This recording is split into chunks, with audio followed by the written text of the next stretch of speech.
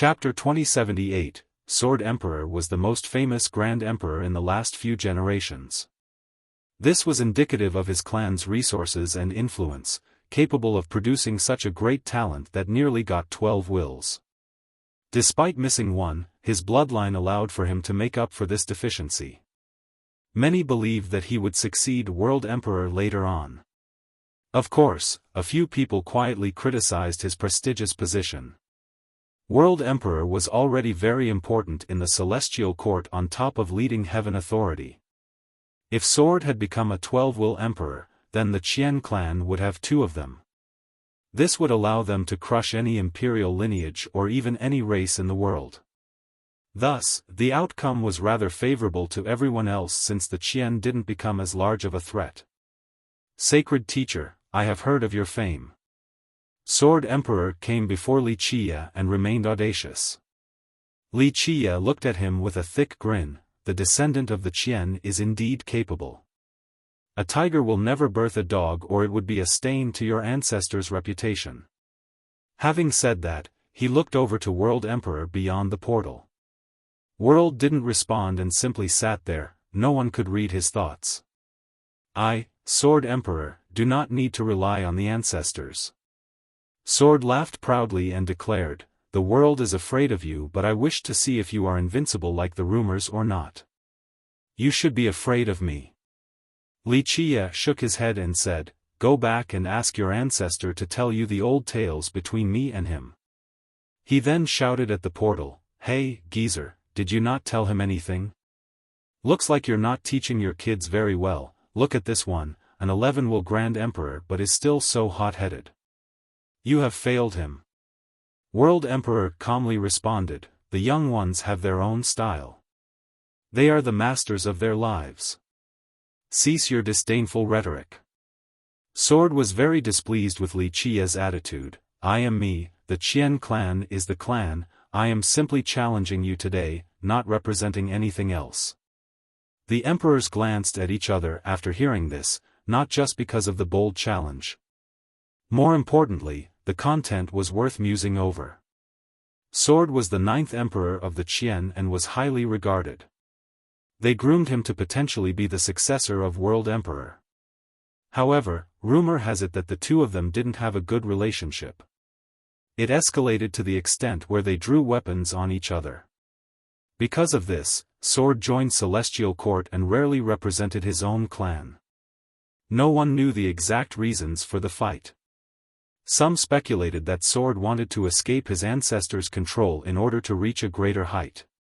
If he continued to stay at the clan, he would always be under the shadow of World Emperor regardless of his actual achievements.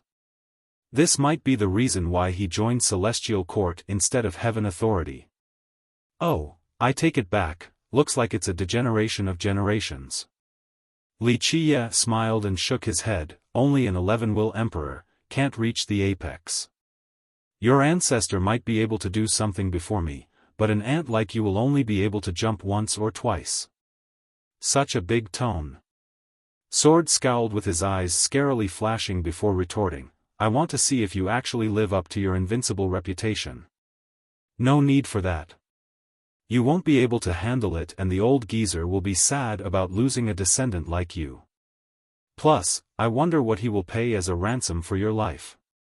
Wuxia teased with a playful smirk.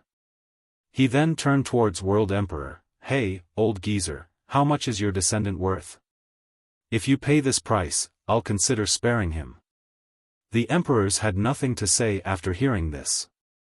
Who in this world was bold enough to talk to World Emperor like this? Even someone like Profound Emperor wouldn't dare to call World an old geezer. It was as if World was really nothing more than an old man in Wuxia's eyes. "Little Sword, don't be careless," World Emperor warned. "Humph, I know." Sword scowled. This response made everyone understand that the rumors were rather plausible. These 2 had a foul relationship and Sword was more of a rebel. Sword raised his brows at Wuxia and uttered coldly, "Sacred Teacher, do you dare to fight me? Just consider me a junior wanting a lesson. No need for Sacred Teacher to teach you. Sword Emperor, let me and you discuss the supreme Tao of the sword. A voice as clear as a jade came about. The new arrival was a middle-aged man with his fluttering cloak and a long sword as his weapon of choice. His jade-like body didn't emit an oppressive aura but something akin to the radiance of a gentle scholar. In fact, he didn't look like an emperor at all. Immortal Emperor Ren Xian. His characteristics were unique enough for someone to recognize him with haste. Another emperor with an invincible sword Tao, this will be a fight worth watching. Another murmured. This was the fifth emperor of Soaring Immortal with a negligible amount of ancient Ming bloodline. Because of this, he endured boundless torment in order to remove it. He used actions to prove that he was part of the human race and the Nine Worlds. He overcame the temptation of this bloodline and chose his own grand Tao. The guy was also enamored with the sword Tao just like Sword Emperor. Rumor has it that after arriving at the 10th world, he focused on this path and came up with something unique. Thus, Sword Emperor was still considered a junior in this aspect despite reaching an unparalleled height. Sacred Teacher, long time no see. Immortal Emperor Ren Xian bowed deeply after seeing Wuxia. Wuxia nodded approvingly. An emperor from Soaring Immortal is the pride of the Nine Worlds, the jewel of the human race.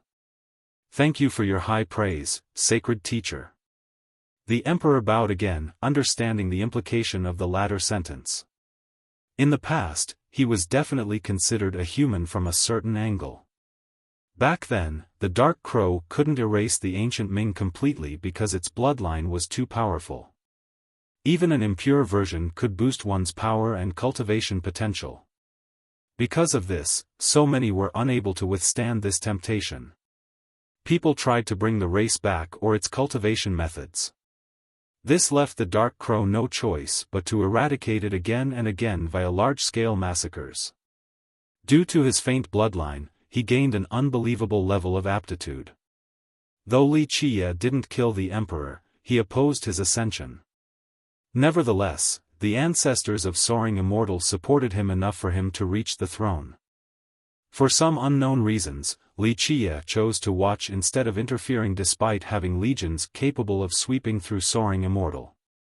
Furthermore, the emperor swore to never walk on the path of the ancient Ming. He carried out this promise by peeling off his own blood. He maintained a cautious attitude and outlook after ascending in order to let himself and others know that he was a human, not an ancient Ming. The younger generation will surpass us. Quite a cold and lonely sword Tao, I have the urge to fight now after seeing a potential rival. Will you entertain me, Sword Emperor? The crowd was excited right away. Sword Emperor was certainly talented enough. This was why he could create his own organization. Meanwhile, Immortal Emperor Ren Xian was long famous with his Tao of the Sword even before Sword Emperor made his debut. Though everyone came for the academy this time around, to watch two top emperors dueling with their sword was definitely a brilliant spectacle, a visual feast. 1. Looks like Sword Emperor's real name is also Jian, the character for sword. The problem here is that I don't know if I should leave it as Jian or Sword since it could be his actual name now. Chapter 2079, Don't rush now, why ruin this fun party with so many emperors here? The smiling Wuxia interrupted the tense atmosphere between Ren Xian and Sword. He got everyone's attention, especially the top emperors who were watching each and his every moves. This was someone who had killed emperors before, so naturally, the spotlight was on him. The main character should be me tonight. Even the 12 will grand emperors better play nice right now. Wuxia asserted. Everyone took a deep breath and glanced over at Profound and World. As for Yi, he was naturally on the academy and Wuxia's side. However, Profound and World didn't respond. He glanced at the two of them and smiled. The two of you will continue to stay at your lair or come out and fight? World remained calm on his stony throne. I naturally will join when the time is right. I'm old now, I can wait a bit more. Always wily you are. How about you, Profound? If you want to fight, then come. If not, then get the hell out. Stop peeping over there, I'm not a bathing beauty. Wuxia clapped and laughed loudly before looking at the mirror. Sacred teacher, you're too funny. I haven't fought in a very long time, so my bones and techniques are stiff. I'm just here to watch the show. The 13 continents only require you and World Emperor to steer the wheel. Brother Yi, am I wrong? We have some free time right now, how about come have a match with me? I've recently come up with a new play that is usable for all situations. Everyone listened with bated breath. Profound's sudden exit caught them off guard. Nevertheless, he was wanting to take immortal monarch Yi away with him. How can I refuse your invitation? We'll see who will have the best moves then. The monarch resoundingly answered. All right, I'll brew some tea and wait. Profound smiled, then told World Emperor, brother, the future is up to you, I am simply an idle passerby. Having said that, the mirror collapsed and Profound Emperor disappeared. One more explosion ensued with a force causing the entire 13 continents to quake. Even the ancient world could feel this. A boundless aura of an immortal monarch crossed through the world. Immortal monarch Yi is coming into being. Back in the mainland, many didn't know what was going on in the ancient world. However, the aura of this great monarch forced them down to their knees. No one understood why the monarch suddenly came out. Of course they didn't know he was going to meet Profound Emperor. Though it was only a chess match, this could also be a decider for the future of the world due to their great level. The ancient world calmed down a bit. This ended in a draw because the diviners have lost Profound and the Academy Yi. In fact, those who didn't truly know Wuxia's identity felt that the monarch was the Academy's biggest backing. Thus, the situation became worse for the Academy as a result. Alright, the fun is lessened with the two of them gone, but it is still a feast, right, Geezer Qian?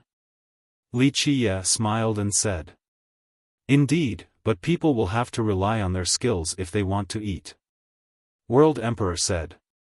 Our 100 races will beat down your 3 races for the transgression today. In the future, we'll mobilize and flatten your celestial court. Immortal Emperor Tun Ri fiercely declared. Good one. Immortal Emperor Tun Ri, you think our court is that easily bullied? Sword Emperor snorted. The Immortal Emperor laughed in response, it's not that strong either. Back during Emperor Hunt, Empress Hong Tian chased your court's leader, Solidarity Heaven Emperor, all around the 13 continents. In the end, she still killed him inside your court. If Sacred Teacher gives the order, we immortal emperors from the 9 worlds will certainly repeat this. The Grand Emperors present grimaced after hearing this. Alas, they did not deny the authenticity of this story. It was a humiliating moment for the court. Back then, these immortal emperors were unreasonably fierce. Even one of their strongest Grand Emperors and the leader of their court, Solidarity, had to run for his life against Empress Hong Tian. He made it back to the court, but she still ended up killing him by the entrance. Keep in mind that Solidarity had 11 wills on top of the immortal bloodline of the Heaveners, authority. He was one of the leading founders of the court and certainly made it prosperous. Perhaps he was not the strongest out of them all, but his influence left no room for doubts. If it wasn't for World Emperor holding the fort and more Grand Emperors from the Divine and Devil races joining in, these immortal emperors would have slaughtered so many more. The unstoppable force led by the Dark Crow forced the 3 races to sign an agreement absolving the control the 3 races had over the 100 races, true freedom.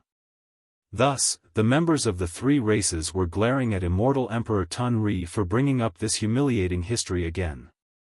They were the masters of the 13 continents once but have lost control due to Emperor Hunt. Not convinced? Tun Ri was a participant of this war, so he was still as fierce as ever despite so many eyes being on him. Then let's go again, we'll see just how strong you are now after years of recuperation. Let's do it then, we'll just see who will be the last one smiling. Dragon Spear retaliated. Celestial Court also had emperors from the devil and divine races. Of course, the Heaveners still had the majority. We need to mercilessly cleanse the 100 races as well, the ones that dared to attack our cradle of civilization. Immortal Emperor Mu Tian added. I agree. Immortal Emperor Ren Xian nodded and had a murderous glint. Those who dared to scheme against the Academy deserve death, same with their clans and sects. Free Sky Immortal Monarchs group just became the target. The members of the Academy were glaring at these 14 monarchs for their treacherous deeds. Ren Xian, you immortal emperors from the 9 worlds do not speak for the 100 races. There are plenty of monarchs, so why do you think your group is in charge? Ultimately, immortal emperors are still outsiders in the 13 continents. We're the real masters of the 100 races. Free Sky Immortal Monarch coldly uttered. It seemed that in the beginning, Free Sky and his sect had some animosity against the immortal emperors. No one really knew the reason why. I think that some of you monarchs can also join our celestial court. We will take you in. Sword Emperor laughed and said. Chapter 2080, Freesky's group naturally didn't answer Sword's invitation. Ambushing the Academy is only an internal conflict between the 100 races for treasures. It was shameful but still in accordance with the rules of this world. But if they were to join the Celestial Court, then they would become true traitors to the 100 races. Their descendants would forever live in infamy, so they couldn't go that far. Even if the immortal emperors do not represent the 100 races, neither does your group. Life Peach Immortal Monarch said, our 100 races are humiliated to have members like you, betraying your own academy. Oh, then the leaders are your mysterious Bamboo Mountain and Archaic Repository then? Free Sky ignored the matter of the academy and said, no need to accuse each other of anything in this dog-eat-dog world. Winners will take all while losers earn the privilege of death. Our world is cruel and no one alone can speak for the 100 races, not immortal emperors, Archaic Repository, or mysterious bamboo. I can represent the 100 races. Li Chia interrupted him coldly, in both the 9 worlds and the 13 continents, if one must ask about the orthodox branch for our races, then my answer is celestial. Having said that, he stared coldly at all the emperors here. Everyone held their breath without retorting due to the conviction in his voice. In fact, upon careful consideration, the Academy was indeed the right candidate to be considered the main branch of the 100 races. It had groomed many powerful beings, some of them even left behind their legacies at the Academy. More importantly, it was essentially an educational institution, unlike the other lineages and clans. It didn't participate in power struggle and politics. This made it special and neutral in the 100 races. For millions of years now, it only focused on producing talents, not to reign over the world or steal resources. This was indeed the answer in everyone's mind. If the Academy didn't dare to claim this spot, no other sects would have the mind to do so. Celestial is the cradle and the very foundation of the 100 races. Kill all those who dare to conspire against it, for they are the enemies of the entire 100 races, no matter who they are. Li Chia declared. This statement wasn't refutable by even a 12-will emperor. Moreover, there was only one of them among the 100 races, Yi, and he was certainly on the Academy's side. Before the Great Battle, he had made it clear before everyone and re-established the Academy's status. Even World Emperor only sat there and watched. Of course, he thought that this was an internal issue of the 100 races. Quell internal chaos before dealing with external threats. Time to kill the traitors. Li Chia ordered while glaring at Free Sky Immortal Monarch. Even an 11-will emperor like himself felt suffocated and took one step backward. It was as if the guy had declared a death sentence on him. Sacred teacher, even you can't be the arbitrator of life and death. Nevertheless, he wouldn't back down so easily and took a deep breath.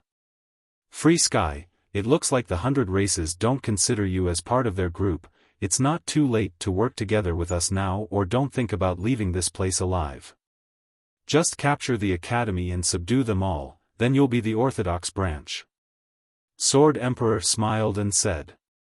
Free Sky slightly raised his brows after hearing this without being too expressive. Of course, he certainly shared this thought. This was indeed a tempting request.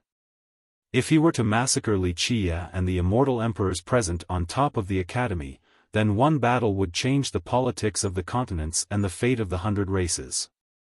This would ultimately result in his sect possessing an unreachable status in arrogance. The academy would be no more afterward, same with mysterious bamboo and archaic repository. It would be time for Free Sky to reign. Plus, it was relatively safe because the 3 races right now required powerful allies like them as well, ones that could keep the rest of the 100 races under control. This was a bold thought due to the existing animosity between the 2 sides. Immortal monarchs were usually united against the 3 races, but what if working with them meant propelling one's status? Free Sky looked over at World Emperor. He was the deciding factor for that side right now, so words from him meant more than anyone else. The 100 races do need an orthodox branch. Let the winners write history. World Emperor calmly revealed his opinion. Free Sky was both excited and breathless. If they were to win, the academy would turn to ashes and they would become the de facto rulers of the 100 races. Plus, who would know what had actually transpired in this ancient world? Certainly not the inhabitants of the 13 continents. They could make it so that they were on the side of righteousness. Furthermore, World Emperor has been fighting against the Dark Crow all this time now. He was the only one who could take on this guy and stop him from escaping this time around. Just imagining a future with him ruling the 100 races like World Emperor's group with the Heaveners made his heart beat faster. Old geezer, you're quite good at poisoning people. Just a few sentences are enough to tempt these monarchs. That's why you're the leader of the Heaveners. Wuxia laughed and said. It's not poison if it's the truth. World Emperor spoke, clearly making a promise with the hesitating monarchs. Looks like we got some real traitors around, wanting to rely on the 3 races. I'm simply astounded on how these guys became monarchs. Such an affront to the wise sages who traded their blood for the prosperity of all. From now on, Free Sky and rumination shall be erased from arrogance. Immortal Emperor Renxian was ready to kill, his sword was emitting a terrible bloodthirst. Free Sky, for both personal and other reasons, I must take your head. Immortal Emperor Mu Tian pointed at the monarch. Free Sky was also a master, so he snorted at such disdain and laughed loudly. Mu Tian, you think too highly of yourself, I'm not afraid of you. Let's go then, time to fight. Oblivion and the other grand emperors in his clan challenged Immortal Emperor Tunri. Tunri, it's a shame that you managed to survive Emperor Hunt. Let us change that today. Dragon Spear and his 5 peers surrounded Tunri. Dao brother, let us see who is better at the sword then, the young or the old generation. Sword Emperor proudly challenged Immortal Emperor Renxian. That's right, it is time to fight. 100-Arm War God did not back down either. The atmosphere intensified with haste. All of the emperors were finding their target. Of course, no one was challenging Wuxia. They thought that it was best to leave this guy to World Emperor. Everyone, hear me out. Wuxia's leisure smile disturbed the tension. This was an eternal existence, so he commanded everyone's attention. Even someone as proud as Sword still looked over. Wuxia waved his sleeve at the immortal emperors. Renxian, Tunri, I'm very happy to see you guys here. Return from whence you came, leave this to me. Chapter 2081, The Immortal Emperors glanced at each other after hearing Wuxia. Go back, the world and the 100 races need you all in the future, I alone am enough here today. Wuxia smiled confidently. If that's the case, teacher, I'll be going then. Immortal Emperor Mu Tian cupped his fist then bowed before leaving quietly. Sacred teacher, your victory is assured. Immortal Emperor Ren Xian bowed his head and also left. I'll wait for the news of your triumph. Immortal Emperor Tun Ri laughed and bowed before leaving. In just a short time, these emperors and even the powerful high gods all disappeared into the horizon. This astounded everyone. Only Li Qiye was left to fight against more than 10 emperors and high gods from the 3 races. Is he insane? A top high god took a deep breath. Li Qiye had the advantage, yet he told all of the immortal emperors to leave so that he could fight alone. How could he take on this great regiment of top emperors? This was before mentioning a true invincible existence in World Emperor. This might be an ambushing pincer. Someone even speculated that it was all a ruse and the immortal emperors would come back to flank them. Alas, they opened their heavenly gazes to illuminate the world and found these emperors to be nowhere in sight.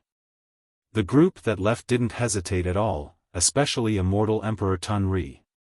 He was a long-time follower of the Dark Crow and understood that once the request was made, the Dark Crow had complete confidence and a reason for doing so. A massacre was about to begin.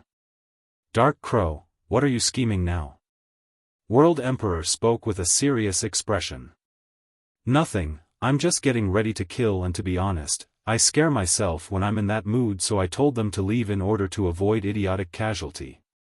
Li Qiye answered with a smile. How arrogant, you think you alone can take on all of us? Free Sky snorted. He was aware of the Dark Crow's horrific abilities, but he wasn't convinced since even World Emperor was here. Free Sky, when I truly want to kill, an 11-will Emperor like you can't even get into my sight. When I was massacring the top emperors, you were probably playing in the mud on a playground somewhere. 11 wills? Mere trash. Li Qiye stared harshly at Free Sky. The guy turned red. Someone like him could look down on people in any generation but was only trash to the Dark Crow? Of course, I'm not aiming at just you. Li Qiye glanced around at Oblivion, Sword, and the others while sitting on his throne and smirked. Everyone here is trash. The group's expression shifted for the worse.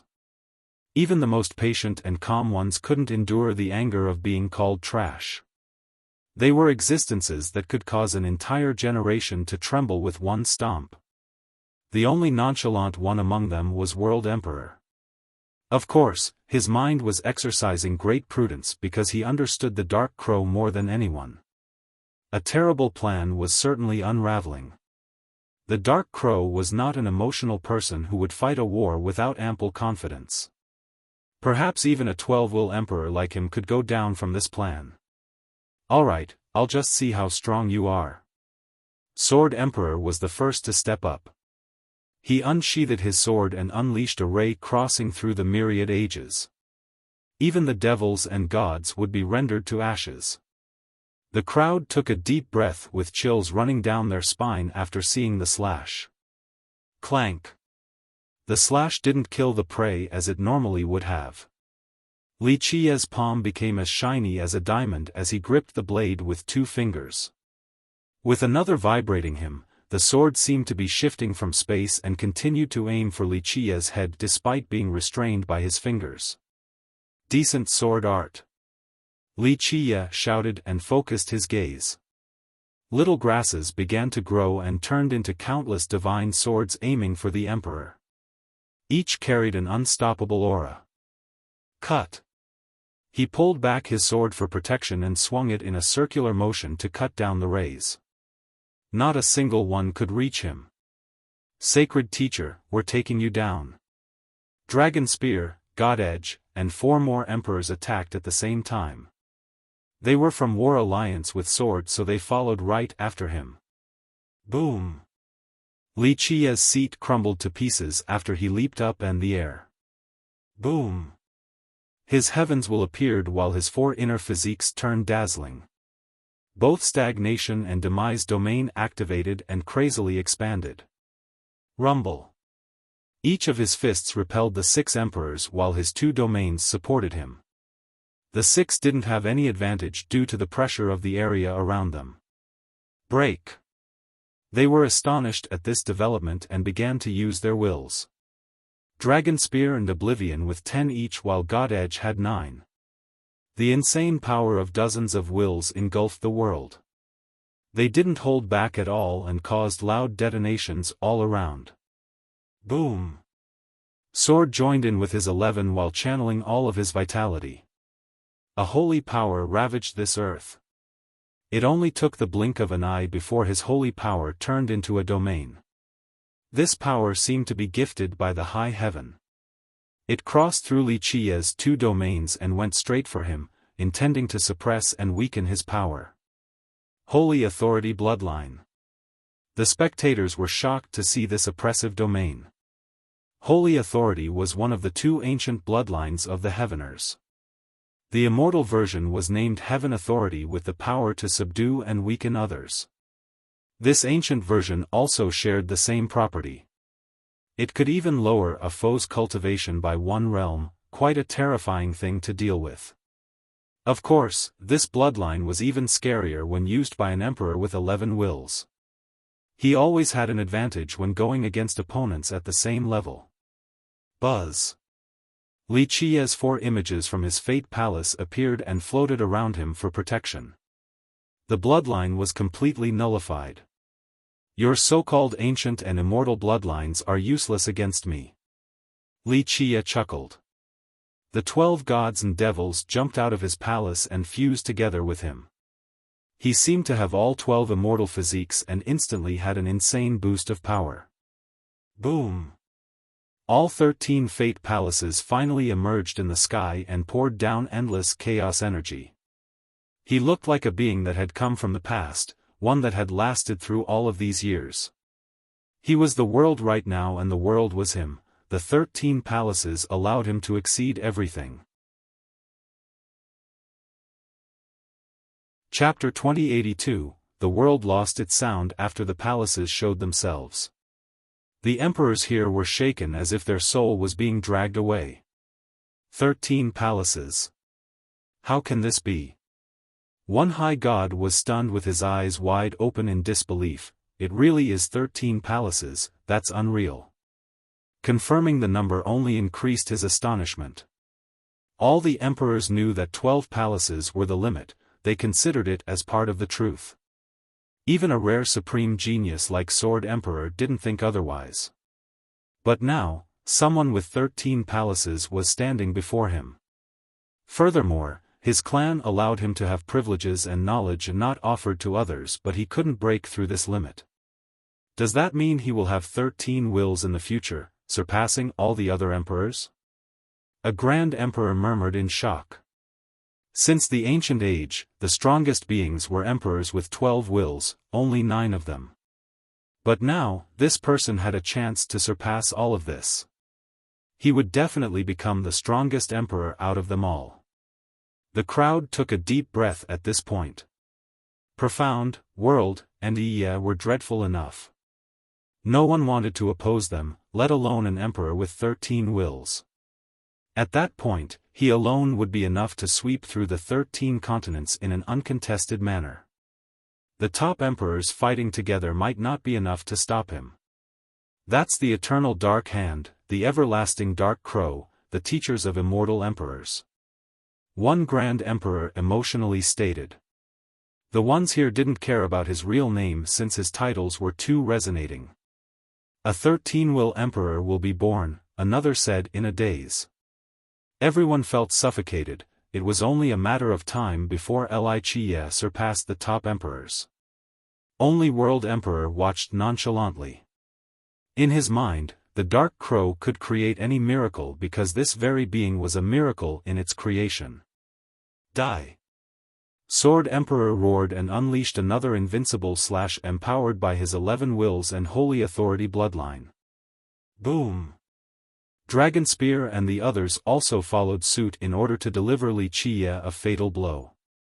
All of these attacks combined together to form an everlasting power, a sword that could sever the sky, but its target was Wuxia. Nice move. Wuxia laughed and took one step forward, creating an entire world. He was still as calm as before and raised his hand shattering the void. His palm was surrounded by the celestials. The raising of it created a world and the lowering was its destruction. Bang! Bang! Bang! The two sides exchanged several moves evenly. Clank! Sword Emperor's weapon suddenly cracked into scales. These broken pieces turned into a gigantic sword and began to refine the entire area into a formation to trap Wuxia inside. That's a heaven-punishing imperial weapon. The people who recognized this formation felt a cold chill emanating down their spine. Emperors, lend me your strength. Sword cried out. Boom! Dragon Spear and the other Grand Emperors poured the power of their wills into the sword formation. The world disappeared for Wuxia, only a realm made of murderous sword energy remained. One step forward could result in being ground to a paste. Boom! His 13 palaces disappeared as chaos poured out. The 3 vessels appeared and gave him an endless power of life and creation. Rumble! The entire sword formation shook crazily. The emperors were aghast and roared, "Go all out!" They poured everything into the formation. The sword turned into an everlasting scar creator. Just one slash could destroy an era, but it was more than that. With more resonating hymns, it turned into an endless cycle of swords. It meant that one would have to run or dodge these swords forever, unable to escape the revolution of edges until death. Eternal Sword Revolution. Sword Emperor roared and poured the power of his wills inside along with the other emperors. They wanted to trap Wuxia to death inside this endless cycle. A heaven-punishing weapon was terrorizing and left lasting damage. This formation created by this weapon and 7 Grand Emperors was even more incredible. An 11-will emperor would certainly die while trapped inside. Boom! Wuxia suddenly disappeared, seemingly melted into the boundless darkness inside the sword formation. May there be light in the first night with the start of primordial chaos. A distant voice came about, triggering a spark of light. It flickered and ignited chaos energy as if it was a light in the very start of the world. The revolution sword formation aimed for this light, wishing to extinguish it. Alas, it was useless. It continued to grow stronger while feeding on primordial chaos. May there be Tao on the second night, splitting the heaven and earth apart. All the chaos energy exploded and the endless revolution of swords got annihilated. Swords back to the dreamland. Sword recalled his cyclic attack and turned the formation into a dreamlike trance. With popping noises, bloodied immortal slaying swords suddenly appeared everywhere. Each blade seemed to have murdered gods. As long as the victim still had flesh and life, these swords would come into being and occupy each inch of space. There was no place to escape, it was coming from one's dream and mind while breaking out to damage the actual flesh. May there be spirits on the third night for divine ascension to oppose the immortals. Gods were created in this world. Rumble. After these gods came into being, they began to suppress these immortal slaying swords. Pluff. Of course, some of them were also destroyed by the swords coming out of their body. Chapter 2083. Suddenly, immortals were also being born. These true immortals descended from the sky and swept through everything. They broke the swords and devastated the formation. Fellow Taoist, we're coming. Free Sky and 13 other monarchs released their heaven's wills and poured their power into the sword formation. With a loud hymn, the formation's power rose to an insane level. The immortal slaying swords appeared again with incomparable sharpness drilling out of these immortals' body. Blood gushed everywhere. May there be love on the fourth night, giving birth to all creations. The 3,000 worlds finally gained countless living beings that were going through the reincarnation cycles. The gods and immortals were no longer lonely. The 13 continents seemed tiny compared to these worlds. The sword formation was certainly powerful, but it occupied such a little space. Thus, even all of their power poured inside was not enough. They couldn't create these swords in everyone's dreams for total destruction. Boom! This great formation finally faltered before the fourth night of Li Qia's Tao. The emperors were pushed backward by the resulting shockwaves. Anyone else would have turned into bloody mists. Heaven-suppressing fist. Under the empowerment of his 7-night Tao and Nirvana state, this fist destroyed everything. The emperors shuddered as everything turned dark. Activate! The aghast group yelled and quickly used their best attacks.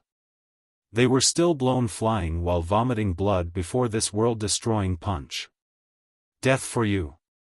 Li Qia pierced through space and time before instantly appearing in front of Free Sky Immortal Monarch. His punch exceeded all limits and shackles of the world. Break! Free Sky decisively did a risky move, ignoring all defense for an all-out attack. Bam! He successfully struck Li Qia. An 11-will Emperor was impressive indeed.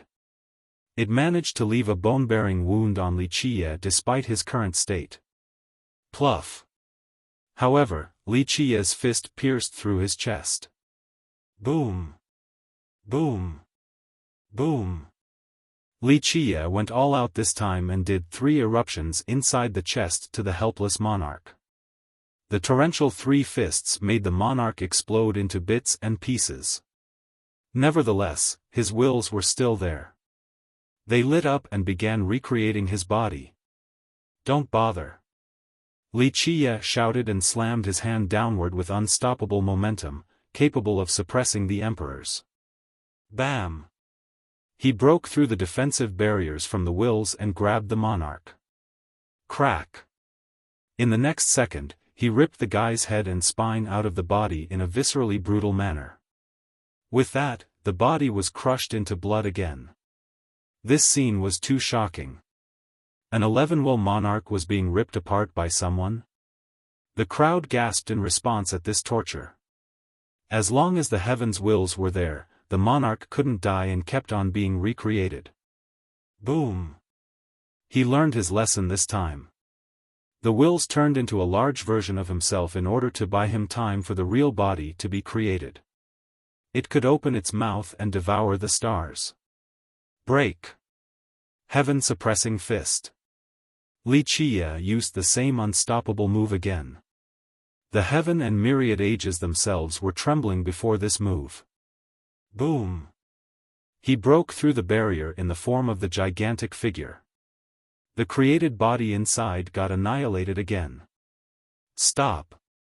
Sword Emperor and the others came over after the second torture. Rumble! Suddenly, the sound of thunder with thick lightning bolts suddenly crossed the sky. The heavenly execution? The sudden development horrified everyone, especially the emperors who instantly kept a distance. Tribulation clouds loomed above Li Qia with a destructive force of judgment. This was the primal power of heaven and earth. Sword Emperor hesitated after seeing the clouds. However, the execution didn't come down but wouldn't disperse either. It looked a decapitating sword, just waiting for its praise. Li Qia looked at the tribulation and chuckled, "Villainous heaven, the tribulation is not under your command. This power doesn't belong to you." The emperor heaved a sigh of relief with conflicting emotions. They wanted the execution to kill Li Qia but also wished to be safe from it.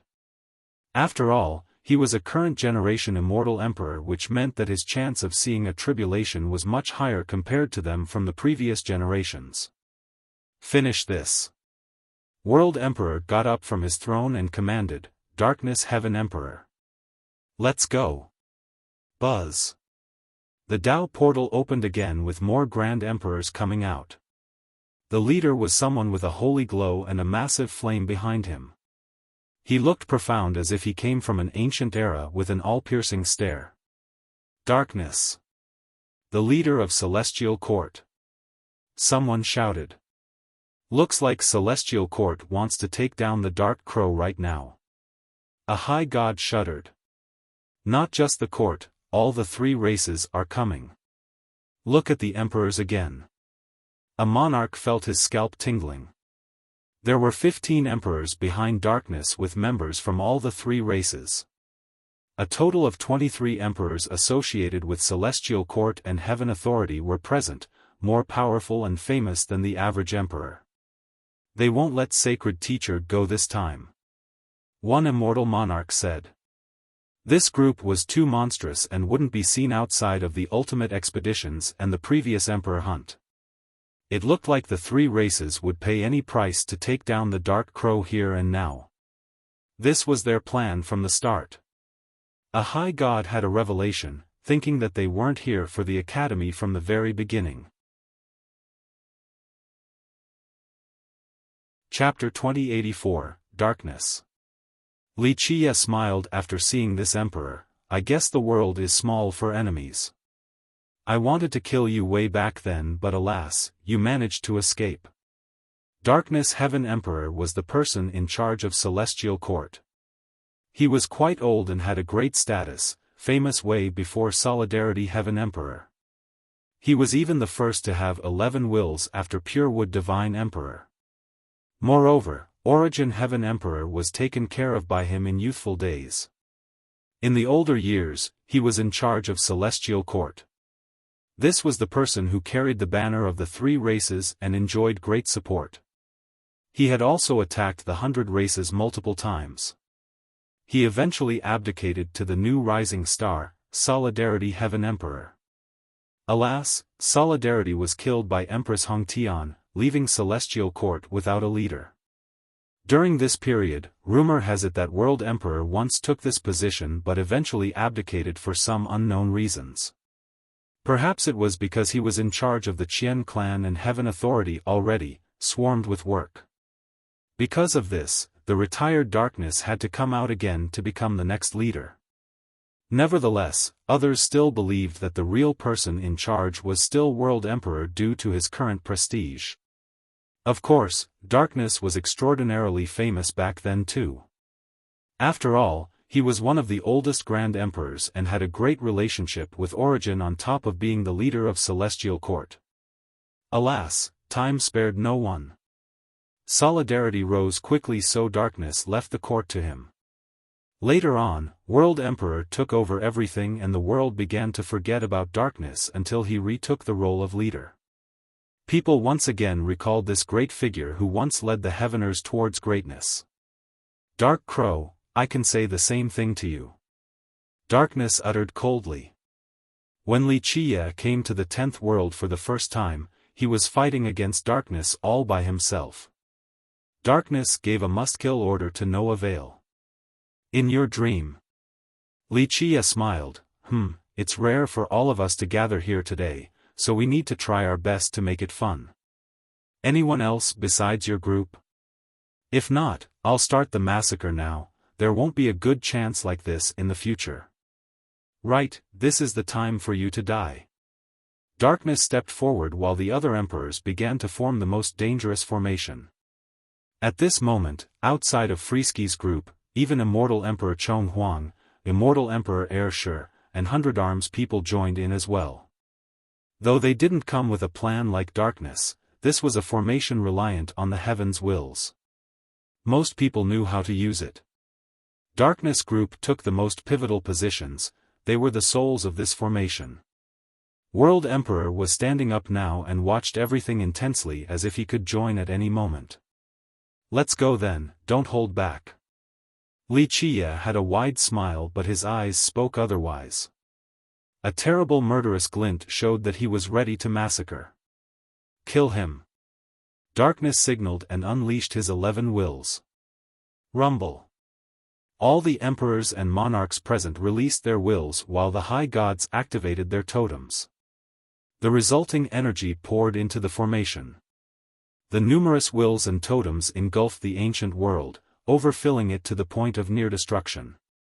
The most reliable method for emperors to work together was simply using their wills because their grand Tao and merit laws were different. The latter choices wouldn't work without a long period of testing and training together, resulting in a weak effect and multiple openings. However, wills and totems were able to connect together, allowing these beings to truly shine in groups. Of course, a group with better teamwork and practice still had a better effect. Harmony Immortal Monarchs were the best example of this. This duo was capable of using their grand Tao together. Boom! This accumulation was unstoppable, enough to make anyone tremble. Of course, the combination couldn't exert the full power of each will. However, there were more than 100 connected here. Even if they could only use 10% of each will, the resulting power was quite terrorizing. Everyone shuddered as a reason. This was more than enough to render an 11-will emperor to ashes in the blink of an eye. He needs to run now or zero chance of surviving. One immortal monarch murmured in a daze. There hasn't been such a group assembled for killing outside of Emperor Hunt. Alas, Wuxia stood there with a smirk on his face while looking at World Emperor. World was staring back at him. As mortal enemies, they understood each other quite well. This was the time for them to test their killing moves against each other. Furthermore, they only considered themselves to be enemies. People like Darkness and the others weren't qualified to enter their sight. Geezer, you think you can win this time? Wuxia smiled at World while the power of the wills was still gathering. Dark Crow, you're that confident? World said coldly. Victory wasn't clear until the very last second because the two still had cards up their sleeves. This was only the beginning of the battle. Boom! The ancient world trembled. The great formation finally turned into an ancient hall, old enough to be from the very start of the world. It was mottled, full of spots, but had enough divinity to destroy everything around. It commanded respect and awe. Celestial Court. A high god shouted. It looked like these wills have turned into the court. It was something that could represent the high heaven, capable of delivering justice to the rest of the world. Boom! Wuxia had lost his chance. The murderous formation had been formed and came crashing down on him. Buzz! His body lit up with all 12 immortal physiques. They surged in power with multiple domains expanding. At the same time, the power of his heavens will emitted the most blinding radiance.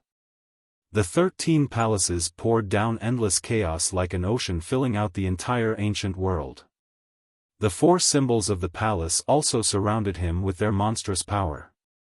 Of course, the 3 vessels didn't need further elaboration. It was enough to overfill the 13 continents, causing Wuxia to grow into a giant. Even if he were to live till the end of time, he would still have boundless life and extraordinary power.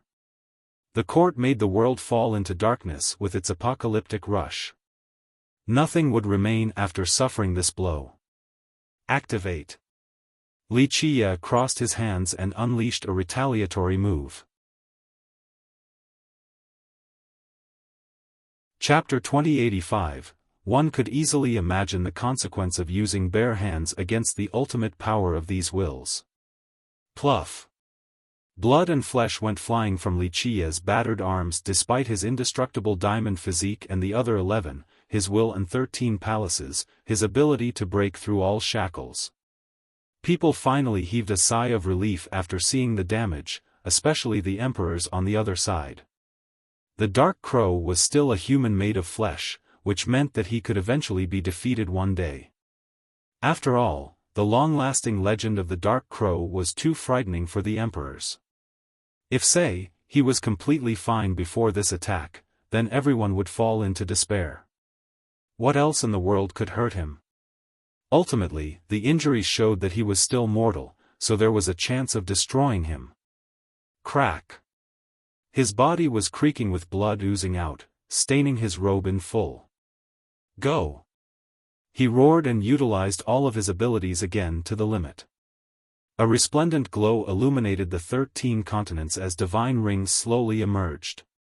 Boom! The court finally halted from the descent. An ant trying to shake a tree, fool. Darkness also let out a battle cry. The symbol of the Heaveners on his forehead lit up as he mustered all of his strength without holding back. His vitality melted into his wills and the formation. "Gentlemen, we're about to create a miracle, go all out now." Darkness even rotated his longevity wheel so that his most precious blood would join in the formation as well. It wasn't easy for him to live for so long, yet he was still sacrificing his longevity blood. This showed just how serious he was undertaking this risk. "He's right, the 13 continents will be ours if we take the Dark Crow down now." Free Sky Immortal Monarch roared and also poured his vitality and longevity blood despite his injuries. The rest of the emperors and high gods no longer hesitated and followed suit. Longevity blood was immensely precious. Vitality can be accumulated and recovered, but this wasn't the case for these drops of blood. Just one drop alone required an arduous refinement process. The group became quite excited at the thought of creating a miracle by killing the Dark Crow. This was an existence that could make emperors tremble, the ultimate leader of the 100 races. He had even killed epic overlords. Their feat today would establish their status, they would be immortalized in the historical annals, the river of time would be filled with writings about them. As long as they win, the Dark Crow would become a devil, one that was salivating for the 13 continents, wishing to massacre the emperors and devour the land. Meanwhile, they would become the heroes, the sages that have killed a monster, the bringers of dawn. This achievement was more glorious than becoming an emperor, since there was no lack of them in history. This battle would definitely be on the same level as Emperor Hunt or the Ultimate Expeditions. Plus, the ones that joined had no other choice. They needed to kill the Dark Crow or he would end them later. Buzz.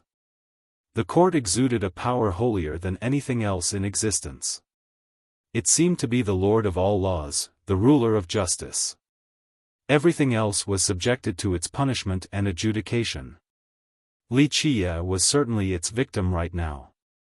It would absolutely destroy his everything without showing any mercy or leaving any trace left. An end feared by all. Crack. His body had cracks with blood gushing out. Just a slight touch would result in a total collapse. Everyone held their breath watching the deterioration of his body. Their heart was about to jump out of their throat, whether it be from anxiety or excitement. Only World Emperor remained cautious and continued to scout the area. His eyes gazed across the ancient world in order to avoid an ambush from the immortal emperors. The rest was fixated on Wuxia because they believed they were witnessing a miracle of the ages. The Dark Crow would die to the court if this continued. Only World Emperor remained skeptical without bothering to watch. If the Dark Crow could die so easily, he wouldn't be the Dark Crow. He wouldn't have sent away his allies either. Finally, Wuxia's forehead cracked. This was his limit, unable to withstand the destructive capability of the court. Is it over? It wasn't wise to chase the immortal emperors away. A high god took a deep breath and murmured. The forehead was the toughest part of the body at this level of cultivation. It meant that Wuxia was hanging on by a thread. Free Sky happily shouted at this sight, "Fellow Taoists, a little more. We'll start a new generation after this." The party was jubilant, but they thought about it, how unreasonable would it be for someone to stay alive against so many emperors and high gods? Dark Crow, your demise is here. Celestial Court does not allow for a monster like you to cause trouble. Darkness roared despite knowing that the Dark Crow wouldn't go down so easily. Nevertheless, he still needed to boost the morale of his men. Wuxia suddenly smiled. "Darkness, I'm a bit disappointed, here I thought that you would come with something incredible, but it looks like this formation is it? What a stingy start." With that, his eyes turned fierce. "I'm the one who is ending all of this, a bunch of fake gods thinking that you're the lords of the world? Daring to represent the mandate of the heaven? Die." Boom. The high heaven palace oozed out a majestic and dazzling force. The sky unanticipatedly had a huge hole with the power of high heaven raining down. Meanwhile, the palace released countless runic symbols. These runic symbols turned into a supreme grand Tao, one that could represent the will of the high heaven. The palace then soared to the sky, empowered by the strongest force in existence, one that could create the 13 continents and all else, time, space, all living beings. Chapter 2086, Bam! The palace slammed into the court, creating a deafening impact ending with the court crumbling. Boom! The resulting shockwave blew all the emperors away. The weaker ones felt their blood churning, causing them to vomit blood. Die! Wuxia chose free sky again and lunged forward. Boom! The monarch was immediately torn in half, a grisly spectacle. Darkness came over with his banner swinging with the force of 3,000 worlds and slammed it on Wuxia's body. Break! Wuxia retaliated with his palms to crush the 3,000 worlds in a simple manner yet sufficient power. Pluff! A rain of blood descended. Even someone as powerful as darkness was almost severed completely. Clank! Sword Emperor slashed through the sky. The sword ray struck Wuxia bloodied, but the guy was gripping the sword now. Wuxia used this momentum and turned his palm into a devastating fist. He crossed through space and time to punch sword in the chest. Dodging was out of the question, so his chest was penetrated, flesh and blood spurted out. In the blink of an eye, Wuxia tore free sky into 2 pieces before slashing down darkness and ending with his fist through sword's chest. These 11 will emperors were rather helpless before him. This scene shocked everyone. Even the high gods nearly pissed their pants with their legs growing weak. The spectating emperors shuddered. They knew that the Dark Crow was terrifying but have never experienced it in person until today. He was even worse than the legends. Wuxia looked like a being made of blood right now, his blood and the blood of his enemies. He was ferocious and ready to kill everyone. The cowards would squirm on the ground after seeing this scene. Ah! Miserable screams echoed. Luo Wensong, Ing Shenyu, and the rest from 8-Pillar Society were annihilated. Their totems were destroyed as well, so it was a true death. This made the advantages of the heavens will quite clear. Though emperors could certainly kill each other using their wills, but this process took some time. Nevertheless, it was still easier than a high god trying to kill an emperor. The totems were much more fragile in comparison. Free Sky was killed several times, yet he could still come back to life. However, the group of 8 was annihilated instantly with the destruction of their totems. In a one-on-one scenario, Wuxia was simply unstoppable. Meet God, slay God, meet Buddha, slay Buddha. One emperor one after another exploded into blood. This resulted in rains of blood dripping down. Few were able to withstand even a single blow from him. They banded together, but it was not enough to contain or stop him. The ghosts lamented and the gods wept before this massacre. Mountains and rivers crumbled, the reincarnation cycles destroyed. People finally realized why Wuxia said that he was afraid of himself once the kill switch was on. The emperors should indeed be afraid of him. There was a reason why he was in charge of the world's direction for so long. Boom! Free Sky was crushed into mincemeat again. Among the emperors, he was the biggest victim, being pulverized repeatedly. That's enough. World finally stopped watching and stepped out of the Tao portal. A man equal to the high heaven has finally taken action. The stars, Tao, and everyone else prostrated before him. Just a wave of his hand was enough to turn over the myriad ages. He had experienced millions of years as an unstoppable being with no peers. His true self was here without emitting any oppressive pressure. Alas, just his gaze alone was shudder-inducing enough. Clank! He decisively attacked Wuxia with his world-awakened bell carrying absolute power without any technique or variation. All existences would be annihilated as a result.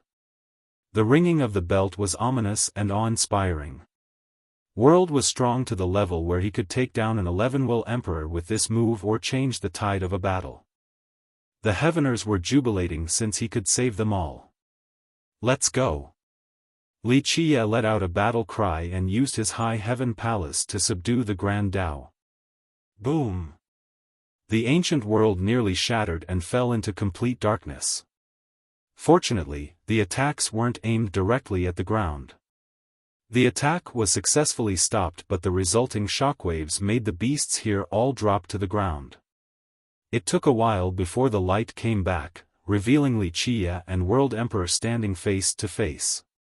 The palace was fine and well, but World Emperor's bell had a huge hole. It wasn't due to the Emperor's lack of strength, but the palace was simply too powerful. The bell was a heaven bestowment artifact at the Grand Emperor level, yet it still received substantial damage. All beings right now didn't dare to breathe, afraid to disturb these two. That's the best high heaven scroll. A monarch quietly murmured, maybe World Emperor needs to use his true immortal armament now. The emperors here all gazed at the high heaven palace, realizing that this was indeed a peerless artifact, perhaps comparable to a true immortal armament. Even if it wasn't the number one in history, it couldn't be that much inferior. Because of this, they naturally salivated with greed. One would be lying to claim otherwise. There had only been 5 true immortal armaments. 2 from Immortal Emperor Min Ren and 6 Tao Monarch were missing. Pure Wood was even more mysterious, so the only 2 that were in action were World Emperors and Crimson Emperors, the one he got from Flame Emperor. Obtaining this palace meant that one would be on the same level as World Emperor, at least in terms of weapons.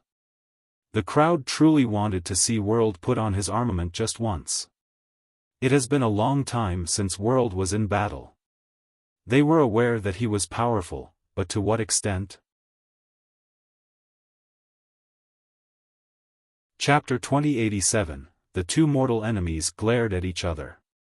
They have fought in countless battles, but this might be their first actual bout. Geezer, put on your armament so we can have a good fight. I want to see just how strong you are, especially when compared to Min Ren. Wuxia laughed heartily. The crowd pondered after hearing this.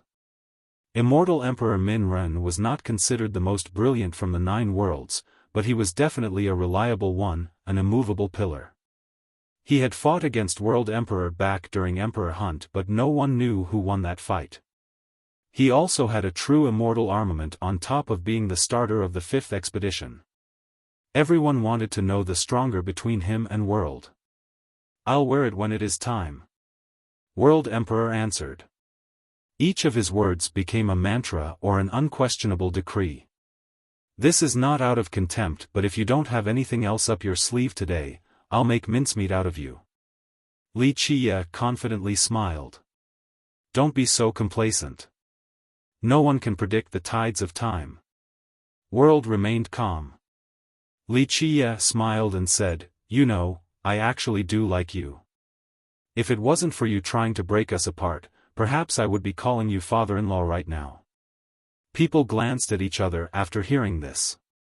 A few older emperors were aware of the feud between these two. The others did hear that back then, World Emperor's daughter was kidnapped by someone. The furious emperor then searched the entire continents. World didn't bother responding to the taunt. Meanwhile, Darkness and the others have retreated behind him to regroup for another assault. Clap. Suddenly, a faint lightning bolt flashed above World Emperor. Heavenly execution. The crowd naturally became aghast and looked up at the sky. It won't be easy for the execution to come here, but old geezer, you have evaded it too many times now, the world won't allow you to do so for much longer. Are you afraid of it or not? I'm prepared to die to it, are you? World ignored him again and told Darkness with a stern voice, use Celestial Quartz Ace now. Well, Darkness hesitated. Now is not the time for this, either pay the price or be completely annihilated. I will buy time for now, but I won't be able to stay for long. Darkness gritted his teeth and commanded, fellow Taoists, lend me strength to minimize losses. Having said that, he summoned a treasure. Boom! A huge figure landed from the sky with its head touching the heaven and feet stomping on the ground. This was a giant among giants, a creation made of an unknown metal with a flashing crystallized radiance. Upon closer inspection, there were numerous engraved dots on the hull. It looked as if someone had taken down stars and placed them there. On its chest was a galaxy-like maelstrom fueling the being. One could have an illusion that the metallic being was crafted from a universe, hence the stars on it. What is that? Everyone felt an ancient aura assaulting their face. This breath was not necessarily weaker than a 12-will emperor. Cosmic immortal carapace. A monarch shuddered and said, "This is the ultimate treasure of Celestial Court. They actually chose to use it this time? Normally, it is only meant to be the final line of defense." The Grand Emperors were shocked to see this as well but were also confused. Why did darkness bring it along but didn't use it in the beginning? Wuxia smiled and said, "Now that's a good item, but you all might not know its origin." He continued, "This item does not belong to our epoch and was crafted in a cruel manner. It used the highest grade of immortal metal in that epoch to be the shell intake for an entire universe. Next, the master carved 360 large planets in 360 generations to the important points. Keep in mind that each of these planets had trillions of life, beasts, birds, cultivators like us, and countless mortals." The crowd shuddered after hearing this. Planets with life were used? Their life force was refined in order to create this being. So it's a paragon artifact? A monarch blurted out. Just a tiny, tiny bit away from being one. Wuxia smiled. If the creator was just a bit crueler and spent more effort, then this could have been a paragon artifact. Who knows how this item fell into Celestial Court? They have always kept this item and its origin a secret. The emperors who were aware of these items became amazed. Samsara Wild Ancestor also had one, but it was destroyed during the destruction. Fellow Taoists, don't waste time with him. Help me kill him. Darkness didn't wish to dwell on this matter, not wanting others to trace the origin of this artifact. Boom! Darkness 11 wills flew into the silver maelstrom in front of the being's chest. He disappeared afterward. Let's go. Sword and the others didn't hesitate and followed suit. Buzz. The silver maelstrom poured out endless light just like the first explosion of the universe. A new one seemed to be born at this second while the other 360 planets lit up. A high god quietly said, "They're using their wills to activate the treasure?" An insightful Grand Emperor who knew about this artifact said, "It actually doesn't need anything to start killing. However, it alone is not enough to defeat the Dark Crow. Even if it could win, it might fall into a slumbering state, becoming scraps. But, if all of these emperors use their wills, it will be much stronger and the losses will be minimal." The court didn't want to take this out, probably afraid of damages. The guy seemed to be very unhappy with the court, so his tone was one of derision. Nevertheless, he was completely correct. This was the reason why Darkness wanted the other emperors to help him. Ultimately, this was their ultimate treasure, so they needed to preserve it. Boom! Immortal halos the size of galaxies stretched out from the being, each could store 3,000 worlds and start an entirely new epoch. Buzz. When the treasure stood before Wuxia, World Emperor retreated behind his Tao portal and the thunder in the sky also subsided. Chapter 2088, The crowd took note of World Emperor's retreat. One high god stated, "A 12-will emperor is invincible indeed. It's a shame that the execution is always looming above." Everyone saw how strong World Emperor was, but they could also see the lightning arcs above him. This place was not on the same level as exploration grounds in terms of avoidance, but the chance was indeed lower compared to the 13 continents. This was the reason why so many emperors were here, yet no execution has come down just yet. However, World Emperor was a different story. The terrifying execution showed itself nearly instantly. They understood why he would choose to dodge it. After all, none could stop it. Even the very powerful Flame Emperor and Wave Emperor were killed. This was the result of directly trying to oppose it. Thus, no one dared to criticize World for leaving. Boom! The glowing cosmic immortal carapace made it hard for others to keep their eyes open. Space was rippling from its power even before it did anything. This ancient world seemed fragile before this being, as if it could be crushed to pieces easily. Is this a power similar to a 12-will emperor? A monarch thought to himself, or even something greater? Both gods and emperors were palpitating before this scene. They didn't think they could last a single move against this being. No wonder why Celestial Court considered this their gem. It was infinitely close to being a paragon artifact. This only made them fear these paragon artifacts even more. Who in the world had a paragon artifact? The emperors contemplated this particular question. Let's see how strong you are. Wuxia laughed and took a step forward to gather a punch with his dazzling immortal physiques. The 13 Fate Palaces empowered his fist, allowing it to have an absolute power to destroy all laws. Profundity and mysteries of the Tao were useless before it. Boom! The armored being retaliated with a simple punch as well. The sky vault collapsed completely, resulting in a chaotic space. Boom! Flesh versus metal, the ancient world seemed to be punched out of its own space. Everyone was stunned and felt their heart hanging on a thread before this spectacle.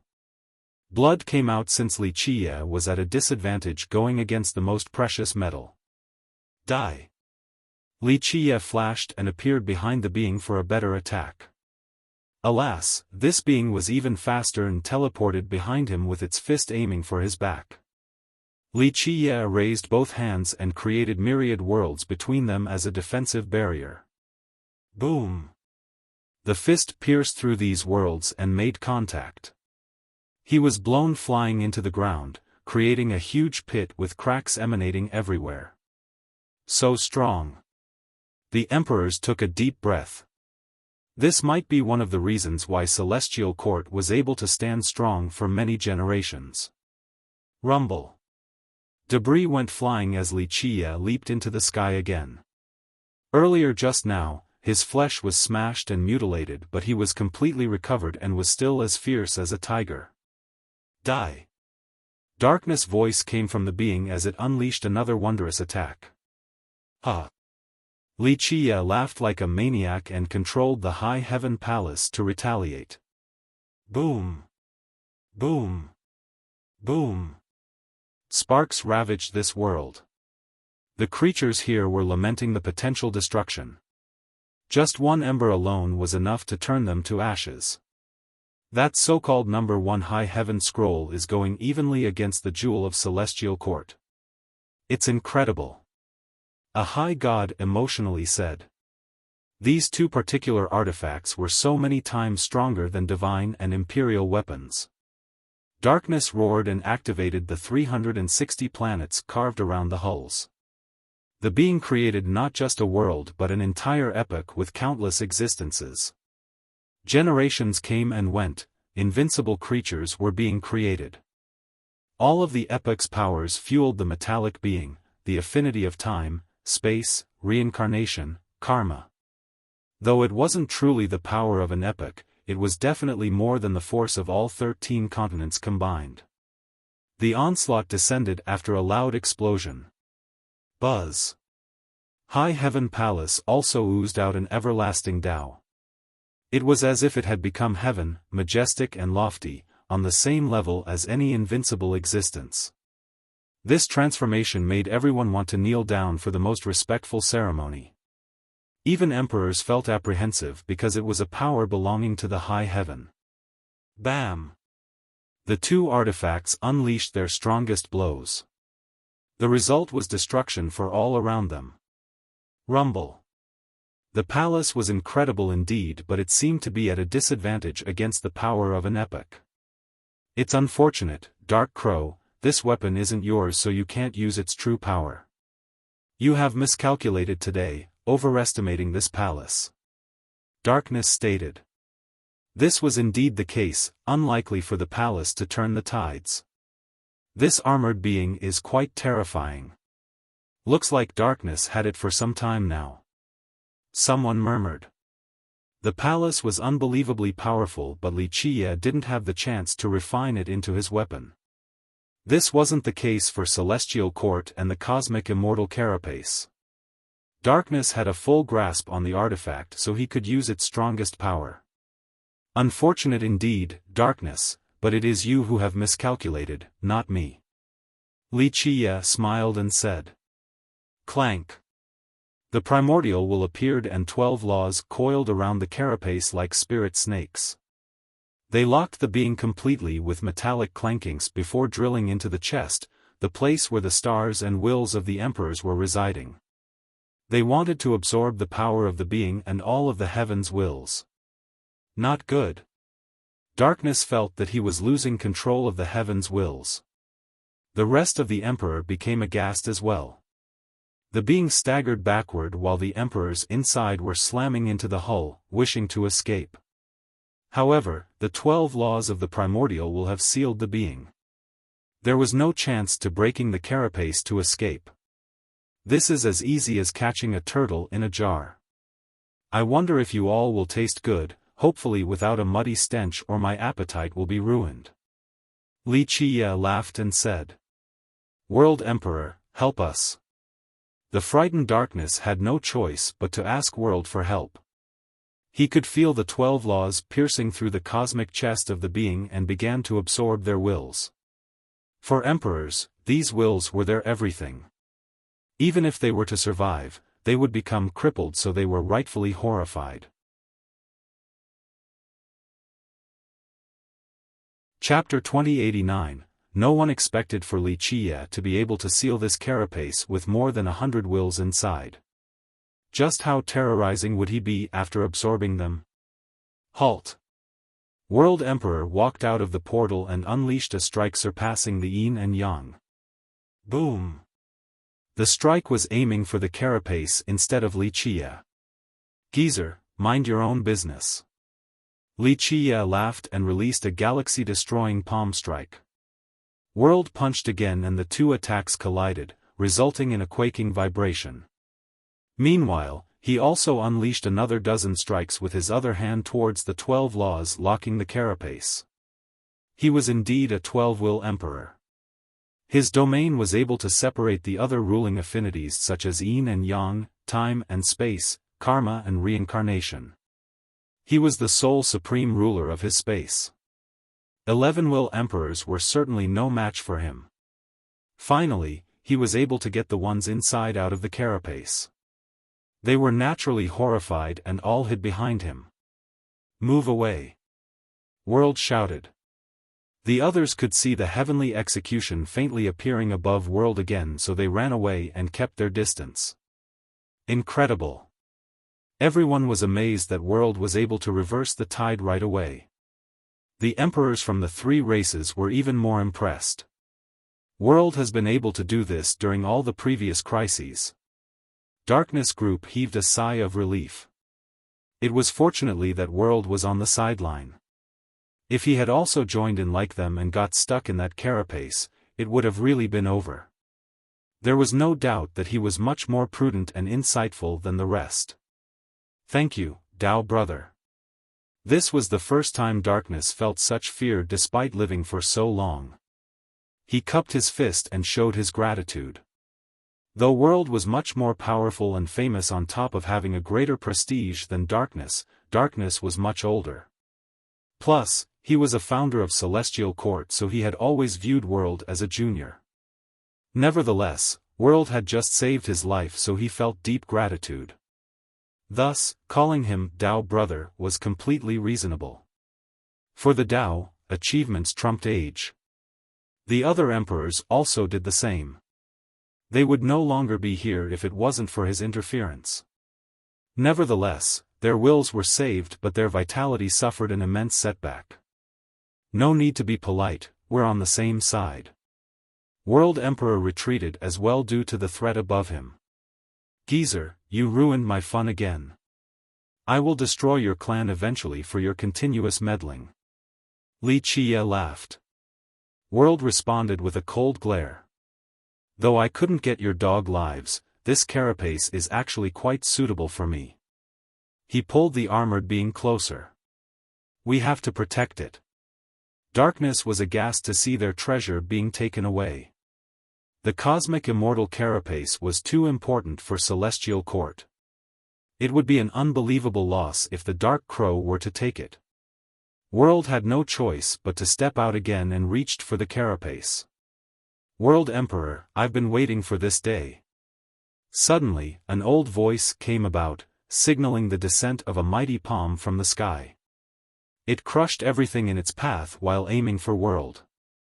Such a fierce palm astounded everyone. Who would dare to fight World outside of other top emperors or the Dark Crow? World immediately pulled back and raised his palm forward to face the incoming strike. Boom! The majestic shockwave emanating from the impact point scared even the emperors. A figure emerged and stopped World Emperor's path. This was a grey-robed old man with white hair draping over his shoulders. He didn't have an oppressive aura, but his tiger eyes were intimidating, capable of breaking everything. Even emperors didn't want to meet his gaze. Mortal reversion. World became serious with his eyes narrowing. Mortal reversion, ancient god. A grand emperor shouted in astonishment. The high gods took a deep breath and became excited, even the stronger ones among them. The apex existence of the high gods.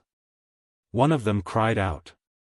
The emperors took all the limelight this time during the assault on Celestial Academy. Multiple 11 emperors, then even Profound, Yi, and World. The last three overshadowed all the high gods.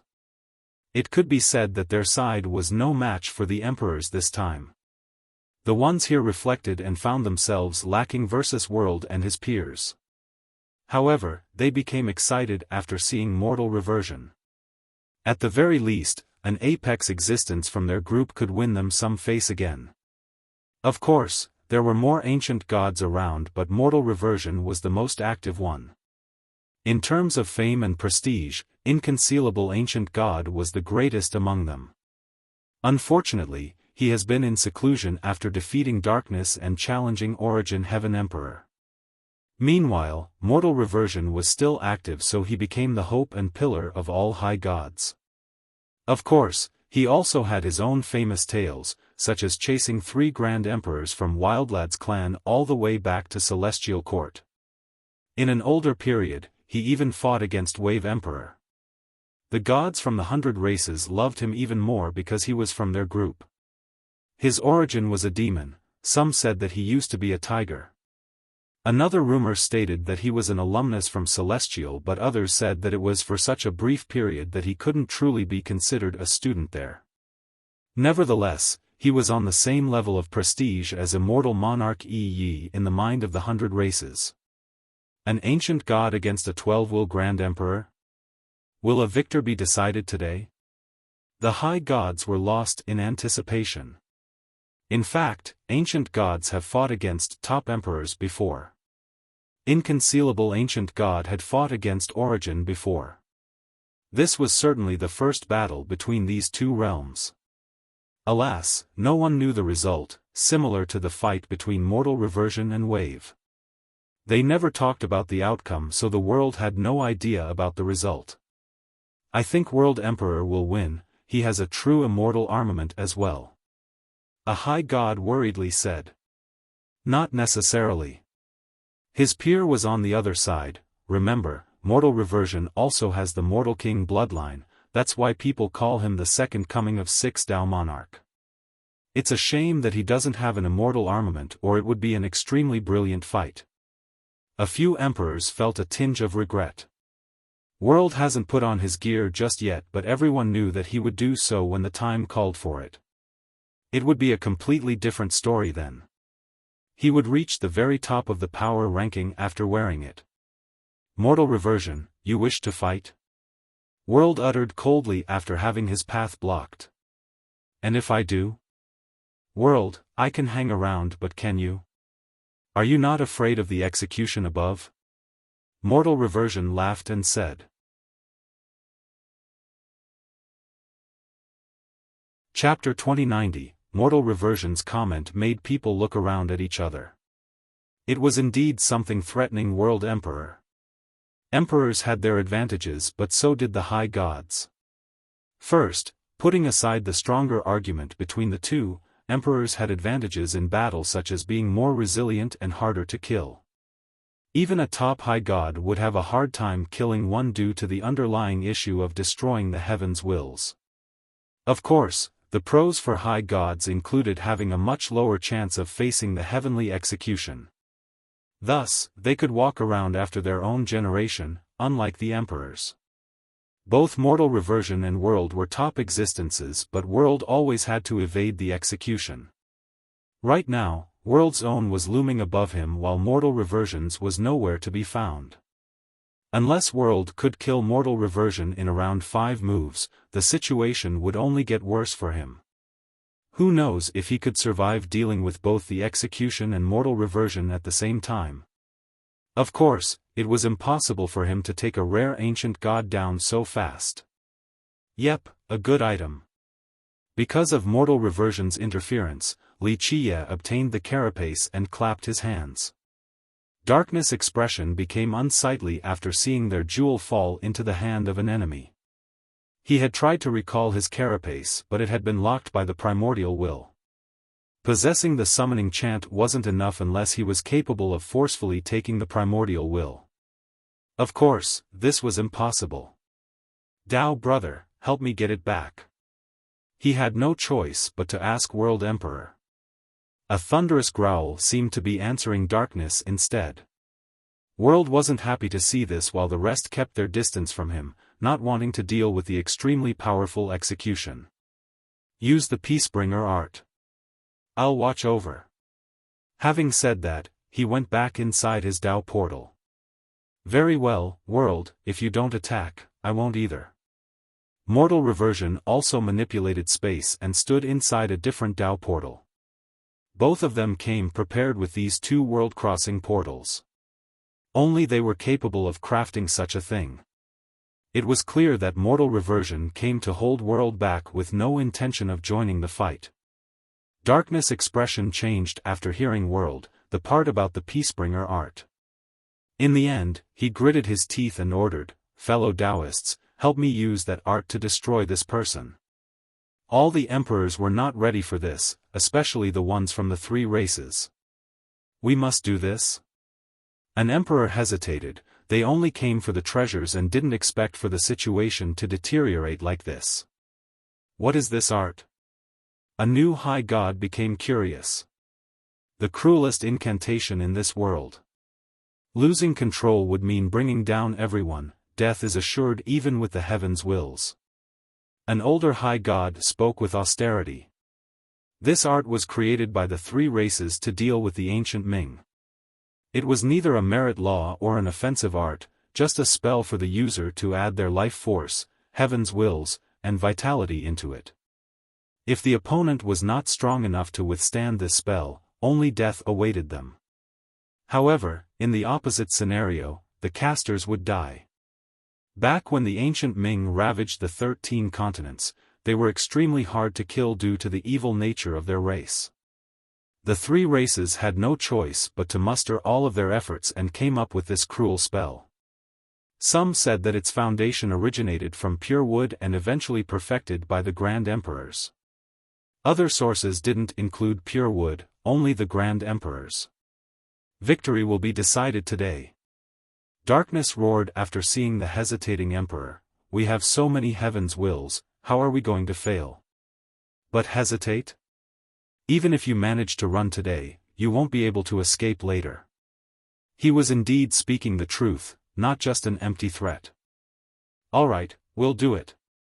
The other emperors decided to go all out. They didn't give the Dark Crow any face today, so even if they were to leave this place alive today, he would come for them later on. Everyone knew of his style, murderous and merciless towards his opponents. Peacebringer. Darkness chanted and runes flew out. The words engraved themselves on the forehead of the emperors. Peacebringer. Their mind became connected right away, ready for darkness to carry out this spell. This was the culmination of the old Grand Emperor's effort. They would never teach it to outsiders, but today, darkness had given the ones who didn't know about it the seal. They didn't need to understand it and still could work together with him. Buzz. Their wills, vitality, longevity, blood, and grand Tao fused into the spell, turning into a faint energy of death. This energy engulfed the entire place and anything with life. Even if the enemy were to run far away, there was no escaping this curse. Wuxia was no exception either. His body was also shrouded by this lingering and omnipresent curse. Wuxia laughed after feeling the power of the curse. When you all chased the remnants of the ancient Ming down to the 9 worlds, I came up in order to ask for a way to destroy them, yet you all hid this from me, and now, you use it on me? When the ancient Ming had total sovereignty in the 9 worlds, Wuxia had no choice but to come up for help. This evil race was too hard to kill. The 3 races certainly had something to deal with the Ming since they successfully repelled this race down to the 9 worlds. Of course, the 3 races refused the request. Wuxia was left all by himself before eventually coming up with a new way to kill the ancient Ming. Buzz. He channeled all of his vitality and grand Tao to hover around him. However, this massive defensive energy didn't stop a tiny, black spot from appearing on him. Suddenly, it started expanding. He focused his power again to expulse this particular dot. His vitality was powerful enough to make it small again.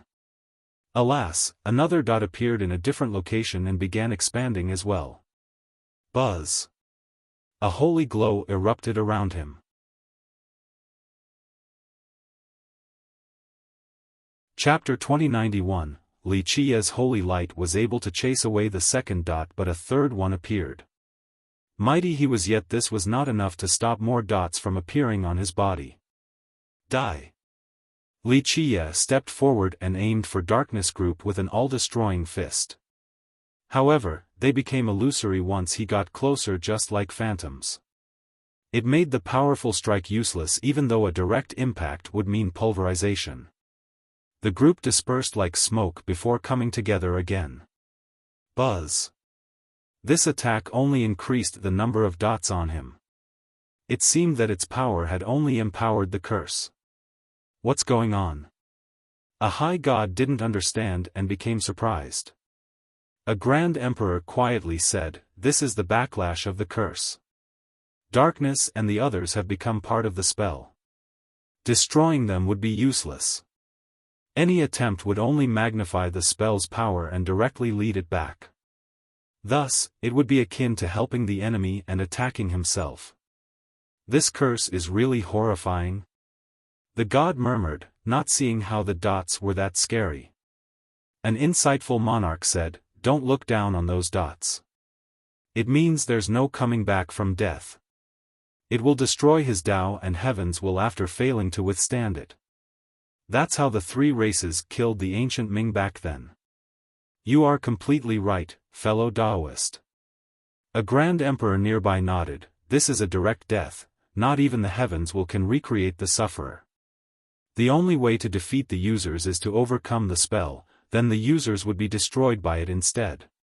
This is why it is so cruel, casualty is guaranteed." Buzz. More and more black spots emerged all around Wuxia's body, acting similar to nether fire. They were slowly burning away his life. "Dark Crow, you have lost." Darkness' indistinct voice came about, "Your vitality and will can't match up with all of us, and definitely not all the ancient Ming back then. Don't you remember how they died? Today is your doom, and this date next year is your death anniversary." Darkness wasn't exaggerating. All of their vitality, power, and wills have turned into this terrible and majestic spell. Back then, they used this method to destroy the ancient Ming. This race was very powerful, but their 3 races have taken roots in the 13 continents for countless years. They had ample emperors and experts. In a regular battle, they couldn't take on the ancient Ming, but the Peacebringer spell strengthened by the mass was too much for the ancient Ming. The race suffered a heavy casualty, on the verge of extermination, so they had no choice but to rely on the corporeal zone to run down to the 9 worlds. Too early for excitement, we'll just see about that. Li Qie laughed. This laughter issued an immortal light, but the dots continued to increase in number. Naturally, Li Qie's vitality and Grand Dao power were decreasing, the spell was accelerating the time till his death. Boom! Suddenly, World Emperor took action again and unleashed a palm strike at Li Qie. Ha! Mortal Reversion immediately went into this space again to attack the Emperor. Buzz! A grand formation appeared out of nowhere with starry glimmers. A majestic figure emerged in the middle. World Emperor. This figure was comparable to the high heaven, capable of looking down on all. The figure was identical to World Emperor, no one could tell which one was the real one. It stopped mortal reversion in his path. What's going on? Even the emperors were confused. The second one is not real. A monarch was able to see through it. Behind the second world was a lofty land with dragons and phoenixes, a scene of paradise. There were emperors guarding and chanting within, real emperors, not just illusions or accumulations of power. Generations of descendants prayed for him with sages and high gods among them. Numerous kingdoms presided over this land with billions and billions of citizens. They lived and prospered for one generation to the next, praying for a single person, world. The power of their faith through time fused into the body of the second world. Thus, this body had more than its own power. It had the strength of the grand emperors, the descendants, the citizens, and all of the land. The first is real, the second isn't. One grand emperor spoke with certainty. What is the second one then? A high god asked. There was no debating this because the heavenly execution would never make a mistake. However, the second one was not an avatar. An avatar had limitation, but this second one seemed to be as strong as the first. The 9 emperors of the Qian, well, not counting World and Sword, they themselves are empowering this being. Someone commented. This could be considered a world avatar. A top monarch said seriously, the entire Qian clan is working together to create this second world emperor. Many emperors took a deep breath. Creating a second body was easy in the form of a Dao avatar. Of course, this second body was much inferior. This wasn't the case for World. This second body was just like the real thing. Even a grand emperor using their heavenly gaze couldn't tell a difference, same with their power level. This was doubly impressive because an emperor was already so mighty. Creating a perfect imitation was virtually impossible. Nevertheless, World Emperor was able to do so with such little differences. This world avatar was countless times stronger than a Dao avatar. It required the effort of the Qian for many generations before creating something like this.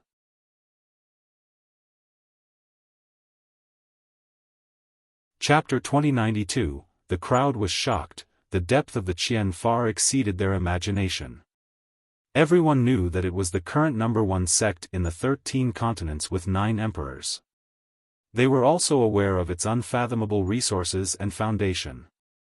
Nevertheless, this was still an intangible estimation. Today, they had a better view after seeing the second world emperor. Relying on the long years to create this being? Quite a terrifying achievement.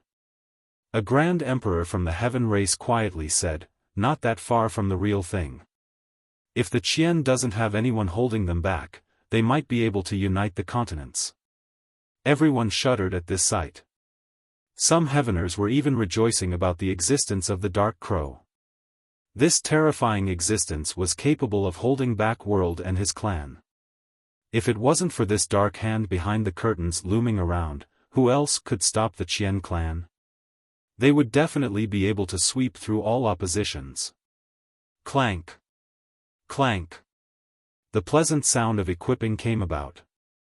Others could listen to it all day. The second emperor had a set of outfits on, filled with a blue ocean of energy. This blue expanse was unreasonably vast, enough to contain the entire 13 continents. A single wave from it could extinguish the sun and drown everything. There was a round moon hanging in this ocean, emitting its cold radiance and basking the ocean with a silvery glow. It looked as if this ocean was hugging the moon. Sea Shroud Moon. A top monarch startlingly exclaimed, "That's World Emperor's immortal armament, one of 5. People were shaken to hear this. Though they have heard of these artifacts before, this was their first time seeing it in action or hearing the true name of this particular one. This name also represented the core Tao symbols of the armament. People were smacking their lips while salivating with greed. There were only 5 of them around, but 2 were missing. It was such a rare Tao artifact. They also realized why he wasn't wearing them in the beginning. So it turned out that his second body had it. Clank. This second body held a shield with his left hand. Just a casual swipe of it could block all paths. A simple shake could take down the stars from the sky. A hymn also came about as he lifted a heavenly sword with his right. It was refined from a galaxy with a silvery glow. A plain slash alone could sever the earth. The sword and shield were also part of this true immortal armament, not just the armor. Damn, your clan is quite something. Mortal Reversion laughed heartily, yet his expression became serious. A world avatar wearing a true immortal armament, quite a matchless being. An invincible ancient god like him still felt pressure before this avatar. Boom! His vitality erupted. His 12 totems flew up and turned into a vast firmament. His force was a budding seed that was crazily growing, overfilling the ancient world to the brim. All the emperors combined couldn't match his vitality. Mortal King bloodline. A spectator shouted. So many members of the 100 races became envious. This was their race's immortal blood, starting from 6 Tao monarch. It had an extraordinary power desired by all the monarchs. It continuously multiplied for more power, resulting in something comparable to the immortal bloodline of the 3 races. Die. Mortal Reversion crushed the void and leaped forward like a primal beast towards the second world emperor. This murderous force would suffocate other emperors. An ancient god was certainly no joke. The second world blocked it with his shield by severing his spatial location from Mortal Reversion. Boom! The strike still struck the shield, causing numerous stars to die. On the other hand, Wuxia had to fight against the real world while withstanding the curse. Boom! Wuxia's primordial will in the form of 12 laws wove together to stop the invincible blow earlier. World was going all out now by releasing his supreme grand Tao. His 12 wills was pressuring everything nearby.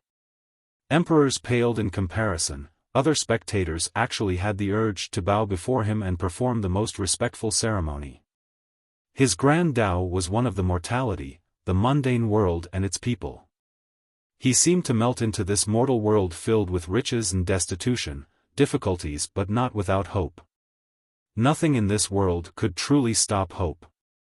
Hope was the driving force, the most impressive affinity of the mortal world. World Tao was the name. The emperor got his title from this Tao. I toil for the living beings. World disappeared after his thunderous declaration. He became one with his world as hope continued to rise.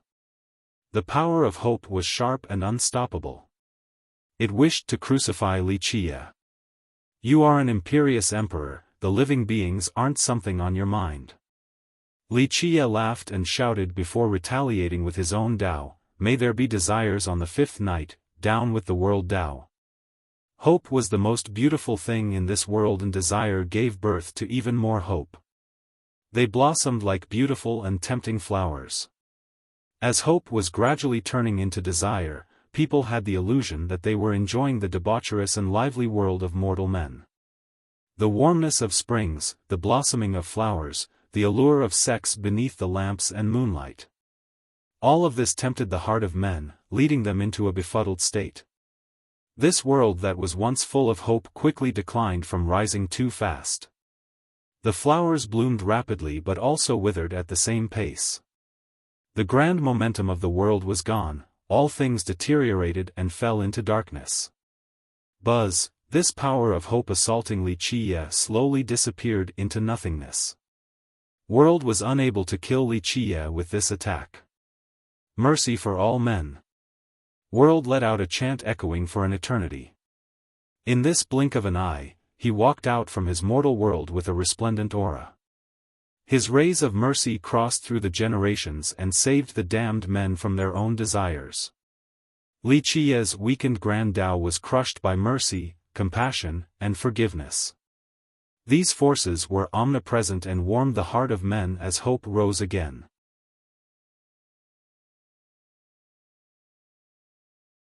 Chapter 2093, Because of the Mercy Tao from World Emperor, the flame-burning Wuxia intensified with more dots appearing. Half of his body had turned gray like ashes. His vitality weakened severely. World Tao, a Grand Emperor murmured while watching. In fact, many thought World was confusing. It wasn't that he was hiding secrets or anything. People knew about his stories like the palm of their hand. But a few things of his were still ungraspable, such as the World Tao. Remember, he came from the Qian, a clan that had produced numerous emperors.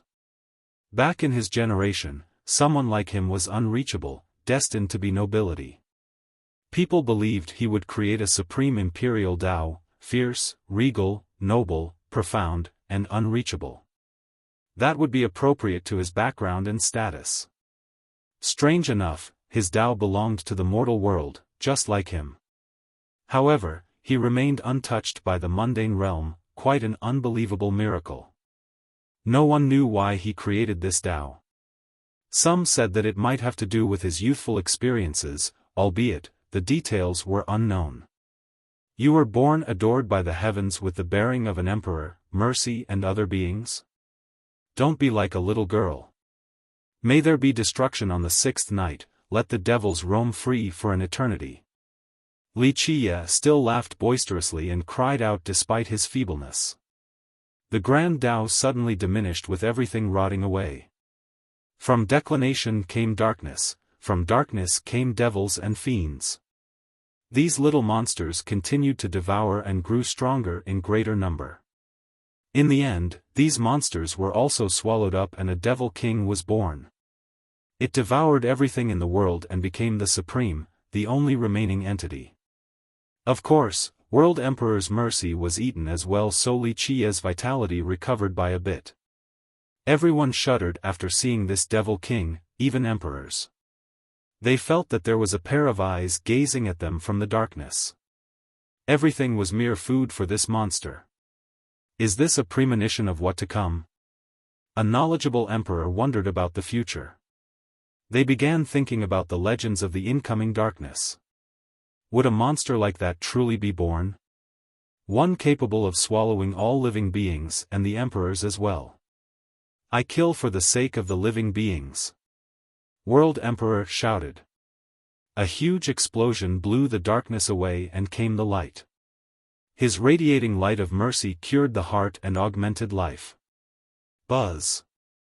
But in the very next second, his Tao suddenly changed to an emotionless and cruel one, like a Vajra taking down an evil demon. The crowd became suffocated. There was no escaping this unstoppable offense. A cold glint flashed and off with the Devil King's head. The darkness dispersed, replaced by the light. The world became prosperous again with a golden era. Boys and girls came into being and enjoyed the peace, intoxicated with the joy of life once more. It seemed as if he had started a new epoch with prosperity everywhere. Pluff. Though this attack couldn't kill Wuxia, blood was certainly spilled. Buzz. The terrible curse maintained its course. A visible dark flame was burning him now. Dark Crow, today is your doom. Darkness loudly gloated. No, It is yours. Li Qiye was staggering back and forth, but his smile was still as bright as ever. Geezer Qian, who do you think will die today? Are you ready to go? I am. Go for it, Dark Crow. It is time to end our feud. World Emperor spoke confidently. Everyone felt that the Dark Crow was dead for sure. All right, open your eyes and behold. Li Qiye looked up at the sky and laughed. Villainous heaven, heed my words, I am the ruler of this world today, the lord of all the laws. I am releasing all the constraints right now. With that, his eyes became dazzling like a pair of diamonds before releasing boundless light. A hole suddenly expanded above and came a pond of lightning. Mortal reversion, go. He gave the order before his eyes turned even brighter than the explosion of a million suns. It instantly blinded everyone due to its unreasonable luminosity. The light, amusingly enough, made everyone unable to see anything but darkness. However, the actual darkness in the world had nowhere to hide. Rumble. A heavenly execution came down, an endless source of annihilation. Heavenly execution.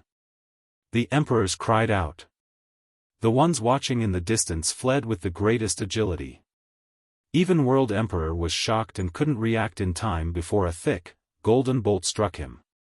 Smoke billowed and one could smell the scent of burning flesh. The second World Emperor who was fighting against mortal reversion was long gone now. He had run back inside his Tao portal. After the first bolt, World Emperor summoned his true immortal armament and also ran away. Rumble. More executions came down with heavenly flames and lightning, resulting in an apocalyptic scene. What do the emperors fear the most? Of course it was the heavenly execution. The ones here wanted to run but they were fused together by the Peacebringer art, stuck together like grasshoppers. Some ran to the east, others to the west. This ended up with none of them being able to go anywhere. In this moment of desperation, they took out their weapons and wills in order to stop it. Ah! The first to fall was immortal Emperor Zhonghuang. His body was split open by the bolt. His Tao, blood, and wills instantly ignited. Only ashes were left. Ah! Another scream came from outside of the battlefield. A low-level monarch was too slow to react and got annihilated as well. The first to successfully flee was World Emperor. He put on his armament and was able to withstand the execution long enough to run back into his lair. Rumble. These bolts came down and injured the emperors on the battlefield. Darkness, sword, and the others became bloodied. Some have lost their body and were hanging on with their heaven's wills.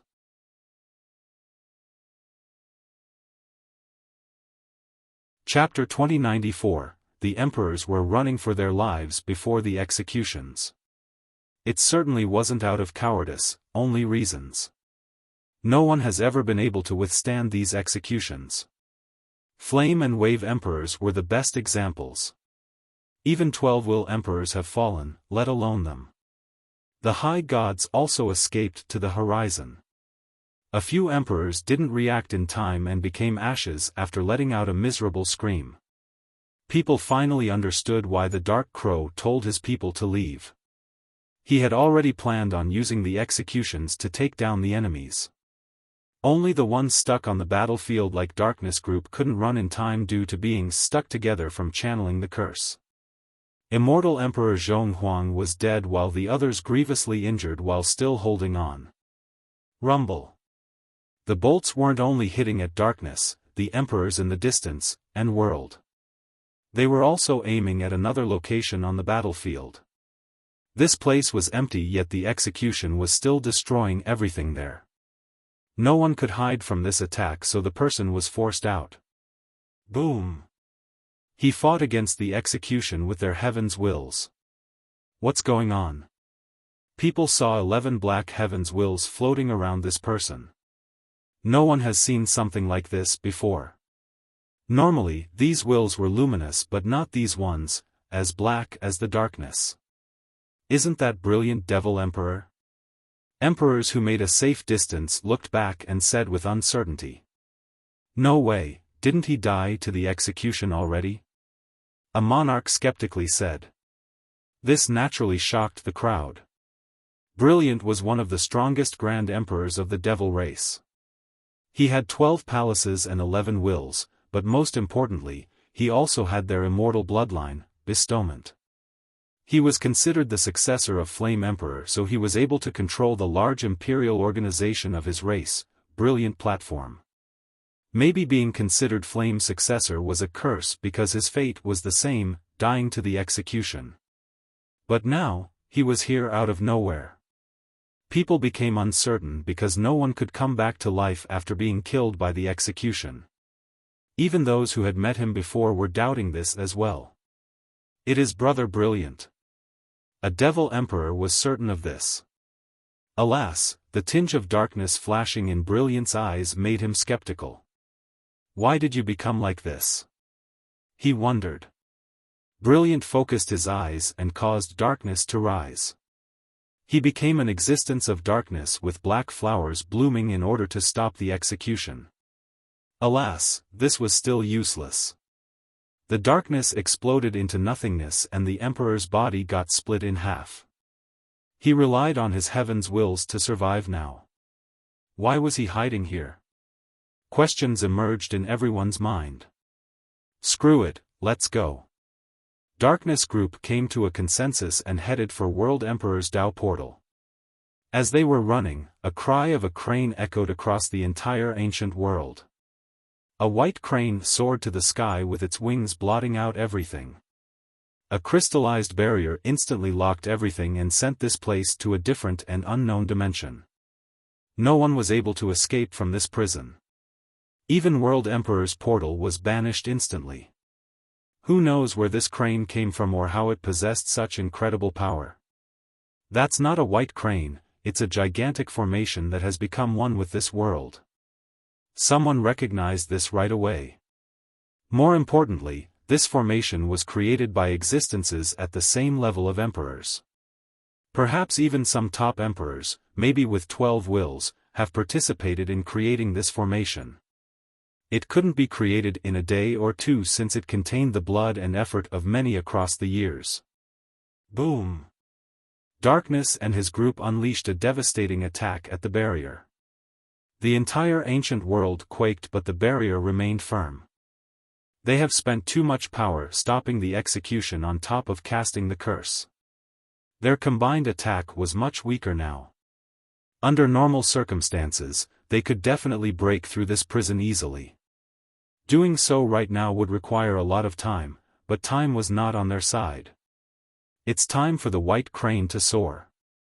Wuxia sneered while looking at the trapped group. Brother, please help us. The execution was still raining down on them. Darkness had no choice but to ask World for help. Meanwhile, World was calculating the spatial coordinates. Not only was his Dao portal expelled, but the ancient world itself has been moved to a different dimension. Though the portal was visibly close to the ancient world, they were extremely far apart. Calculating the location of an unknown dimension was not easy, not even for someone of World's level. He needed time as well. Alas, the group couldn't wait for much longer. Immortal Emperor Airshur was the next victim to the execution. His heaven's wills and everything else turned to ashes. Boom! Brilliant Devil Emperor, on the other side, exploded into bloody mist as well. Another person falling to the darkness. Wuxia coldly uttered after seeing the death of this particular emperor. Buzz! Brilliant's body was reconstructed. He crazily roared, "Please come down, it is time to end him." His body oozed out a black glow, instilling chills into everyone. It wove together to form a diagram, seemingly wanting to summon something. Boom! Something crossed through the ancient eras and instantly appeared in the ancient world, carrying the chaotic temporal affinity. An old coffin was now looming above Brilliant's head.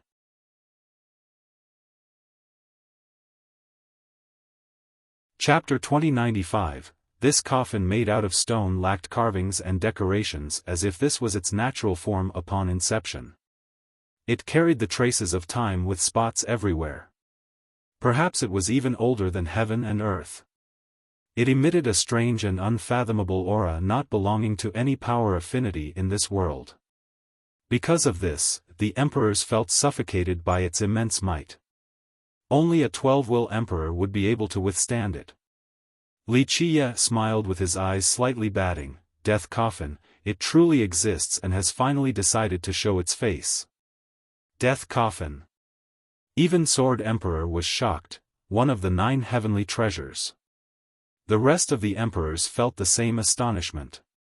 They naturally understood the significance of one, especially when it had a master. Even a paragon artifact couldn't compare to one. Rumor has it that when the ancient Ming ravaged the 13 continents, it wasn't just because they were evil and fierce. Rumor has it that they also had one of these treasures, corporeal zone. The death coffin was also one of them and corresponded with the death scripture. Creak. The lid slowly opened to the halfway point. One could see more light coming in and out. There seemed to be a terrifying power within. Rumble. It actually managed to suck in all the heavenly executions. It was able to withstand and absorb these lightning bolts. Darkness heaved a sigh of relief after the sky became clear. They looked over at Brilliant Devil Emperor and became slightly confused about the validity of his rumored death. Fellow Taoist, thank you. Darkness cupped his fist towards Brilliant. Our 3 races come from the same race, so we're on the same side, no need to be so polite. Brilliant said with a smile. Nevertheless, some emperors still remained cautious, such as Sword. Brilliant's wills were dark and this gave them a terrible feeling. Brothers, we need to kill the Dark Crow now. Brilliant told them with a serious tone. The group hesitated for a bit, unlike before, because the previous attempt had left a shadow in their mind. The Dark Crow could call down the heavenly executions. Brothers, there will never be a better opportunity. Our 3 races won't be able to rise if we miss it. We might be able to run today, but he'll take care of us, one by one, in the future. Will we ever be able to gather in such great number again to use Peacebringer? Brilliant persuaded. The others naturally understood this, but the fight earlier truly frightened them. The damned crow was too terrifying. Plus, brothers, we have the death coffin backing us up. All conditions are on our side. When do we kill him, if not now? Brilliant raised his voice. Who is using that death coffin? Sword shouted back. You'll find out in the future. Brilliant said, 12-will emperors aren't necessarily the strongest in this world. Our 3 races have even more powerful beings yet to come out. Brothers, think about it. If you don't want to fight for our races, then I'll be leaving. The guy wasn't only spewing righteous rhetoric. This was also a veiled threat. If he were to leave, the executions would come again. Alright, we must work together for the sake of our 3 races. Kill the Dark Crow and the future shall be ours. Darkness finally gave the order. The others exchanged glances, realizing that they had no other choice. It was either to withstand the execution and wait for World Emperor to kill his way back, or to work with Brilliant. Perhaps there was still a chance of victory with the death coffin on their side. In fact, they truly wanted to know who was behind Brilliant, an existence capable of grasping the death coffin. They also understood why Brilliant didn't die to the execution back then. Good, let us be of one mind. Brilliant rallied the men. I will open the way for everyone, you just need to perform the Peacebringer art. He did exactly that and was the first to jump at Wuxia. In fact, Wuxia has been standing there just looking at the coffin, not giving a damn about the rest. Only the coffin could enter his sight. Remember, he had the death scripture. If he could obtain this corresponding coffin, it would be akin to a tiger growing wings. When Brilliant finally sealed his area, he looked over and smiled. An 11-will Grand Emperor of the Bestowment bloodline, considered to be the successor of Flame Emperor.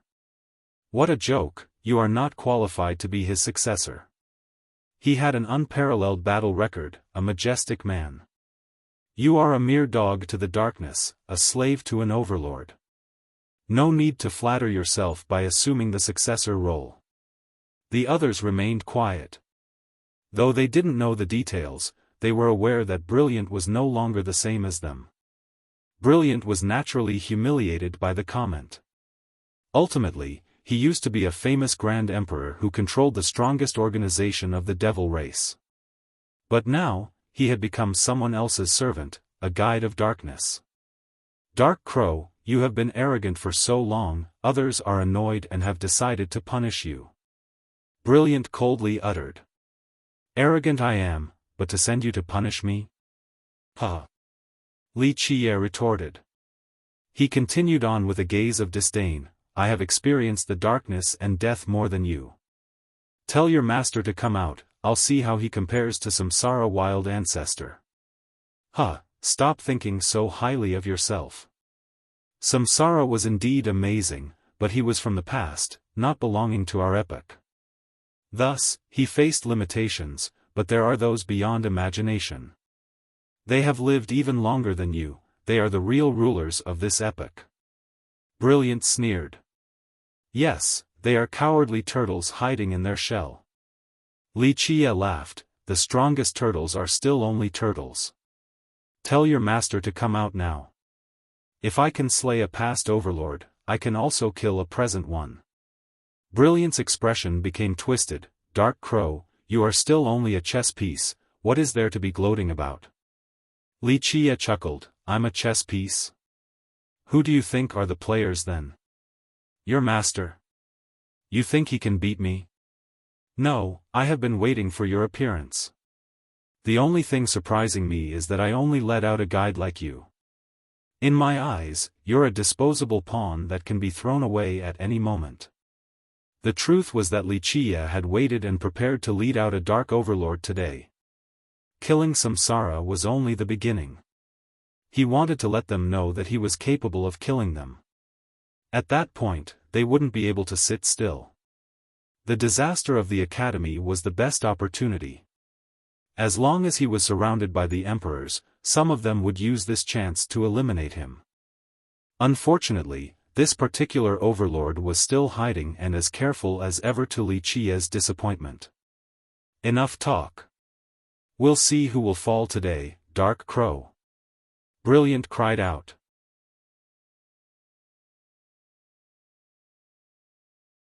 Chapter 2096, Only an Ant, Not Worth Mentioning. Li Qie glanced with contempt at Brilliant before turning his focus back at the coffin. Fine, Dark Crow, die. Brilliant was furious and turned his palm, revealing a devil mirror spewing out dark energy of death. Buzz.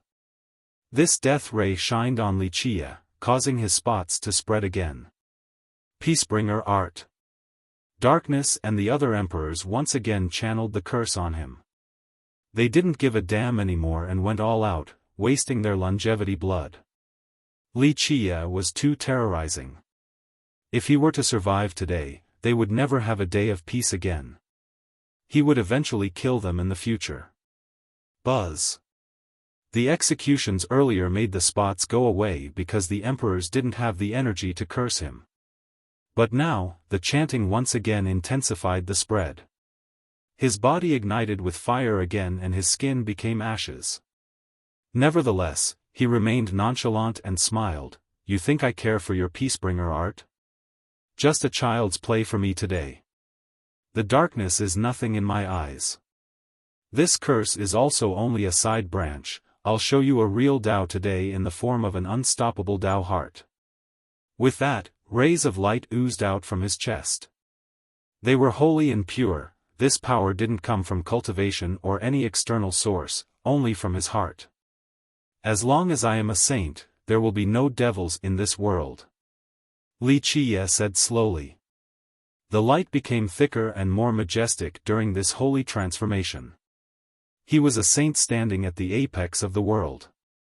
His light eliminated all darkness and led the way for all living beings. This was the power of the Tao heart, one that was creating a holy presence. He was simply unstoppable with a force capable of expelling all evil.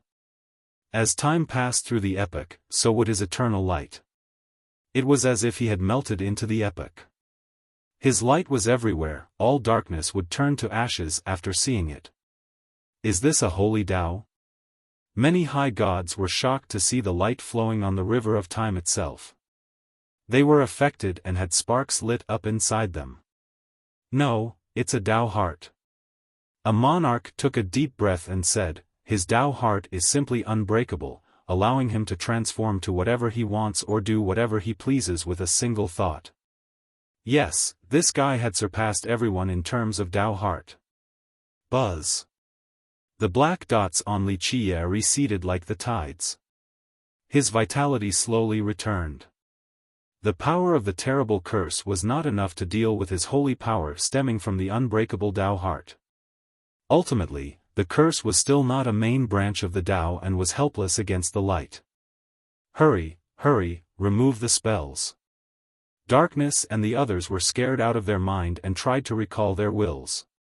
Alas, it wasn't that easy to remove this spell once cast. Otherwise, they would have been long gone when the executions descended. I want your holy heart. Contrary to the group, Brilliant was not afraid at all but rather ecstatic. Pop! He suddenly had two wings popping out of nowhere.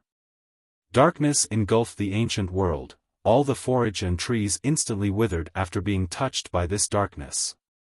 A starry formation emerged on this emperor's chest, causing him to tremble as if someone else has taken over.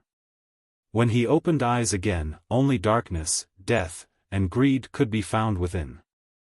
Anyone who fell into this dark world would never be able to enter the reincarnation cycle again. Pluff! He stretched out his devil claw and reached for Wuxia's chest. It was unreasonably swift, intending to take out Wuxia's heart.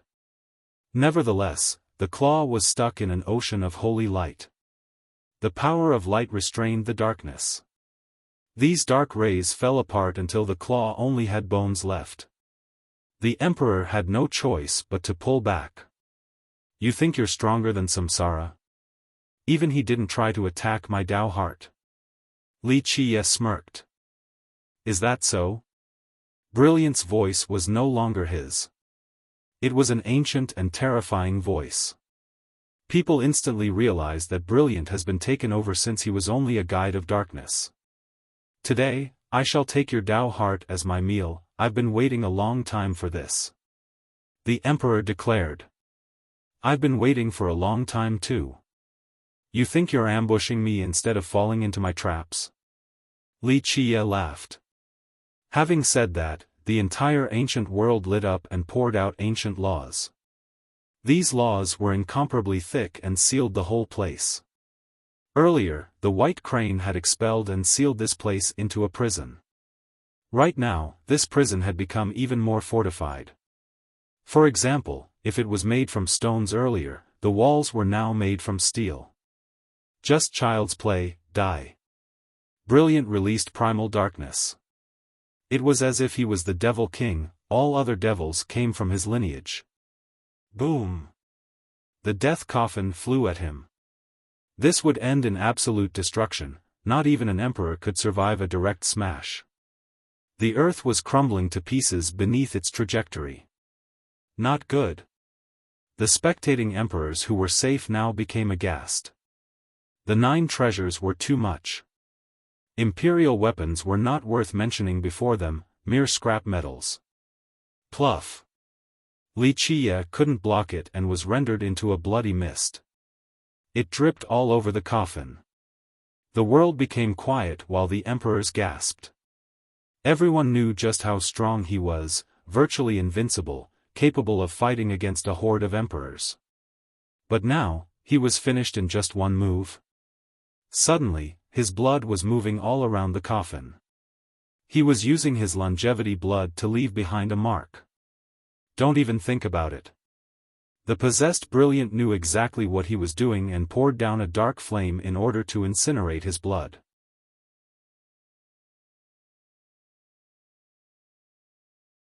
Chapter 2097, Bang. The ancient world turned into a mirror with the academy at the center. A boundless holy light surged from every inch of the land as if it had permeated deep in the mud long ago. The thickest of them all came from the academy with the shape of a pillar, capable of refining all darkness and washing away the impurities in the world. Buzz. The light overwhelmed the darkness so remnant ashes scattered from the sky. The dark flame was blown away so Li Qiye's blood remained on the coffin. The academy still has this power? Everyone was shocked. They thought that it had used all of its resources earlier just now, just hanging on for this long was impressive enough. But now, it exuded a power capable of fighting against Brilliant. Destruction. Brilliant smashed down on the pillar of light coming from the academy with a hammer. The strike was so devastating that the entire academy was shaking, on the verge of extinguishing. You need my permission first before destroying the academy. A handsome middle-aged man appeared above the academy out of nowhere.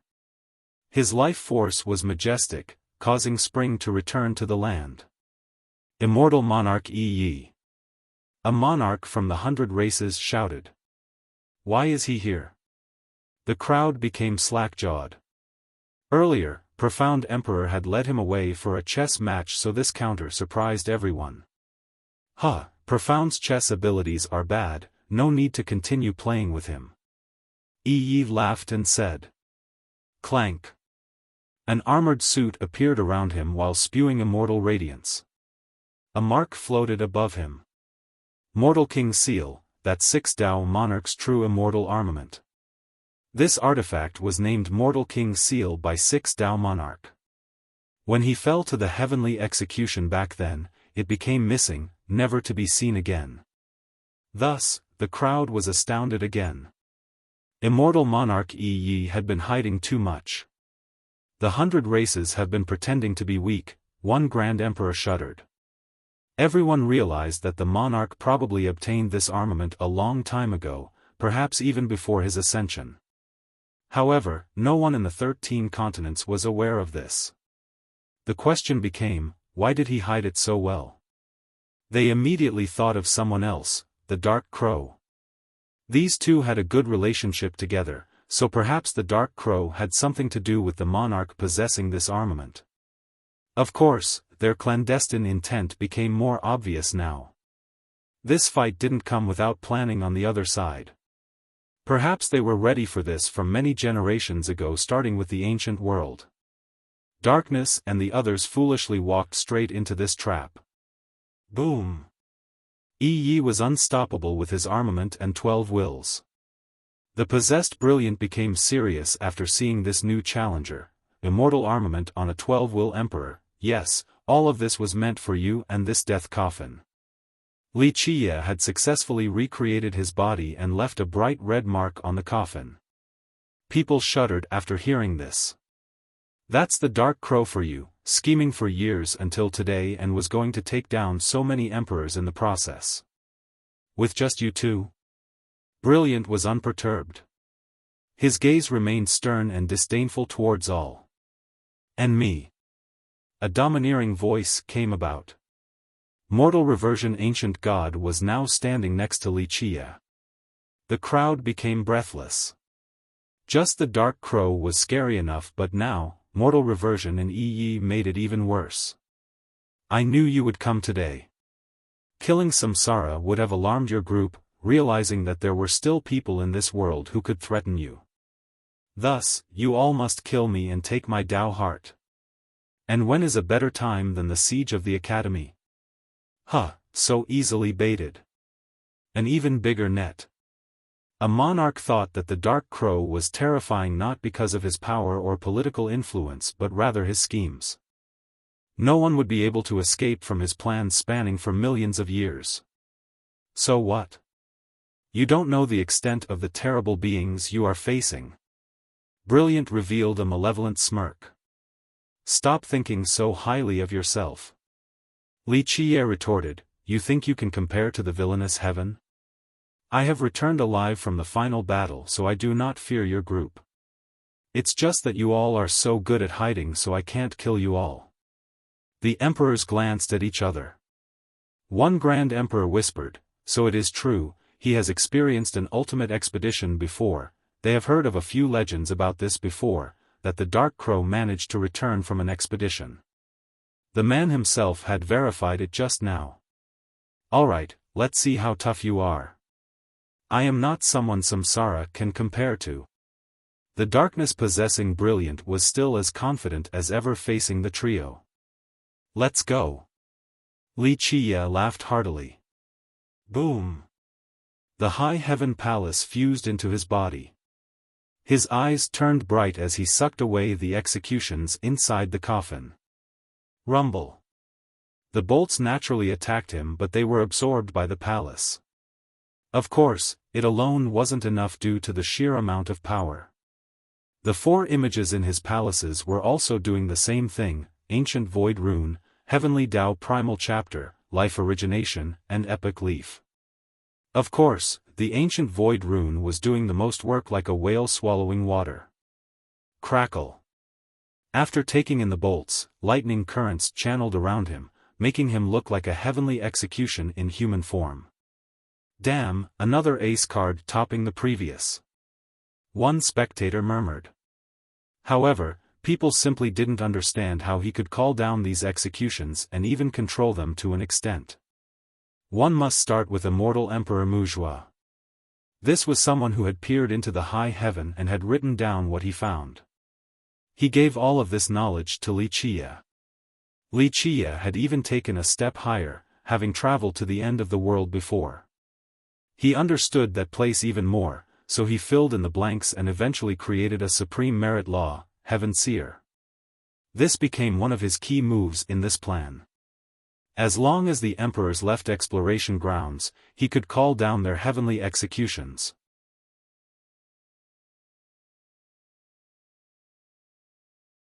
Chapter 2098. The bolts of the execution coursed through Wuxia's body like an overflowing ocean of tribulation. Each bolt started a huge wave assaulting the sky, capable of destroying the 13 continents. Nevertheless, the 4 symbols inside his palace were able to devour the bolts.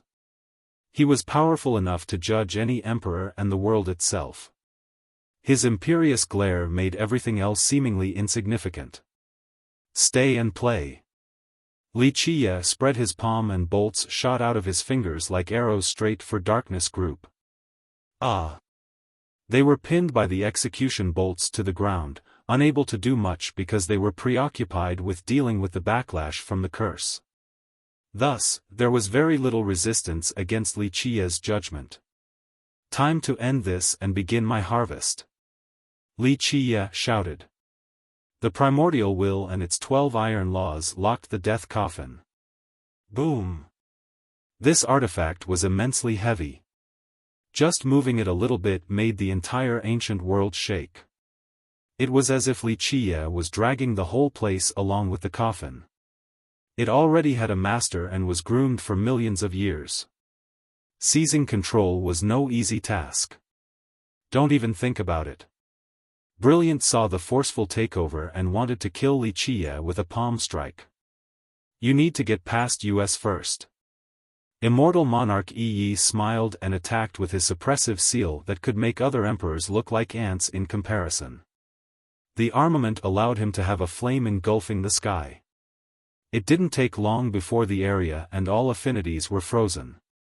The monarch was able to utilize his bloodline to the fullest potential. Damn right. Mortal Reversion Ancient God also roared and put on the cosmic immortal carapace. He gained a massive form capable of severing the sky and earth. His technique of choice was a dual palm strike to stop Brilliant. Boom! The 2 of them managed to repel the possessed Brilliant. All existences trembled before this attack while the ancient world showed signs of crumbling. Everyone took a deep breath after seeing this. One of them alone was monstrous enough, but the 2 together? Nevertheless, Brilliant was simply pushed back. The strikes weren't enough to take this monster down. This puzzled the crowd. Who was this guy? How could he take on both the ancient god and immortal monarch at the same time? Clank. Brilliant unsheathed two swords, both were completely shrouded in darkness and wielded its most terrorizing power. It could replace the light and swallow up everything. Die! Brilliant crazily shouted, and the darkness surged like an ocean, making all beings fall into depravity and sin. One slash aimed for the ancient god's armor while the other went for the monarch's seal. His sword techniques kept on transforming with different variations. The tyrannical slashes created sword energies everywhere. The first successfully stopped the mortal king's seal, while the second sword momentum coiled around the carapace like a large spider web. Metallic ringing and fiery sparks were everywhere. Just a single ember could turn the entire ground to lava, drowning everything with death. Alas, Brilliant couldn't break through these two powerful beings capable of mass destruction. The crowd was shaking. This gave them the opportunity to truly see how invincible these top beings were. Same with Brilliant, whoever possessing him was also a behemoth. Meanwhile, Wuxia was using his 12 laws to forcefully drag the coffin over to seize control. Alas, his blood mark and the blinding laws were still having difficulties. Nevertheless, it was still moving ever so slowly towards him. It meant that he still had a chance of taking it from the Dark Master. Brilliant could see this and shouted, "Go!" The coffin suddenly started flying for Wuxia. Brilliant no longer tried to pull the coffin back but rather used it as a weapon. This was a force capable of rendering any emperor or god into powders. Wuxia was already wary of this, so his body became resplendent with the heavens-will crystal physique. It slammed on him and the crystallized barrier actually shattered. The physique was broken. This was quite unbelievable because it was supposed to be completely impervious to any damage. That's a heavenly treasure for you. An immortal emperor who knew about this physique took a deep breath. The coffin went on with a weakened momentum but still mighty nonetheless. Wuxia also had a plan for this by adding the human skin. It successfully lessened the impact, but he still vomited blood. During the impact, he latched onto the coffin like a magnet, intending to swallow the whole thing. The runes from the death chapter covered the coffin. Meanwhile, his blood that was engraved on it started blossoming into a lotus. "This is my time." Wuxia laughed and said. An ancient book appeared and the sound of pages flipping came about. They shouldered the coffin, wishing to become one with it. Death Scripture. A monarch recognized it and shouted in horror, "He has the Death Scripture." "No, you must die now." Brilliant cried out after seeing the book.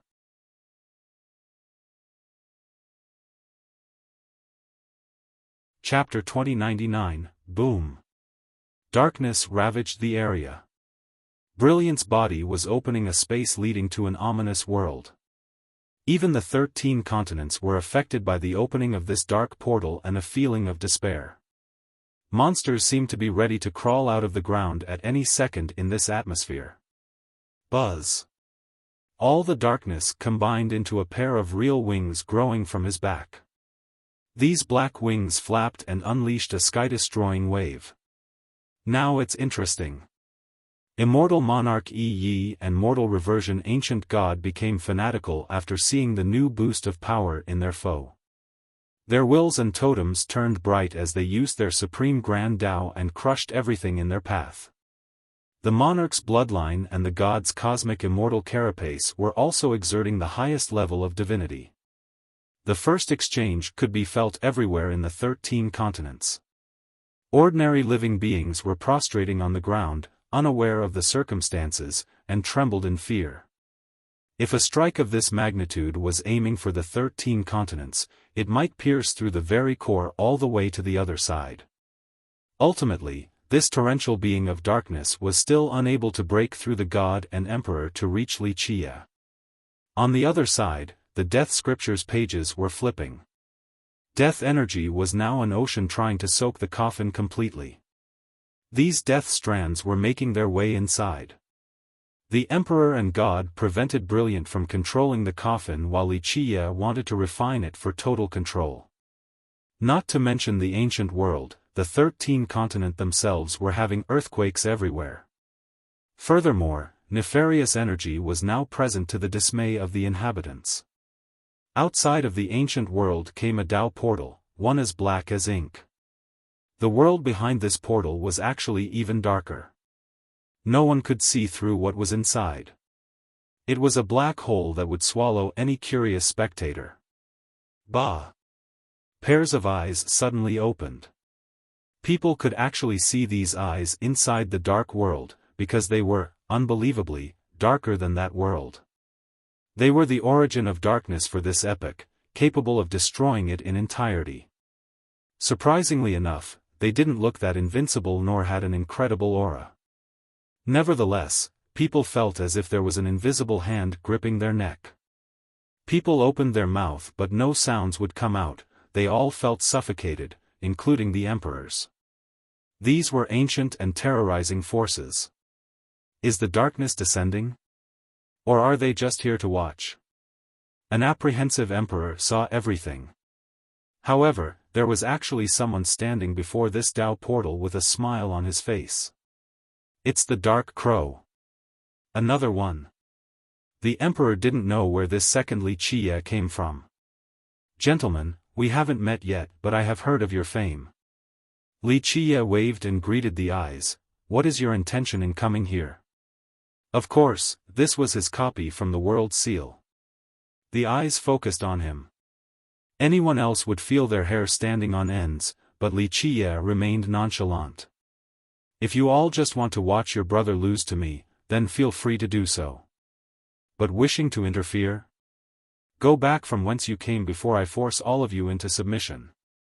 Wuxia smiled and said. The eyes glistened with dark rays on the verge of materializing into physical essences. No one ever dared to talk to us like this. A deep voice came from the dark. That's other people, not me. Wuxia smiled. It's one thing when I'm in a good mood, but when I'm mad, I'll stomp all of you to death. Having said that, he casually played with an item, throwing it up and down. It was a crystal pillar. If he wasn't careful enough, it could actually fall to the ground. The eyes in the shadow narrowed as they followed the pillar, seemingly worried about it touching the ground. If I throw this crap into your dark world, you think it'll destroy all of you? Wuxia mocked them. You know the consequences. The voice replied. Wuxia said, of course I do, it'll be game over. No need for all of you to hide in the dog pens any longer. Everyone will be done for at that point, no point in waiting for the destruction of this world. The darkness was silent. Ultimately, they feared the item yet also wanted it desperately. Good boys. Wuxia put away the crystal pillar and laughed, all right, just sit here and watch. We'll see how capable your brother is. The top emperors keeping an eye on this were speechless. They naturally knew about the beings behind the darkness due to the ancient rumors. They couldn't help but admire the Dark Crow for being so calm in all situations. This was his best characteristic, even a 12-will emperor might not be as calm. Do you all have something as nice as the death coffin still? Take it out to broaden everyone's horizon, show the emperors that you're the real masters of this world. Wuxia continued chatting happily with the dark beings as if he was close with them. No one responded. All of you have lived for a very long time, but this is the world of young people like us now. Wuxia killed more time. Look, your brother is strong enough to be one of the top dogs among your group, but now, he can't even break through our immortal monarch and ancient god. Let's be honest, if those two went all out, they'll make a stool out of your brother's skull. He finally got snorts and scowls from these existences after saying this. Buzz. The death scripture's last page finally flipped. The coffin was filled with runes from the entire scripture now. Brilliant continued to try and break through but the monarch and god stopped several attempts. You deserve death. Brilliant was furious because he could sense his control over the coffin eroding away. This was definitely a nightmare because the coffin was one of his ace cards. He finally unleashed a slash with an apocalyptic presence. Crack! The entire ancient world crumbled even more. It wouldn't be able to handle another strike of this magnitude.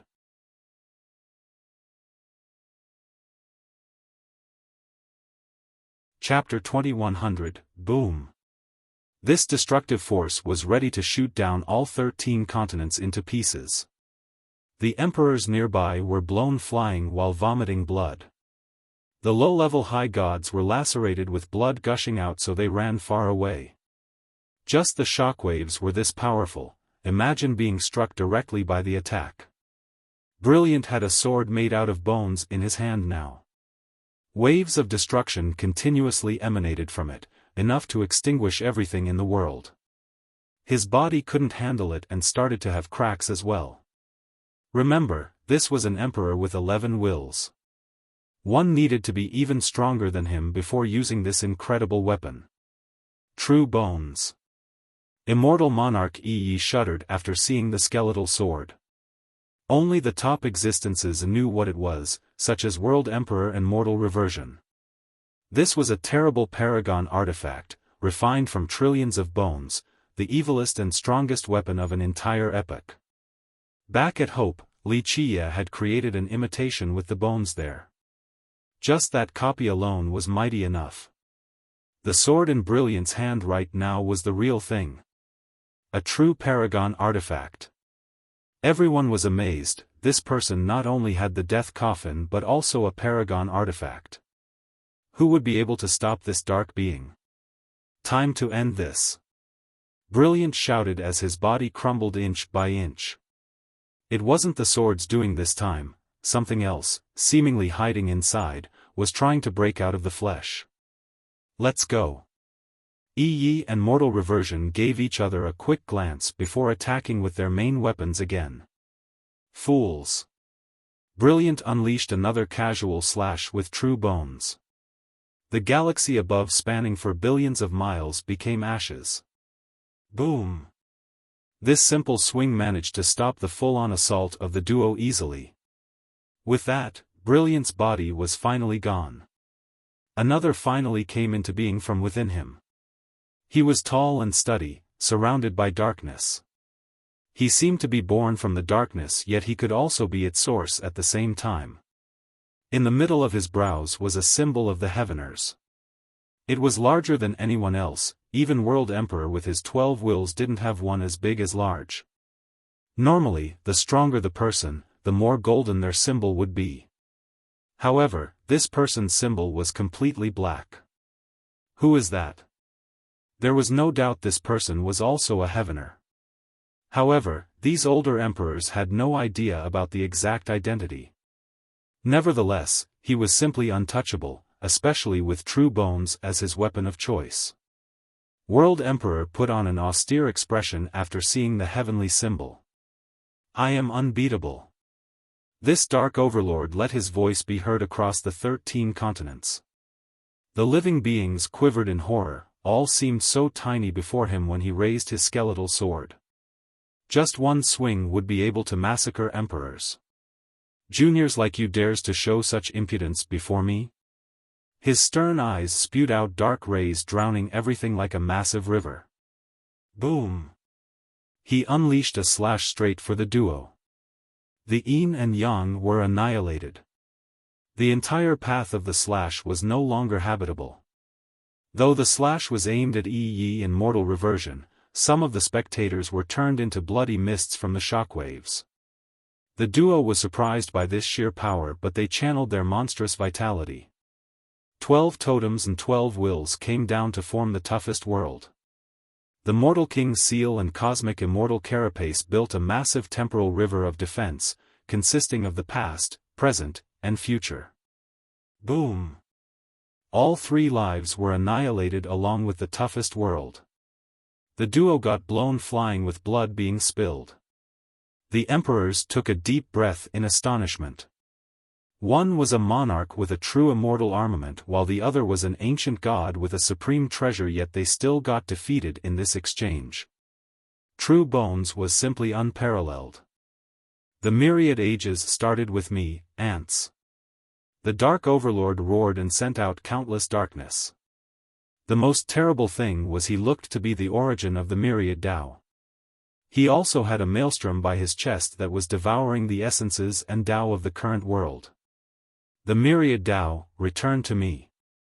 The maelstrom rotated like crazy and absorbed the Tao from the 13 continents. What's going on? Cultivators everywhere lost control of their cultivation and Tao. These affinities flew out and were controlled by someone else. Their power was being used by him now. Even the emperors felt the same way. Their Tao has been extinguished, so they only had the wills left as the source of power. They were naturally stunned, akin to a carriage going fast, but the horses suddenly got free from the reins, leaving the body behind. If it wasn't for their wills, they would be completely helpless right now. Though their cultivation and Tao foundation were still there, the grand Tao had been taken from them. This also applied to World and Yi. The only thing left for them was their wills, and also anima. I am the source of the grand Tao, ants. The Dark Overlord in his empowered state loomed over all existences. Even emperors were ants in his eyes. Boom! The assault began on the duo again. Yi and Mortal Reversion were considerably weaker after being robbed of their grand Tao. Nevertheless, they still leaped upward and unleashed powerful strikes against this Dark Overlord. Meanwhile, the three Maelstrom, Silver, Gold, and Iron, from Wuxia's primordial will also rushed forward and acted as a shield against the majority of True Bones' power.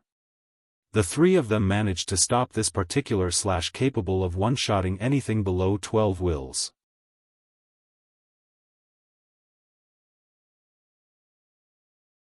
Chapter 2101, Wuxia, Immortal Monarch Yi, and Mortal Reversion Ancient God formed a triangle, ready to take down the Dark Overlord.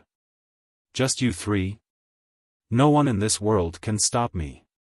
My coming will herald the end of time. We'll end this with your death first. The Overlord snorted with disdain. Yes, time to end this, we have been waiting for your real form to come. Wuxia smiled. Want to slay my true form? The Overlord was completely arrogant and didn't give a damn at all. He believed that no one in this world could kill his true body, not even the 12-will emperors. Boom! Suddenly, heavenly execution came from the sky and pierced through his body. Down with you! He roared and slashed the high heaven with his true bones. The strike pierced through numerous firmaments but still wasn't enough to destroy this execution. It continued to rampage through his body. Zzz, his body was lit on fire. This execution was different from anyone else.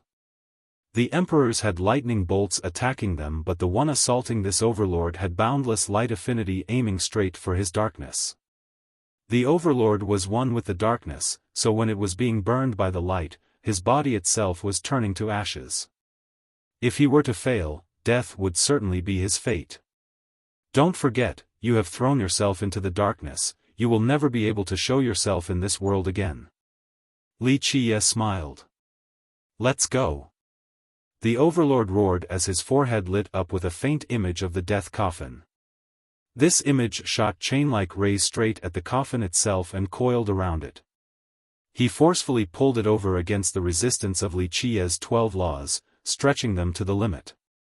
The coffin was opened again and devoured the execution. Come here. Wuxia roared as his death scripture kept on flipping its pages. The primordial will exuded an endless power. The 12 laws became tighter, so the coffin was shifted back closer to him, allowing a small portion of the execution to still attack the Dark Overlord. Ra! The Overlord roared and his vitality turned into darkness. The pair of wings grew larger with enough power to withstand this weaker execution. The guy was simply too strong. He probably couldn't handle an execution in full force, but this tiny one was just fine.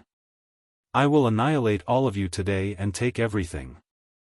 The furious overlord glared frightening at Wuxia. The rays emanating from his eyes wished to refine his foes. He wanted Wuxia's everything, especially the primordial will. This was something worthy of his desire. You need to be thinking about how to leave this place alive first. Wuxia laughed, go. The 12 laws and the scripture continued to refine the coffin. At the same time, his vitality and grand Tao power became boundless. The power of anima created a new domain, an endless battlefield. This overlord could use everyone else's Tao, including the emperors. However, Wuxia had 13 palaces, he had jumped out of all restraints. Buzz. The academy that had virtually turned into a mirror had an even smaller mirror made out of jade appearing in the center. It was as white as snow and completely flawless, as if made from the purest light in the world. Monarchs and emperors appeared one after another in order to control this jade mirror: Tun Ri, Ren Xian, Mu Tian, Soaring Immortal Prince, Life Peach. They sent the power of their wills into the mirror. This caught everyone off guard. These emperors have left the ancient world before, but now, they came out from the academy?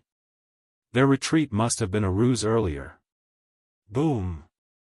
The jade mirror unleashed a pillar of light straight at the dark overlord and burned away his unholiness, instantly weakening him. Primordial Lightstone. The overlord was shocked, not expecting this group to find such an item.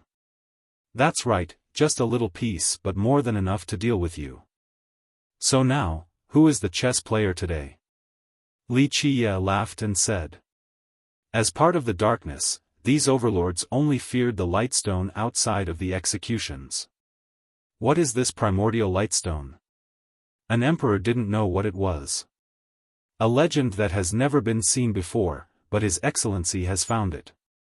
A top-level Grand Emperor murmured. Even a Grand Emperor from the 3 races was addressing him as His Excellency at this second.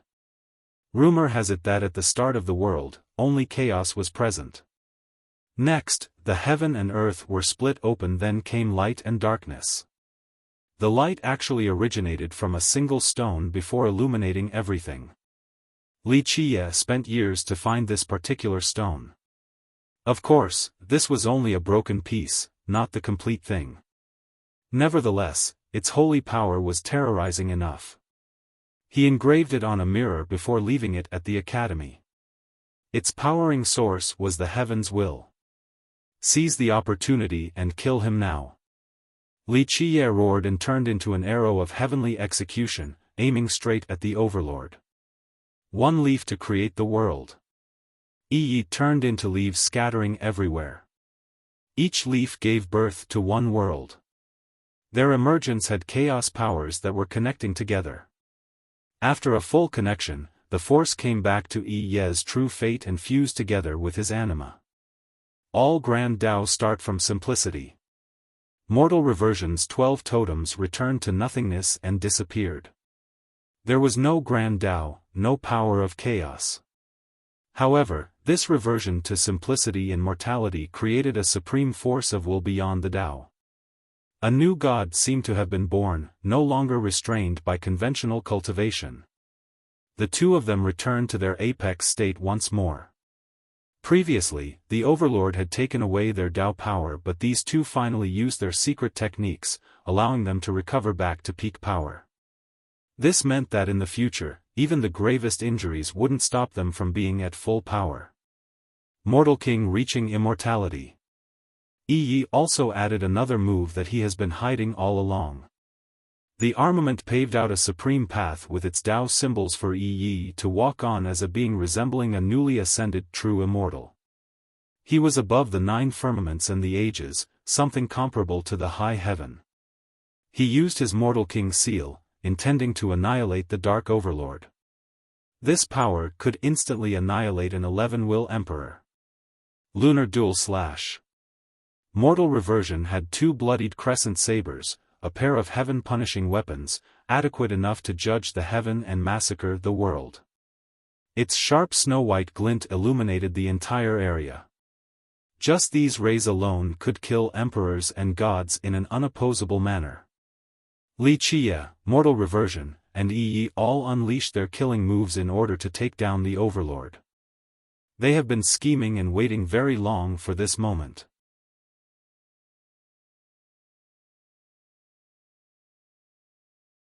Chapter 2102, Die.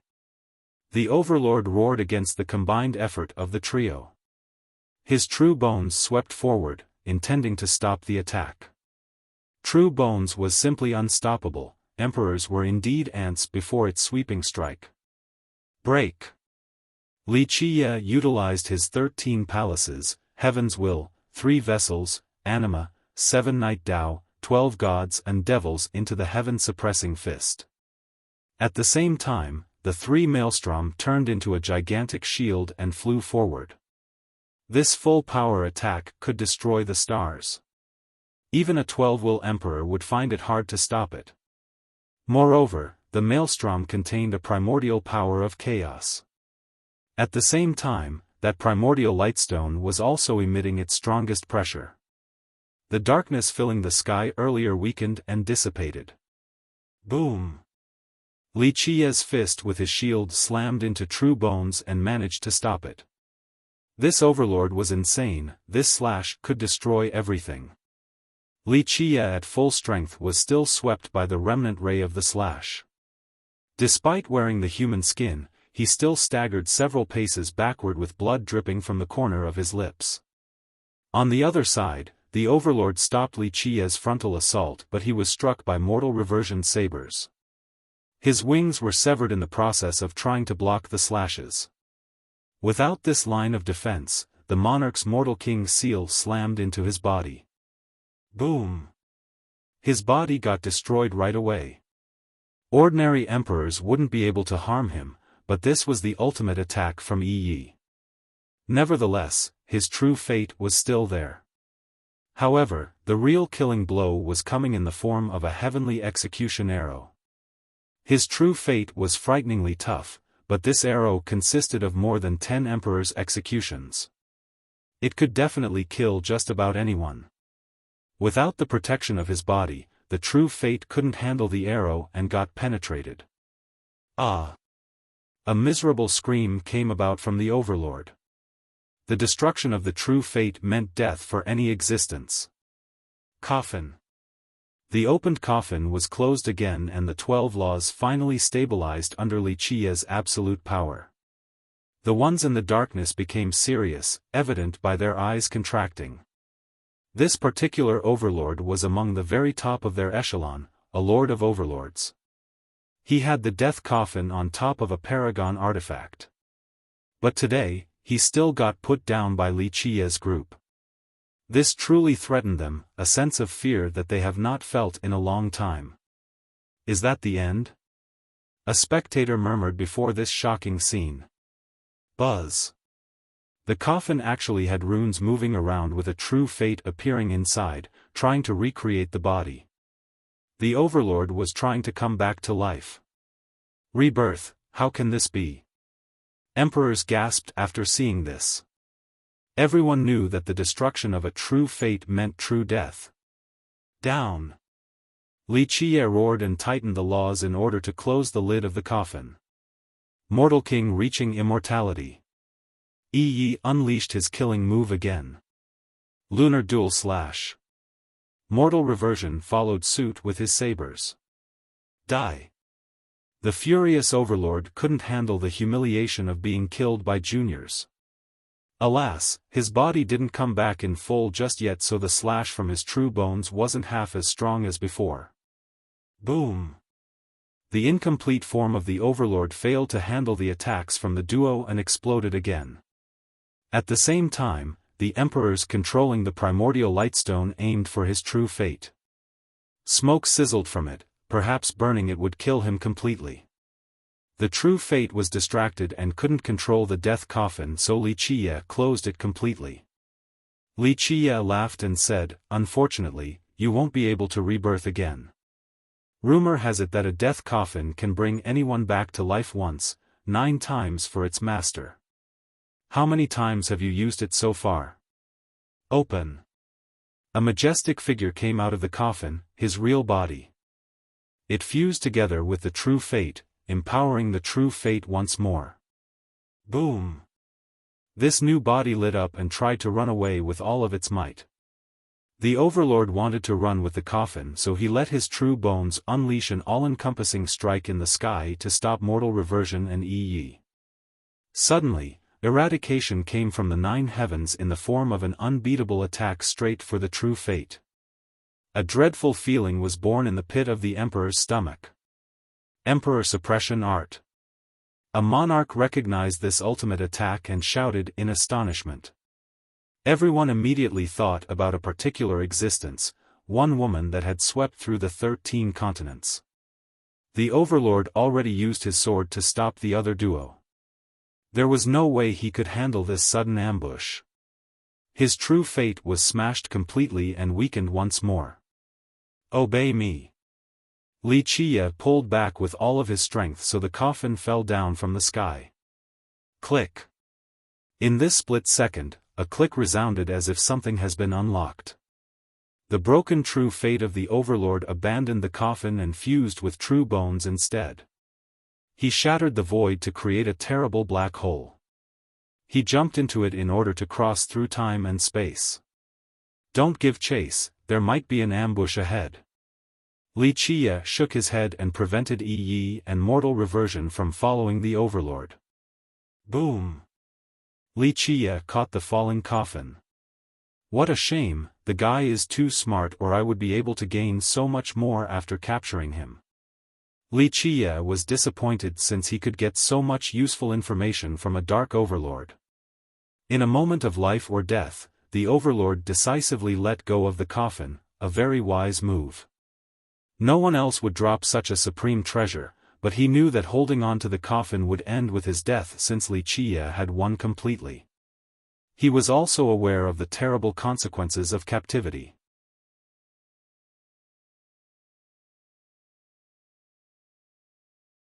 Chapter 2103, The world was hushed into silence. A dark Overlord left in indignation after nearly losing his life while leaving behind his heavenly treasure, the death coffin. The Overlords by the dark portal had nothing to say either.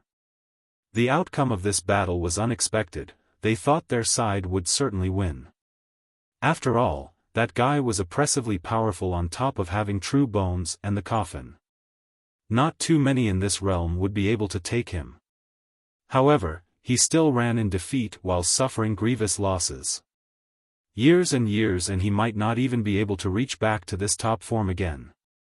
Unfortunately, he wanted my Tao heart for himself. If he were to work with you all and share some soups, then maybe I could have been destroyed. Wuxia smirked before the Tao portal. Boom! He got no response from them and the portal crumbled. They didn't wish to take action due to not knowing whether Wuxia had other ace cards or not. Plus, his group had the upper hand right now. If they were to come unprepared, they might be walking into a trap and be toyed with like their brethren just now. A quick cost analysis made them leave right away. The second Wuxia dispersed as well and the crystal pillar returned to Wuxia's palace. His real body glanced towards the horizon, aware of the person who stopped the Dark Overlord from escaping earlier. He gently sighed and became relieved, at the very least, she was still alive. Boom! At this time, World Emperor finally made it to this spatial coordinates. World, you want to fight again? Mortal reversion stopped his path. Immortal Monarch Yi joined in as well. World became serious after seeing these two. Geezer, you're here at the perfect time. Wuxia smiled and said, how about a deal? I, Qian Daoxin, will not negotiate with you. World said sternly. Everyone held their breath while watching these two. They all felt bad for World because he was alone working for the 3 races. Meanwhile, the Dark Crow had both mortal reversion and Yi. His camp was certainly stronger. Don't be so sure, geezer. Your descendant is in my hand, it's not good to say no so quickly. Li Qiye smirked. Dark Crow, kill me then, see if I utter a single scream. A Qian is never afraid of death. Sword Emperor shouted. Their group was pinned to the ground by the executions and couldn't escape. How brave, Qian descendant, but don't be hasty now. You might not be afraid of death, but your ancestor might not want that to happen. Li Qiye smiled.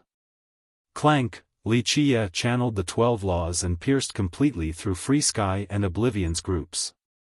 No! They screamed, knowing that it was over. Their wills were being sucked away, all was for naught. They turned into dried corpses as the remaining laws became brighter.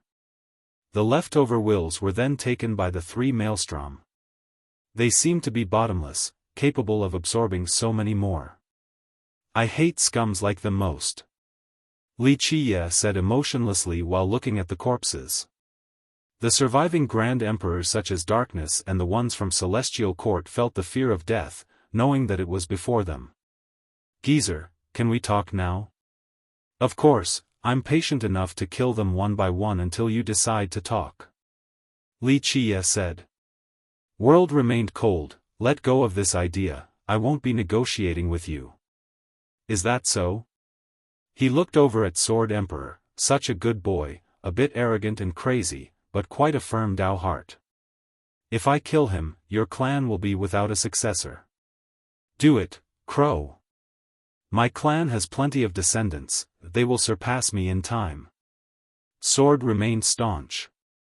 I will, but saving you for last.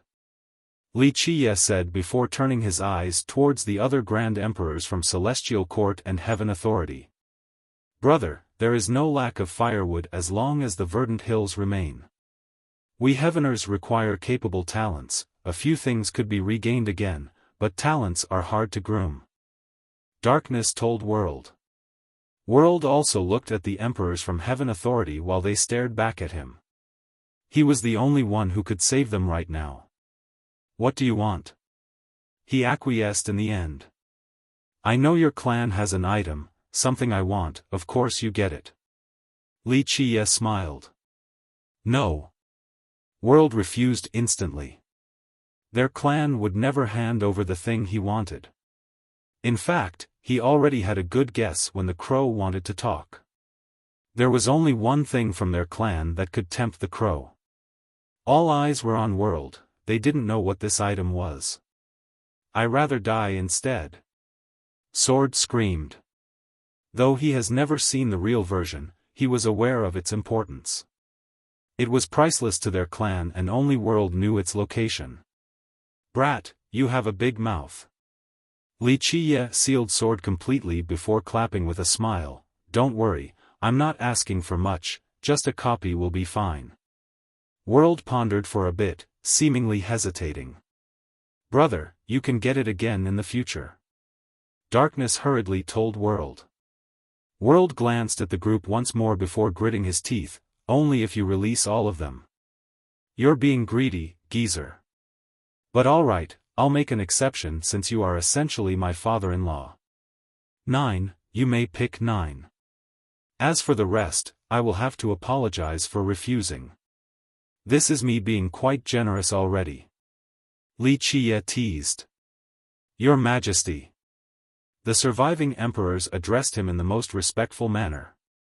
World eventually spoke with a dark expression, fellow Taoists, I have tried my best. He eventually picked 9 Grand Emperors including Darkness and Sword along with 7 members from both Celestial Court and Heaven Authority. I'm a man of my words. Li Qiye laughed and removed the executions on them. Congratulations, gentlemen, for surviving. Sword and the others slowly retreated behind World Emperor, ready to listen to his orders henceforth. As for the rest, I'll send you guys off now. He then smiled at the ones left behind. These ones closed their eyes, knowing that no one would be able to save them today. World had tried his best to protect the Heaveners in order to leave behind sparks for the future. Pluff. The 12 laws pierced through their body and dragged out their wills. The survivors watched this scene with difficulty. This would have been their fate as well. "Brother, I owe you my life again." Darkness bowed deeply at World in order to show gratitude for his concession and sacrifice.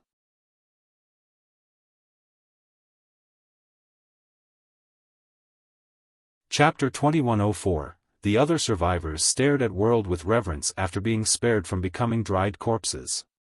World had sacrificed his clan's benefits in order to save them.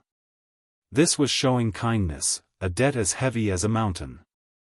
Buzz. The wills were all absorbed by the 3 maelstrom. Of course, lighting them up completely would need even more wills. Let's go. World was ready to leave.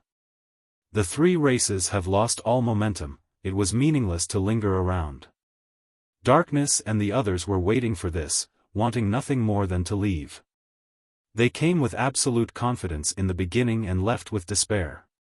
So many emperors have lost their lives today. They had the number advantage while the academy had its own problem. In their mind, killing the Dark Crow was not out of the question. Alas, as time went on, they realized that their plans seemed so silly and naive before him. They schemed against him, but he had also prepared for this a long time ago, waiting for them to jump in. Plus, his real prey wasn't them, they were only side characters. The plan they tried so hard to come up with was not worth mentioning against the grand situation he concocted years ago. They had no complaints since the plan stemmed from greed. Alas, their strategies and vision were inferior to the Dark Crow, so they could only blame themselves for losing. "Geezer, don't forget our deal. Remember to bring me the copy." Having said that, he waved his hand as a goodbye gesture towards World. World had a cold expression and left with the rest, not bothering to respond. In the end, so many died here, including more than 10 emperors. This was several times more devastating than Emperor Hunt, an unprecedented loss. No one commented since they were still stupefied. The 3 races have been so arrogant, especially before Emperor Hunt. After this, the 100 races rose up, but they still weren't on the same level. Alas, the 3 races would need a long recovery period after the battle today. Of course, the 100 races also lost more than 10 monarchs. However, many believe that they deserve that outcome. Ah! A scream interrupted the pensive crowd. Everyone looked over and saw Virtuous being pinned down by South Emperor. It wasn't easy to kill another emperor, but South Emperor had 4 primary wills, a clear advantage on display here. South Emperor destroyed the guy's wills as he screamed in despair and unwillingness. He had only just become a monarch, no chance to have awesome contributions and magnificent deeds. In fact, this particular fight was brilliant and moving. Both sides used incredible techniques, but it was overshadowed by the contest between the Dark Crow and the emperors. No one paid attention to their fight.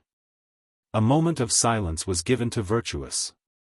He was once the proud son of the 100 races. Everyone had high hopes for him, thinking that he could lead them to a golden age. No one expected this sudden demise. In another direction, Lu Jinsheng's hands were stained with blood with 9 Swords' corpse next to him. Both were 11 totem high gods, but Jinsheng was considerably stronger. This outcome wasn't surprising at all. Buzz. A while later, everyone suddenly felt the power of passing time, so they changed their focus once more. No! Immortal Emperor Yin Yang inside the temporal domain couldn't find his own path. He failed to withstand the endless time and turned to ashes.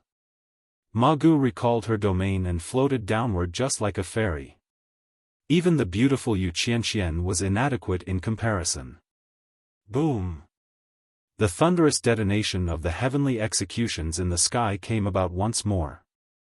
Li Qiye seemed to be controlling them the entire time, not letting them disperse.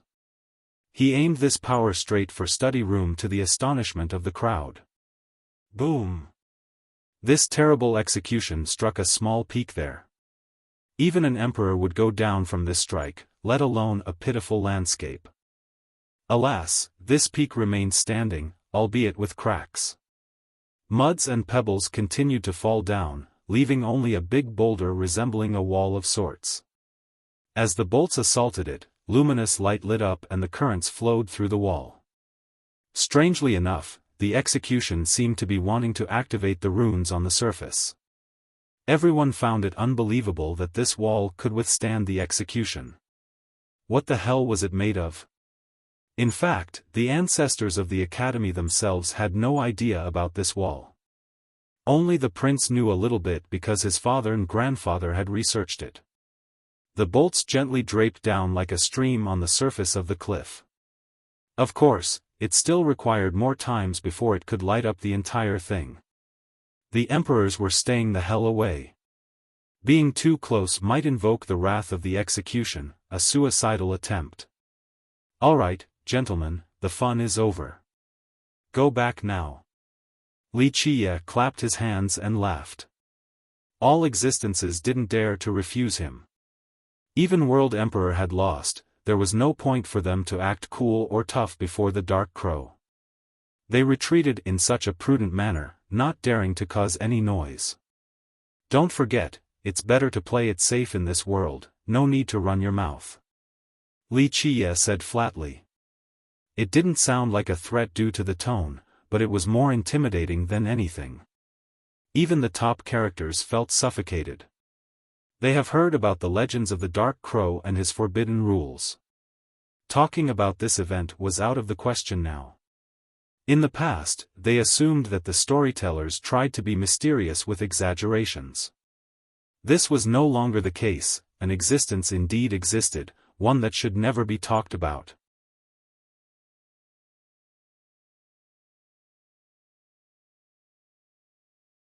Chapter 2105, Apocalyptic signs engulfed the 13 continents and frightened the living beings. Alas, they didn't know what was going on, including some high gods. The emperors that didn't come to watch had guesses, but only time will tell. After a long period, news finally came.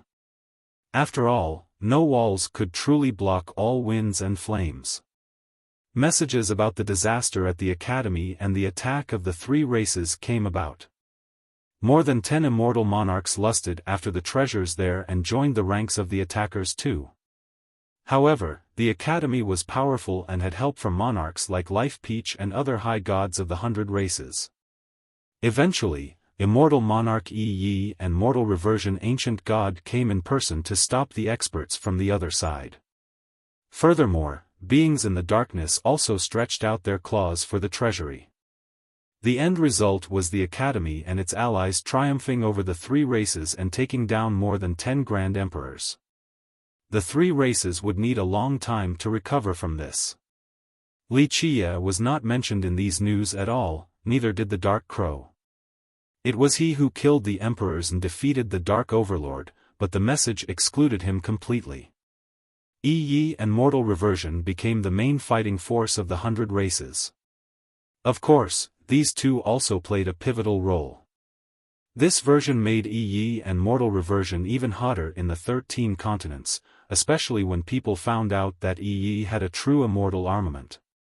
He became the prime rival against World Emperor. The 100 races were elated while the opposite was true for the 3 races. This battle could be considered the most glorious for the former. House arrest was placed on the young disciples for many lineages of the 3 races. Some even closed their doors completely. In fact, numerous imperial lineages of the 100 races also did the same.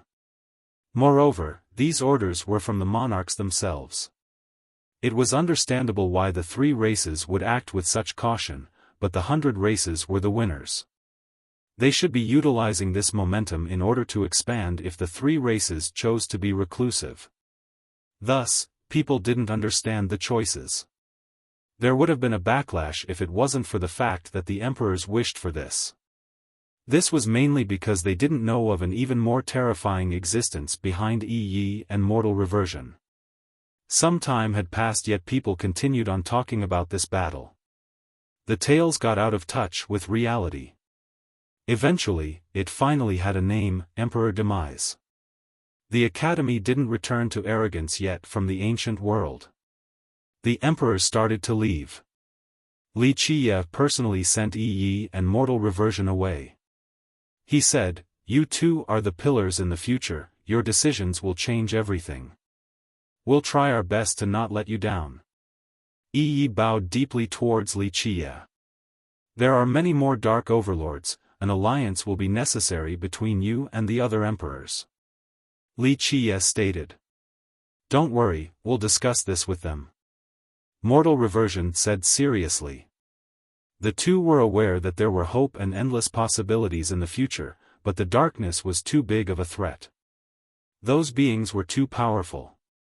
Li Qiye chuckled and said, "I believe.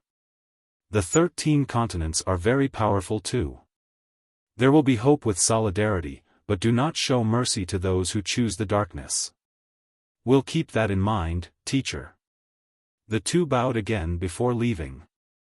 The other immortal emperors were setting off as well, so Li Qiye told Ren Xian and Tun Ri, "Soaring immortal sect is destroyed."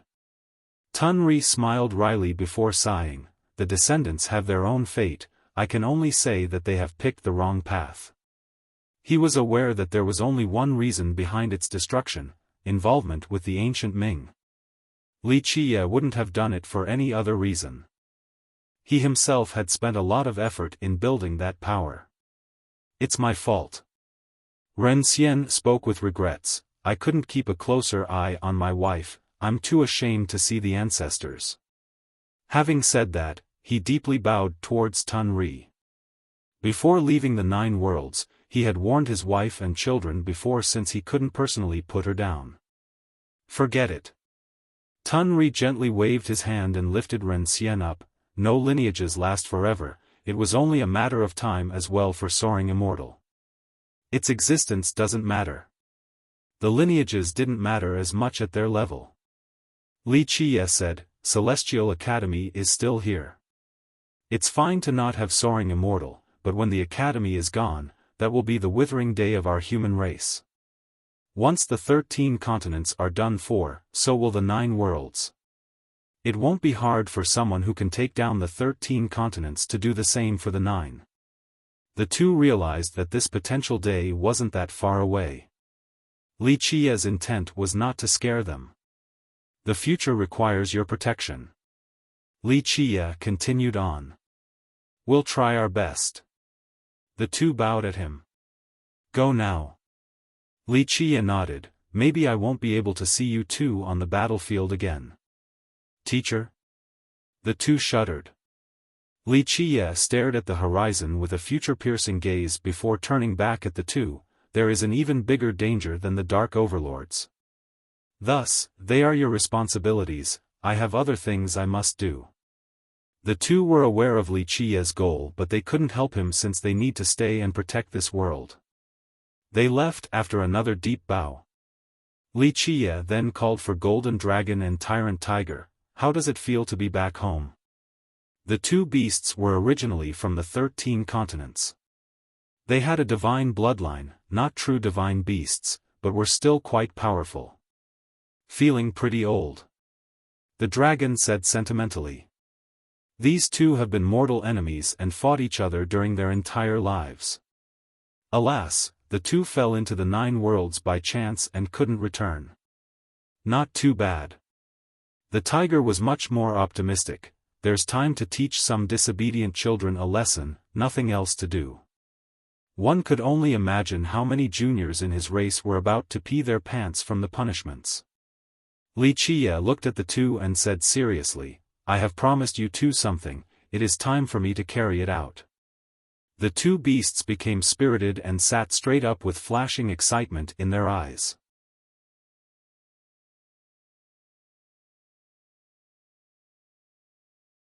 Chapter 2106, Really? The tiger was caught off guard since they have been searching all over the lands to no avail for so long now. Li Qiye chuckled in response, "I've never lied to anyone before. If I've made a deal, I will do it." The dragon took a deep breath and bowed, "Please guide us, that thing is very crucial to our two races." The tiger saw this and did the same gesture. Please show us the right path, your grace will be as immense as Mount Tai. The two of them were arrogant in the beginning since they came from the upper world. Plus, their status and power warranted this attitude.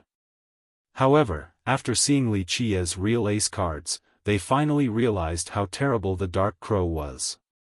Even 12 Will Emperors didn't dare to be reckless him, so it was appropriate for them to be respectful. He waved his hand, signaling for them to sit back down. Don't worry, I will certainly tell you the way, but the result will depend on your own fortune. Just showing us the way is already granting our races the greatest of fortune. The dragon quickly said. This beast was much more elegant and graceful compared to the fierce tiger. Li Qia continued on, there is only one item, so how are you two going to deal with this? Have you forgotten how you fought to the death in the past for something as well? The two of them smiled wryly with embarrassment. A supreme treasure was the reason why they fell down to the 9 worlds in the first place. They exchanged glances and the tiger eventually spoke, Your Excellency, we do have an idea. Our two races want to groom one person, a supreme seed that can improve our race's relationship and foster peace. That's a good idea. Li Qia agreed, if your two races will stop killing each other, there will be a lot of room for growth. These two races were blessed by heaven with great power. Alas, the long-running animosity and conflicts between them were a source of weakness. Their fame in the continent was not on the same level as their true abilities. Alright, go prepare, we'll set off for it soon. Li Qia ordered.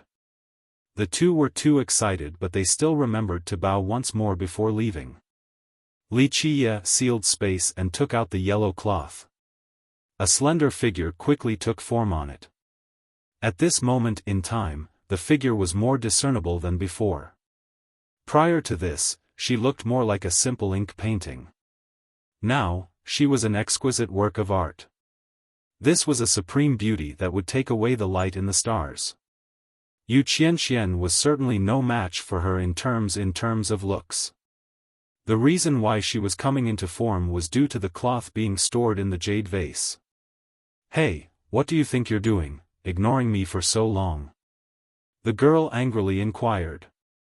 Li Qia remained nonchalant towards her attitude and smiled. First, my name is Li Qia, not Hey, I've told you this multiple times. Well, you did not answer when I called your name. She retorted. She has been trying to get his attention during the disaster at the academy but he kept the seal on her. Sorry, I was preoccupied unlike you, but I'm still letting you out right now. He smirked. She took a deep breath to calm down despite his annoying smirk. This is the place we need to be. Talking about this ancient world? Li Qia didn't seem surprised. I don't know what you all call it, but this wasn't its name before. This is the place that will allow me to see the sun again. The girl claimed. If I remember correct, this place doesn't belong to your world or epoch. It's even older. Li Qia rubbed his chin while musing. I know. The girl said, it's not from our world but my father found it, he just didn't excavate it and left it exactly the same. He had a sudden look of epiphany. Your father didn't excavate or change it, but he did leave behind something just in case, for example, his beloved daughter being plotted against by someone. Stop trying to act cool, are you helping me or not? The girl snorted. Of course I am, who wouldn't be happy to listen to such a beauty? I'm going to do my best, but I'm still going to busy for a bit with some matters. He smiled happily and said. The girl naturally knew that he was teasing her so she restrained herself from erupting. Don't forget that we have a deal. I remember very clearly, but I'm born to toil, please forgive me. He went on. You. The girl trembled with rage but still exercised a level of control. What do you want? She could easily read the guy right now. He revealed his intention, not much, I just want to hear more about this ancient world. I'm sure you know a thing or two and we're on the same side, know what I mean? It's time to spill. The girl became quiet and didn't answer right away. He continued, "Don't worry, I will keep my word about helping you, but wait until I'm no longer busy, I'll help so that you can see the sun once more."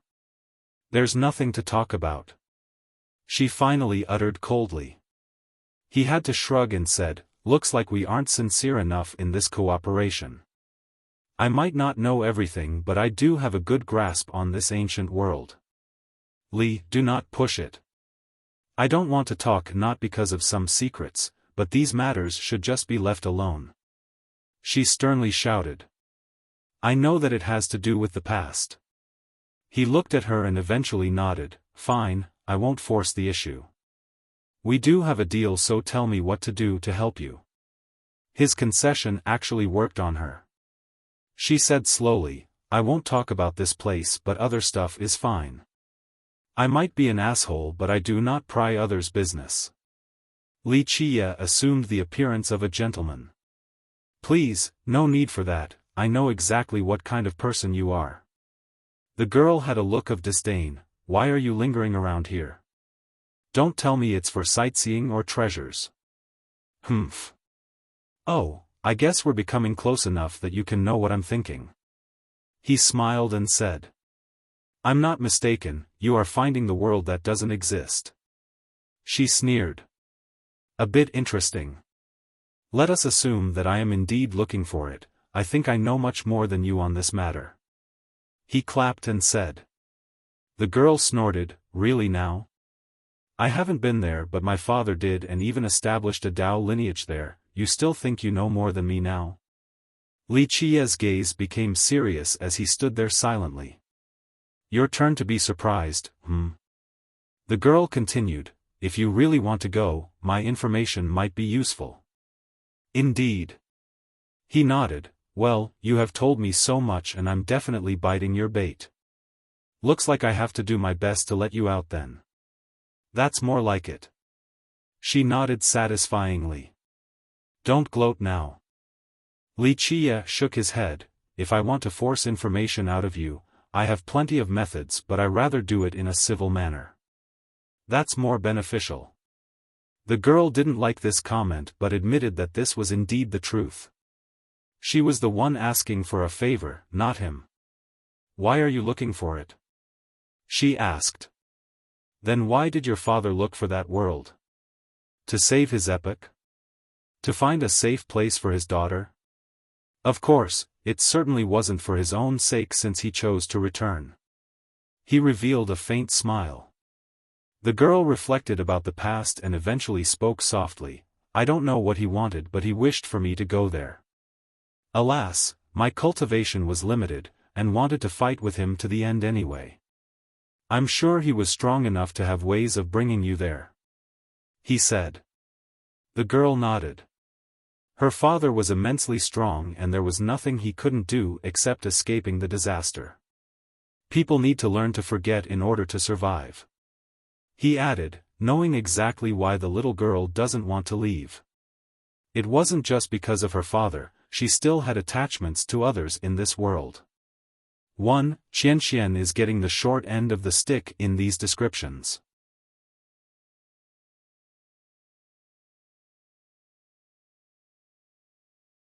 Chapter 2107. I'm sure you don't only want to know about this unknown world, but you're certainly not the only one in history. However, few could do it, regardless of their power. The girl said. It's true that I want to go there. A rumor alone isn't worth my time to research. Li Qie said flatly. What is your goal? Treasures, escaping, or other purposes? She looked at him in response. You don't look like you're running for your life because you wouldn't wait till now. I could ask the same about your father. He smiled. He didn't do it to escape either, then why did he go to that world? That's an arduous task and your father, powerful he may be, must have paid a great price. Across the long trek of history, very few people could truly go there. For our epoch, some of the beings called Dark Overlords can't do it either. The girl pondered for a bit before replying, I don't know what my father was thinking, but since he came back, it should be out of love for the living beings. That makes sense. Li Qiye agreed, those with other intents wouldn't come back at all, since returning was death. Well, if you are doing this to save your epic, I'm afraid you will be disappointed. That place won't be like your imagination and won't have the things that you want. Otherwise, my father wouldn't have come back empty-handed and my world destroyed. That's your father, not me. Plus, who says I'm doing it to save my world and the living beings? He shook his head. Then for what? She didn't think he was doing it to escape since there were other ways. For myself. Li Qiye said with a pensive tone, I am only an ordinary man with no great ambitions. I fight for myself because I am me, not a savior or a devil. I fight in order to find the answer to the question looming in my mind. An answer to what? She asked. He smiled without answering, continuing to stare at the horizon. If you want something like immortality, you should just drop that thought. She speculated. Immortality? Li Qiye shook his head. I'm not the bravest man in the world, but death is not scary at all. Many things are much worse. He sighed and continued, one day, I will pierce through the sky and fight to the very end without looking back. The end of the world is beyond your imagination. The girl said coldly. Her father was at the very apex of his epic, so she knew many things. I have experienced worse, it won't be that special. He chuckled. Then what do you think is scary? The final battle, or the ancient Ming? She asked. That's an interesting comment. The ancient Ming probably wasn't there in your epic, but you know about them and even bring them up in this conversation. He couldn't help but smile. I know their origin. She uttered. You didn't meet them during your epic and you were sealed in the cloth after. I don't know what happened then. He said. Right, I still know of them. The ancient Ming wasn't the one who told me. The girl said. Your father then, or some people who relied on the darkness and came to you? Li Qiye said flatly. She didn't answer the question, not wanting to bring it up. Looks like it's complicated. Li Qiye said, I'm guessing there was a traitor to your father or you, this being convinced you to join the darkness and revealed terrifying matters to you. Or, he told you that your father was hiding shocking facts from you in order to change your mind, but you remained staunch. He virtually knew what happened even if she didn't tell him. If you think the ancient Ming is scary, then you're completely wrong. They're only the beginning. The girl said, ancient Ming, darkness, even the high heaven, all aren't that scary. There are worse things going on in the background. I know. Li Qiye said, I have traced back many sources. This will require more time, and in order to understand completely, I need to go to that world for another source of reference. And then what? Even if you could participate in and win the final battle, you might not obtain your goal. When you think you are ruling everything, the terror will begin. The ancient Ming is only a tiny part of the terrible fog, not worth mentioning. You have only heard about it but don't really know the truth.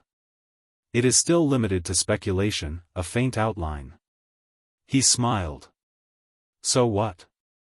My father knew even more, but he didn't wish to tell the rest of the world. Li Qiye was right again.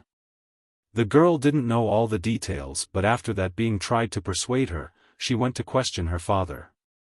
So, you don't know the real terror. Li Qiye shook his head. I can tell you that it is not the ancient Ming, or the villainous heaven. The things you're imagining aren't that scary. The real terror is the human heart. If people are pure, then nothing is scary in the world.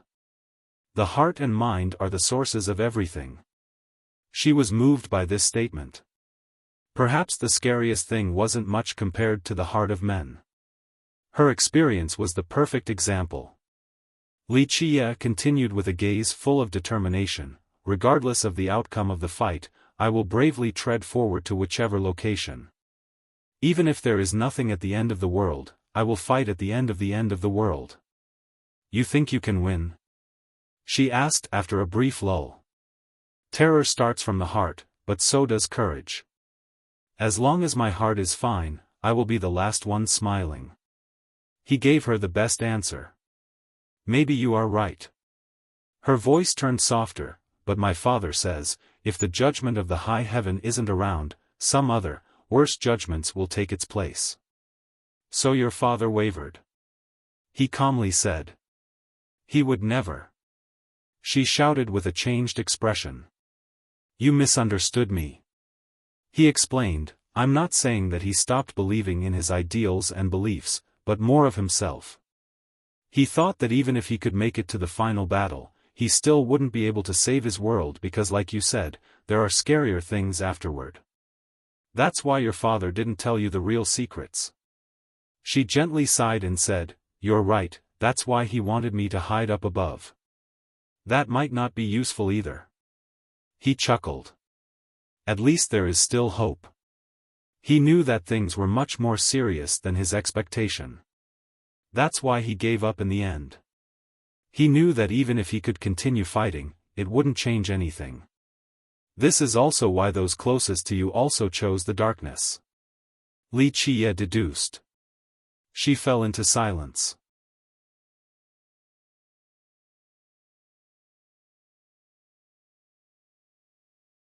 Chapter 2108. Serenity filled the ancient world, but this wasn't the calm of the storm, rather a peaceful slumber in the middle of the night with sweet dreams for all the inhabitants. However, the execution continued to pour down on that cliff to light up the Dao runes. Normally, this was a phenomenon that could scare everyone, including emperors. But now, people were still sleeping just fine despite its presence at the academy, treating it as another waterfall.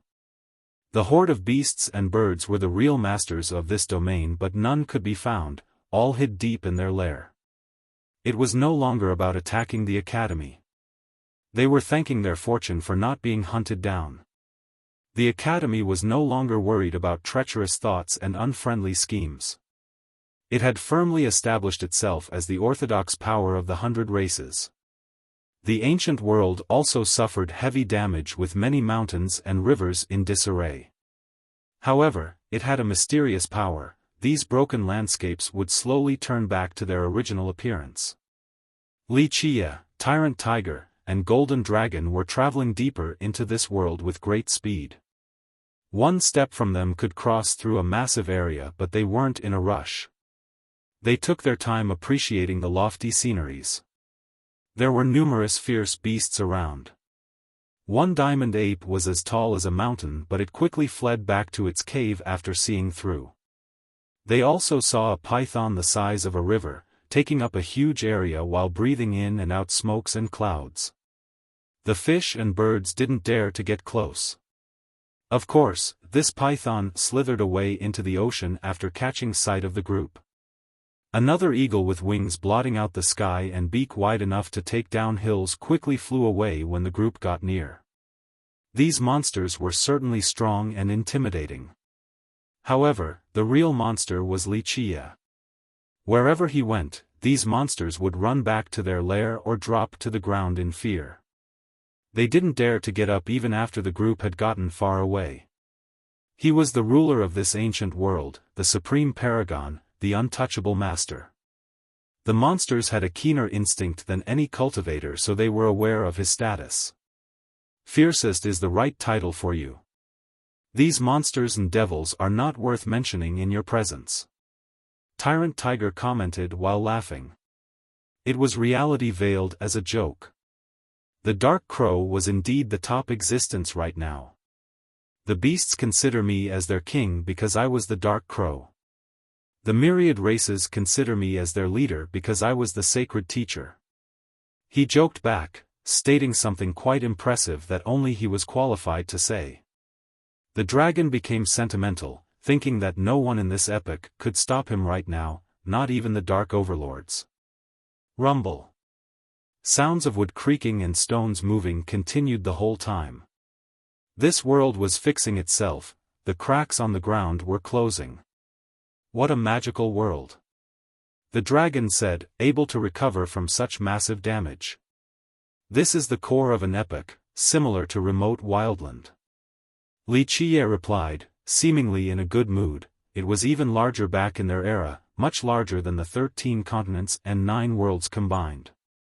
What we're walking on right now is only a tiny piece left. Nevertheless, it is still a treasure land, so it's not strange that it could do this. Otherwise, Immortal Emperor Fei and Deep South Divine Emperor wouldn't have built the academy here. The two beasts nodded, agreeing that those two emperors were visionaries. This place is outside of exploration grounds, yet it is still full of life. Why is that? The tiger wondered. The ancient world didn't belong to their epoch, yet it didn't become a land of death like remote wildland. An unsolved mystery of an unreachable height, touching the question about the existence of immortals. Li Qiye chuckled. They do exist? The two beasts glanced at each other. These two have seen plenty of masters before, but not a real immortal. Even 12-will emperors weren't immortals. Li Qiye stared at the horizon and said, "Our world might not have immortals, but other worlds might. What kind of existence would they be?" The two were stirred. This was a long-running topic that others have searched for, same with the top emperors. Just like us, of course, with 7 emotions and 6 desires. No one can escape this. Li Qiye smilingly said. To what level is their power? The tiger was careful when speaking about immortals. Perhaps dark overlords and top emperors were still weak compared to immortals. Perhaps one day you will be able to see it. However, in order to reach this step, the very first prerequisite is having 12 wills. So you're saying they are real? The two deduced from his comment. As I've said earlier, our world doesn't have them, but it does have other unfathomable things. There are existences above 12-will emperors? Like those dark overlords? The dragon said. They have seen the power of these overlords with their own eyes, hence the question. Remember this, Immortal Emperor, Immortal Monarch, and Grand Emperor, they are still the strongest existences. Li Qiye said. But it is still only the beginning. Tyrant Tiger thought about it. For example, an immortal emperor was the ultimate existence in the 9 worlds. However, there were many of them in the 10th. This didn't mean that they weren't the top dogs. Ultimately, gaining the throne was a qualification. If one wasn't an emperor, they weren't qualified to reach the apex. Even an ancient god was still missing something here. Yes, consider it an entry ticket to a new world. An ancient god can't have it, but 12-will emperors do. Li Qiye said. So there are realms above having 12 wills? But I haven't heard of cultivation methods above it. The tiger said. You have also never seen 13 palaces before me. Li Qiye calmly said.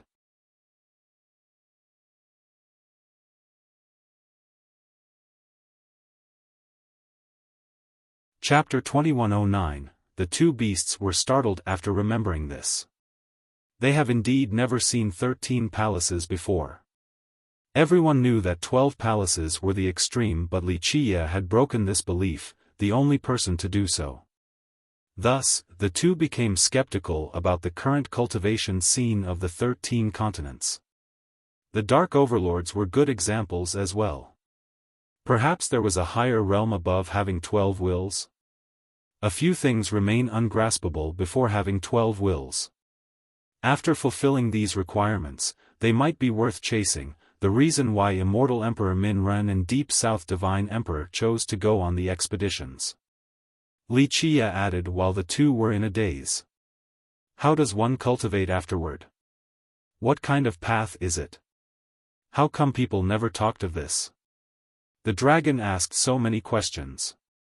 Some things are purposely shrouded by others so the world does not know. For example, how much do you know about the first expedition? The two beasts pondered for a bit. There have been 6 expeditions in history. The second was started by Origin, third by Fei and Deep South, fourth by Gu Chun, fifth by Min Ren, and sixth by Qi Zhen. However, nothing was written down for the first one. The starter and other participants remained unknown. If it wasn't for the first one, the one began by origin wouldn't be called the second. Why the lack of information? What was the purpose of hiding everything about the first expedition? Everyone was always curious about this mystery, but according to Wuxia, it seemed that the truth was closer than they thought. Wuxia changed the topic with a casual comment: the existence of immortals might not be a good thing. The two didn't expect this. Becoming an immortal was the pursuit of many, the object of fantasy. The statement sounded like a rude awakening. The group finally entered the depth of the ancient world. Alas, this was a quiet place unlike the liveliness outside. The two beasts took a deep breath. This was a gray world with a withered tree towering to the sky, acting as a bridge towards the horizon. Its fallen branches were still big enough to look like huge mountain ranges spanning across the land. This is a divine tree, well, divine in our era, at the very least. The dragon picked up a bark for a sniff, very similar to our own golden divine trees. I know an imperial lineage of the Heaveners with a tree similar to this, only 8 meters tall though. Who knows if it is the same one? He was amazed by the sheer size of these branches after death and could imagine just how majestic it was during its prime. If a golden divine tree at 8 meter tall was considered a treasure, then this particular one was simply priceless. Wuxia calmly said, "You're right, this is a dead tree of the divine level, perhaps the most incredible of this epoch. This land is the paradise for these trees, wonders beyond the imagination." The two beasts had no words to describe this broken world or their current emotion.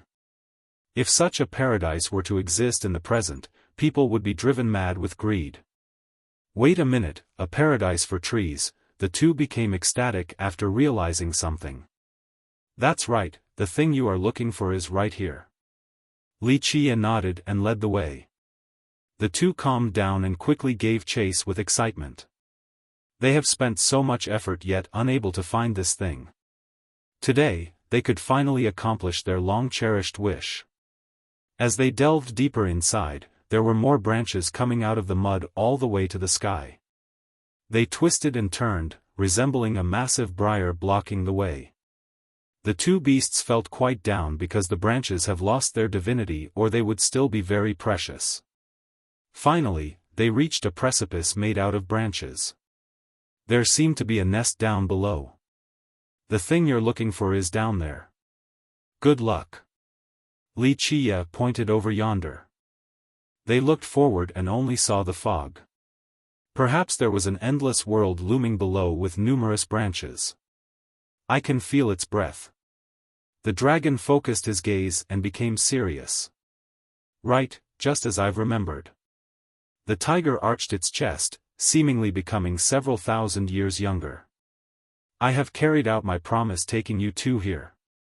Wuxia told the two. The two bowed towards him and said, "Your Excellency, you are a great benefactor to our races, we'll form a shrine worshipping you in the future.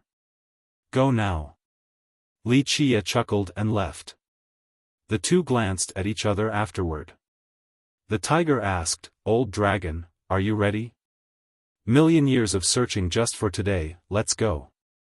The normally elegant dragon was rather fierce this time around and turned into a dragon to jump into the abyss. "I'm coming." The tiger didn't want to fall behind and roared, revealing its true form and jumped into the world below with the dragon. Meanwhile, Wuxia was heading for a different place, even farther inside.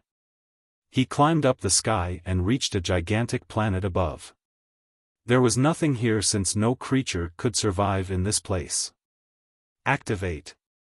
After a brief survey, Wuxia shouted and created the Tao and laws. The planet creaked heavily and split apart, allowing him to enter inside. It had been blessed before by an apex existence of his epoch, so it was impregnable. A jade pond was inside with surging liquid. This liquid serum was unique, pure with a tinge of gold. Using the momentum to bring back the soul for a body creation, Wuxia said. He then took out the yellow cloth and the figure appeared again, looks like your father predicted your fate, so he left behind this for you. The girl was silent for a bit before speaking. Just put me in the pond. He smiled and placed the cloth inside. Mist started coming out as it sank to the bottom. Perhaps these strands of vapor were her soul being taken out of the cloth. The figure became increasingly smaller as more mist came out.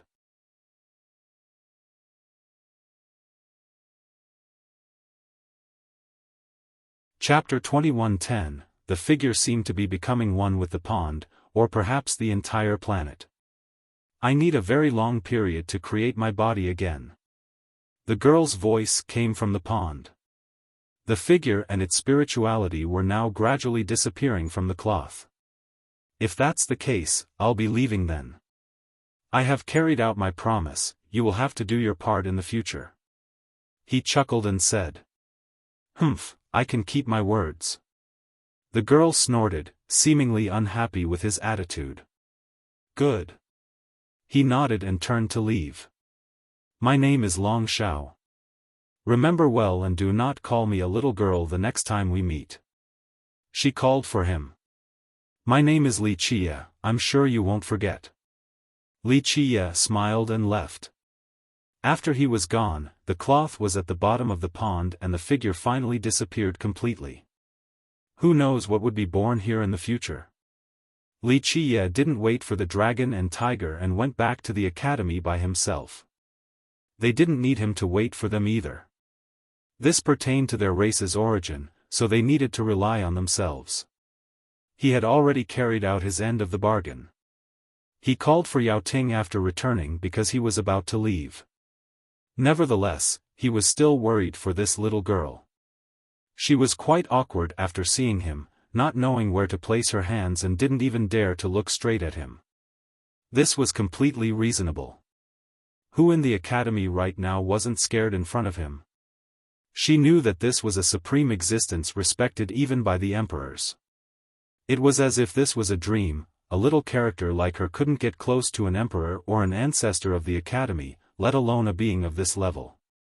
She was actually calling him Dao brother a while ago.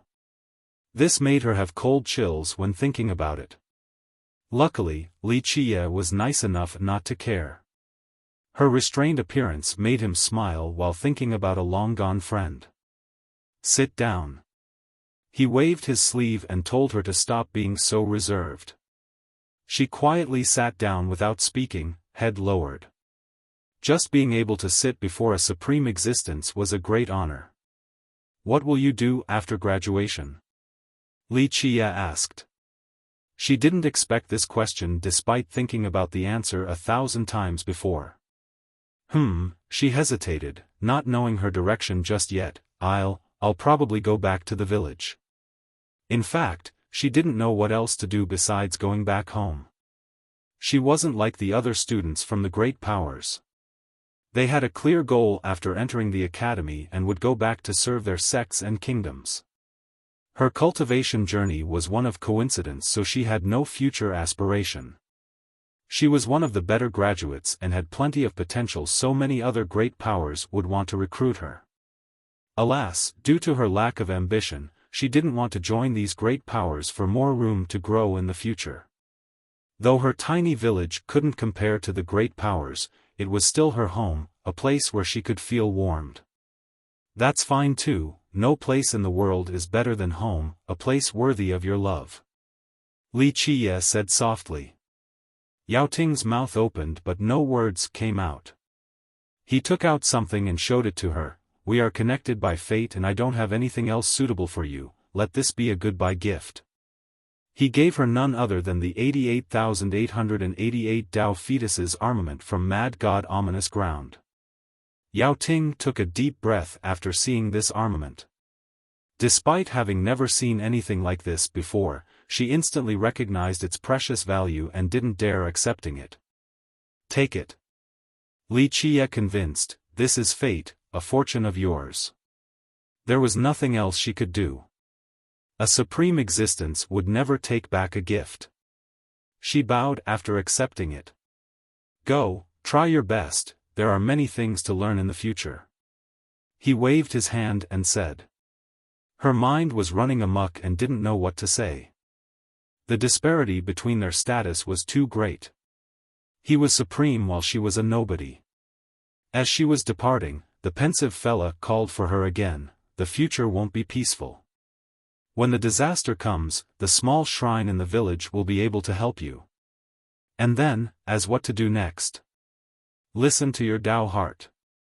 Thank you, teacher. She bowed once, taking in his words before leaving. He sighed again and stopped being sentimental. The three other students from study room were next, Lu Jinsheng, Goldloop, and Yi Xinxue. The three all bowed and greeted, teacher.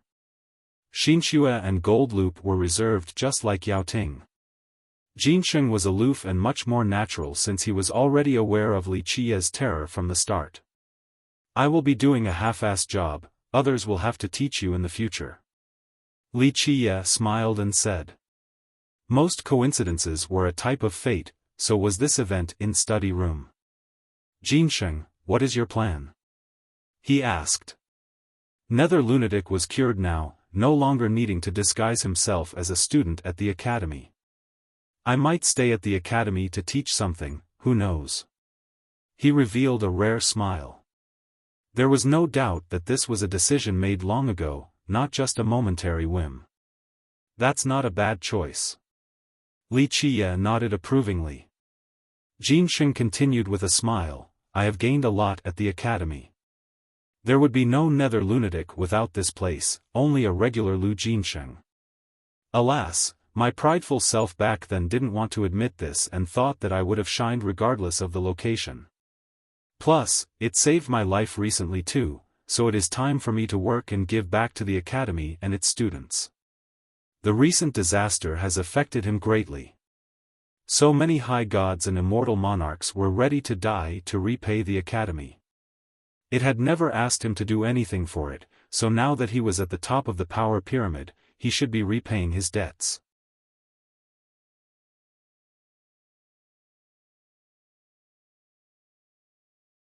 Chapter 21:11. These feelings made Jinsheng stay to teach at the academy.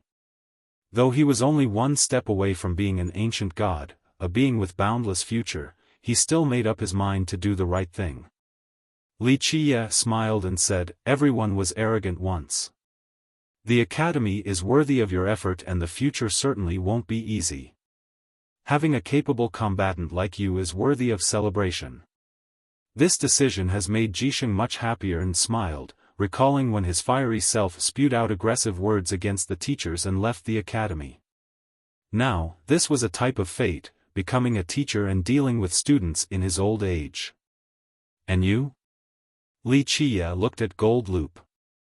He scratched his head and smiled wryly, I do want to stay with the old geezer as my backing, but alas, I still have the old and young waiting for me back home so I have to come back and take care of them. He was different from Jinsheng and had a responsibility to strengthen his clan. He had found their lost manual so it was time to return and lead. Go now, a descendant of the Wang should go back. Li Qiye casually gave him several treasures. Goldloop was surprised to see the gifts and performed a full kowtow, thank you, teacher. His clan was in decline so a revival would take a very long time. These treasures were akin to a fire pit in the winter, it was perfect and crucial. Don't let me down now. Li Qiye nodded and accepted the ceremony. After finishing the bows, he finally got up with a happy heart and went to the side. Xinxue, what about you? He also liked this timid girl, recalling a different old friend. She glanced at Li Qiye then at the other two, not knowing what to say. The other two came to the academy with an agenda unlike her. She came to read and learn as an ordinary student, a purer intention. She didn't know what to do now since she would be the last one here at study room. I don't know. I'll probably just keep on reading. The second sentence had another meaning. Though she came from a powerful clan and was the oldest daughter, she didn't get along with her family and wanted to drown in the books at the academy. Thus, she wanted to stay at this library after graduation, far away from the trouble and complication of life. That's fine, I'll tell the academy to let you stay here after graduation. Li Qie nodded. Really? She became ecstatic. An ordinary student like her couldn't just stay at the academy after graduation. Only the excellent ones had this option, so this was amazing news. Huh, little girl, congratulations, your dream is becoming true. Gold Loop laughed heartily. She immediately gave Gold Loop and Jinsheng a hug. Even the old man was smiling since he saw her growing up and was sort of a senior to her. She almost hugged Li Qie too but quickly stopped after remembering his identity. He gave her a quick embrace and smiled, "Try your best, little one, I'm sure you will be successful in this." Her face turned red and nodded continuously. Words couldn't describe her emotions right now. In the end, the three left and Li Qie went to find Soaring Immortal Prince. The prince bowed and said, "Thank you, Your Excellency, for saving Celestial." Li Qie shook his head, "No need to thank me, this chess board has been prepared for a long time now, not expecting to actually use it. One can only say that greed is overwhelming even for emperors." The prince gently sighed. So many monarchs and high gods didn't hesitate to end the academy despite what it had done for them. The 13 continents should be calm now after this battle. He said. No one would dare to challenge the academy now after fully seeing its capabilities. As it should, but this is only the calm before the storm, the prelude before the descent of darkness. Li Qie said. It's coming that fast? The prince shuddered, aware of this terror. Li Qie nodded, yes, it's very near. The Dark Overlords have been hiding all along, no one knew of their existences. But now, they couldn't help but showed themselves. Outside of the greed earlier, they knew that there isn't much time left, so they wanted to take my Dao heart as preparation for the winter. True. The prince nodded. They have erased all traces of their existences in the past eras, not wanting the world to know that the shadow is always looking at the 13 continents. Few knew about the existences of these beings, not even the low-level emperors. Only the top ones have heard of legends, the ones who could actually make contract were the 12 will emperors.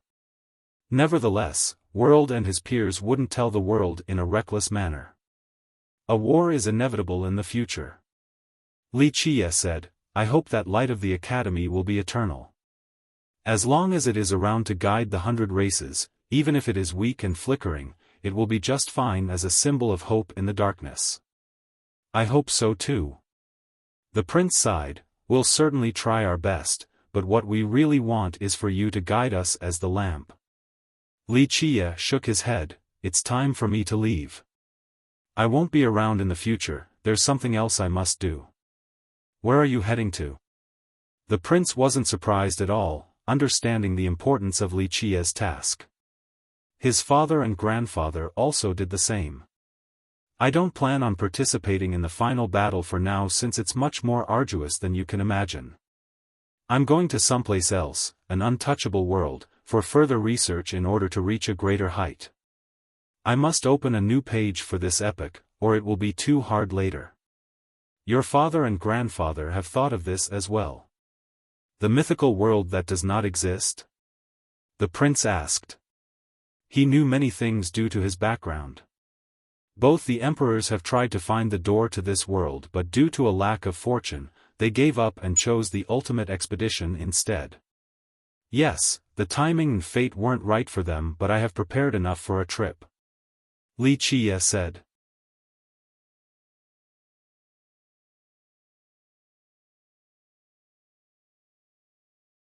Chapter 21:12, The Non-Existent World is a Thing?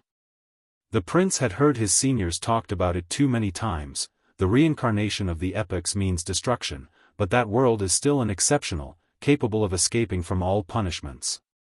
He was not certain at all and would question these speculations if they didn't come from his reliable loved ones. The world wasn't aware of how long an epoch was, same with weaker emperors.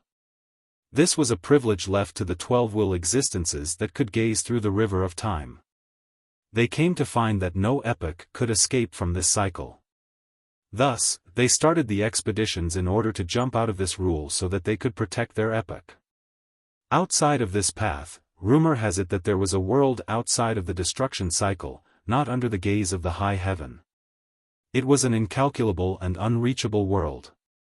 No one knew how it was formed or what was there, hence the name, the world that does not exist or non-existent world. Of course, the 12 will emperors could only have a slight idea, unable to actually visit there. Fei and Deep South were certainly at the very top of the ladder in the 13 continents. Their mighty power still wasn't enough. Only lords of the epochs can go there. The prince was shaken, aware of the immense difficulties. The lords can't forcefully do it when the timing and luck aren't right. Wuxia shook his head while pointing at his chest. Sufficient power, luck, and a Tao heart are essential for this journey. He paused for a bit before continuing. Because of this, very few have made it here, and I don't think anyone had done it in our epoch. In my opinion, our current dark overlords can't either unless they were to have a breakthrough. But if one of them were able to take this next step, they wouldn't be hiding in the shadow right now. What kind of world is it? One with immortals? The prince couldn't imagine. Something similar to ours, not sure about immortals though. Wuxia said with a smile. The prince was very interested in this matter. His father and grandfather were the strongest, but they have never seen an immortal. Perhaps this level of being only belonged in the myths. That depends on how you define an immortal. Wuxia replied. The prince contemplated for a bit. No one has ever seen one before, so he didn't know how to properly define one either, despite his great knowledge. Your Excellency, what is your definition? The prince looked at Wuxia. Wuxia chuckled and said, my definition would be, indestructibility and eternal life, without resorting to external items. That's an immortal. Anything else, regardless of how close, would only be a pseudo-immortal. Without using external items, the prince took a deep breath. No one in this world could accomplish this task, at least not in his mind. Wuxia couldn't do it either. His dark crow form satisfied the first two requirements but not the third, since it needed the longevity grass. His current self couldn't do so either. He hid his souls already, but he would still die eventually. There were other powers available that could end him as well. An immortal should be unkillable by anything and have eternal life. Then I don't think one exists. The prince smiled wryly after hearing this definition. Wuxia chuckled, indeed, but nothing is certain. Perhaps there are pseudo-immortals outside of our world. Pseudo-immortal, the prince's eyes flashed. It just depends on the individual's definition. What's an immortal in your eyes might only be a pseudo in mine. But either way, our world definitely doesn't have a pseudo or a real one. Wuxia said with a smile. The prince sighed after hearing this. His father had indeed said that there was no immortal in their world. Then you are going to the non-existent world because, the prince deduced. Wuxia was amused. You think I'm looking for the immortals? Well, not exactly wrong, because who wouldn't chase after immortality? You have been in that state before, I was simply curious. The prince coughed, feeling slightly awkward.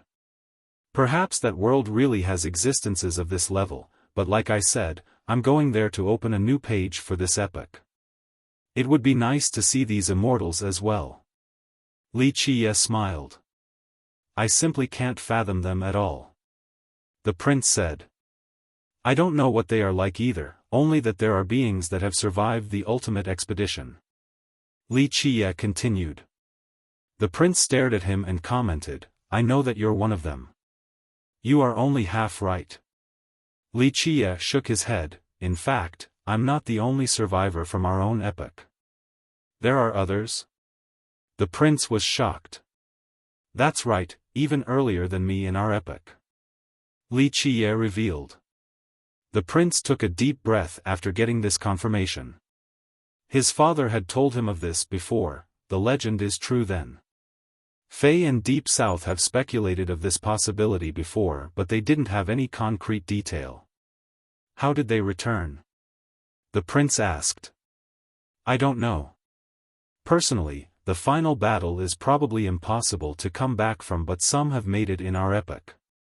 There are too many questions about the first expedition, about the participants. Perhaps they were only cannon fodders for a test. Li Qiye said with a cold smile and a profound glare. The prince started to think about the mysterious first expedition. Logically, no one should be able to return alive from one outside of an undying being like Li Qiye. Perhaps all of the survivors were from this period. He eventually sighed and said, the final battle, that's probably even harder. The prince was filled with disappointment.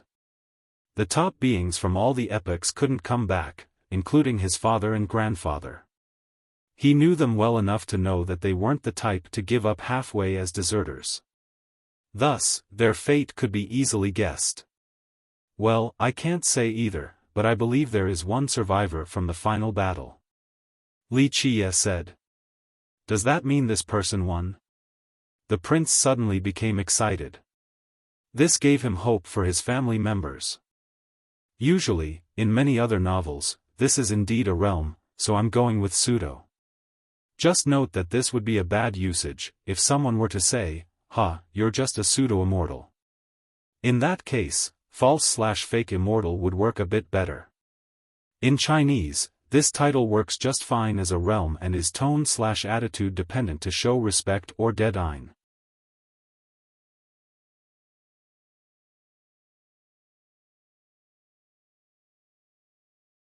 Chapter 21:13. Not only was the prince excited about the possibility of his family being alive, the fact that someone else could survive from the final battle also meant that this epoch could still be saved.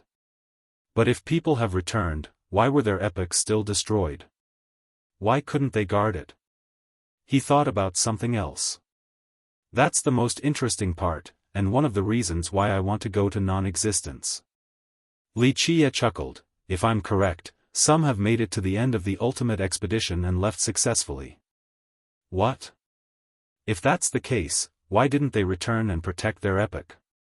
No one knows.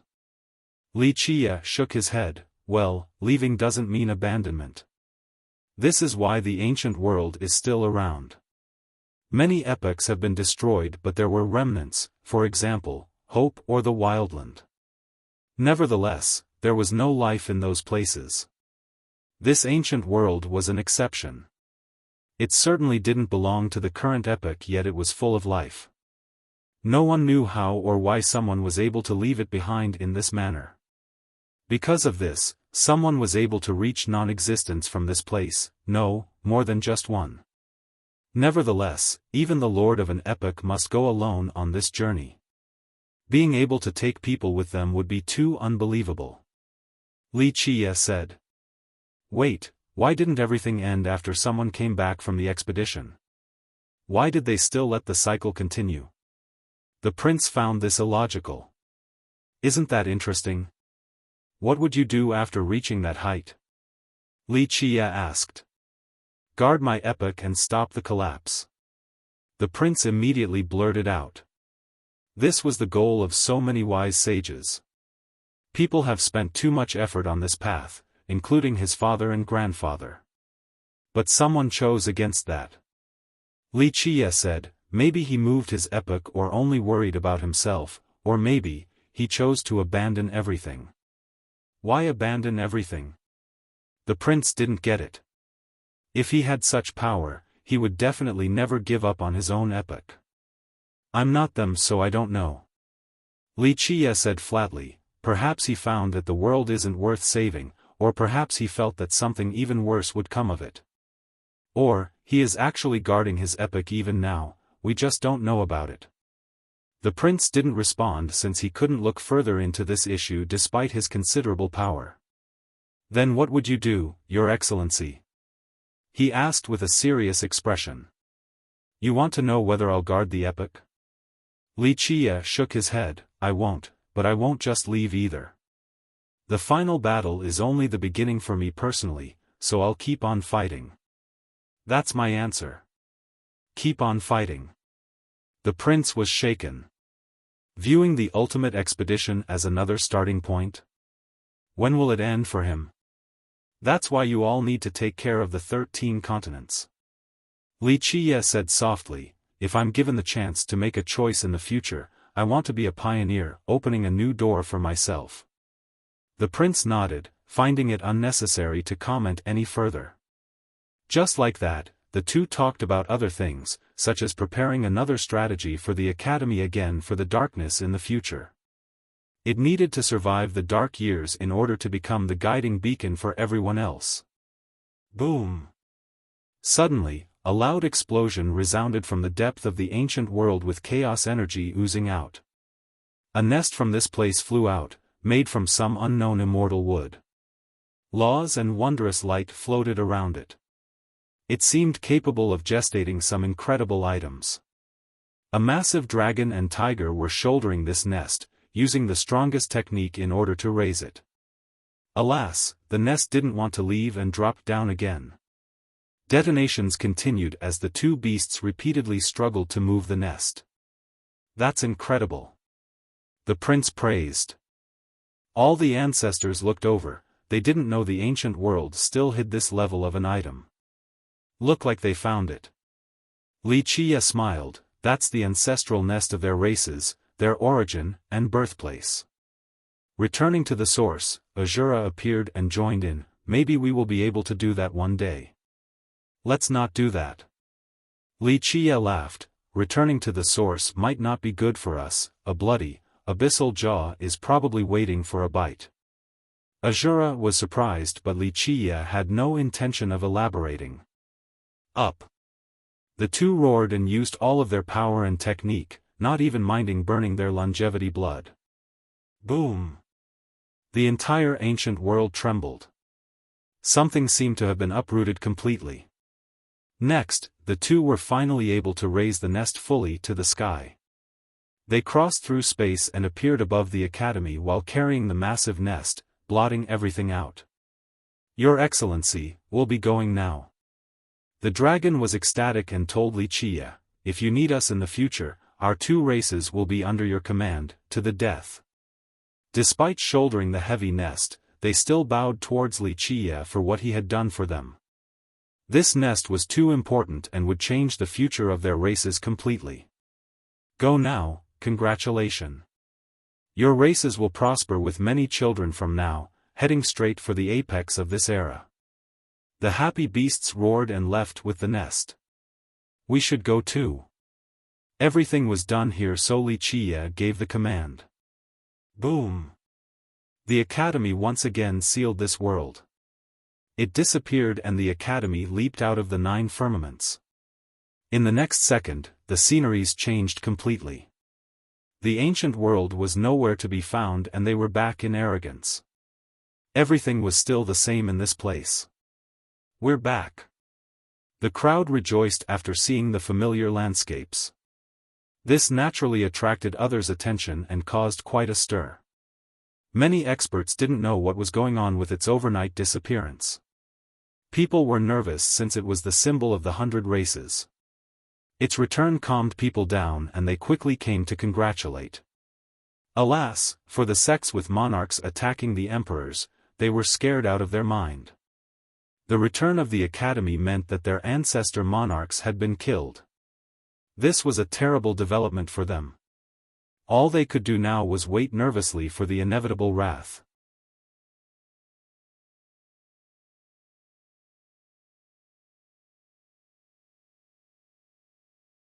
Chapter 21:14 After the return to arrogance, Li Qiye left the academy to see some old friends.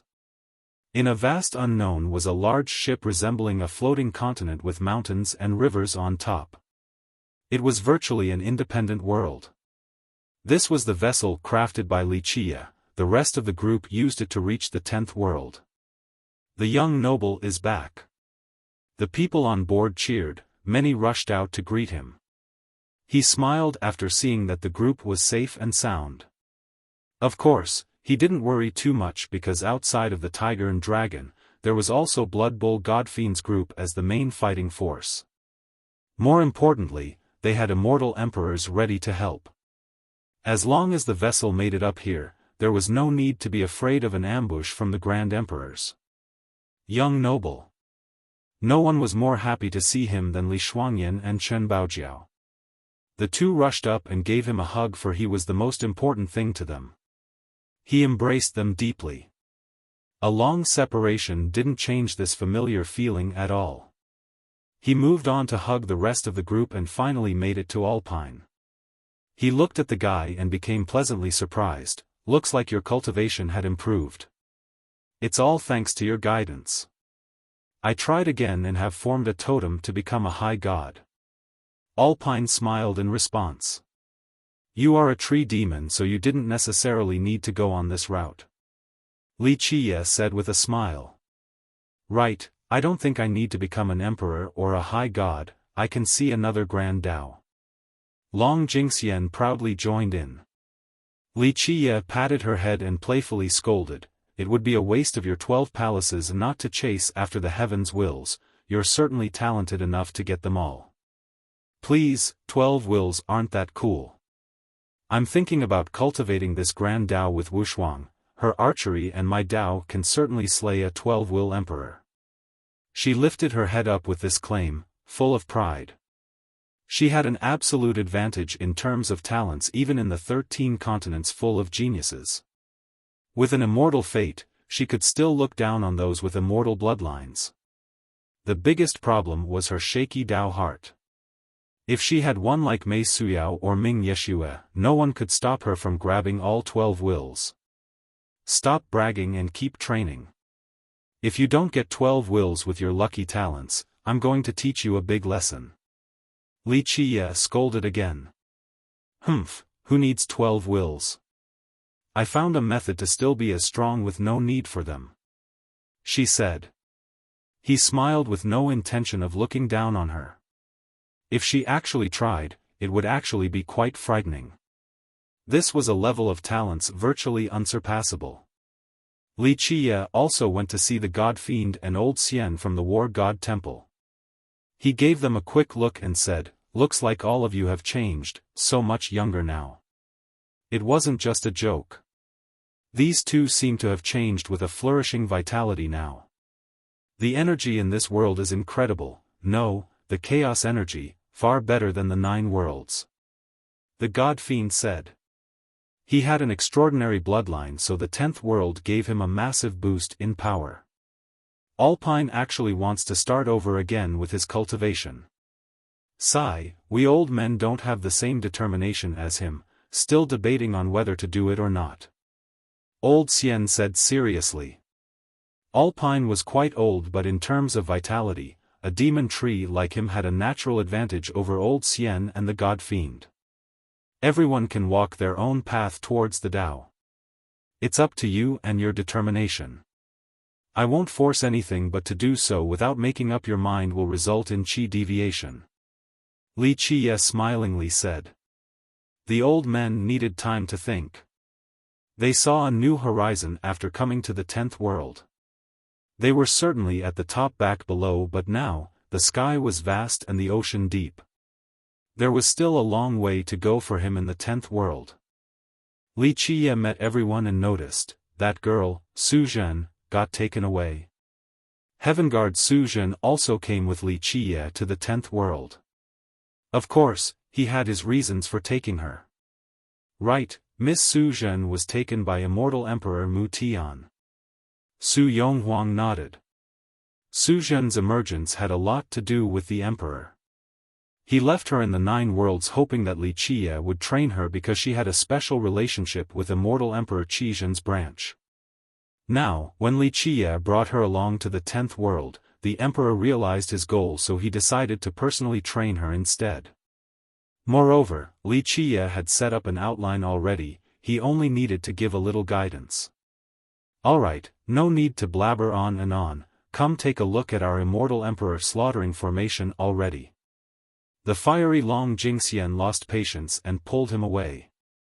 Even the cold Sima Yujian and Bai Jianjun couldn't help but smile after seeing the little girl wanting to show off the fruit of her effort.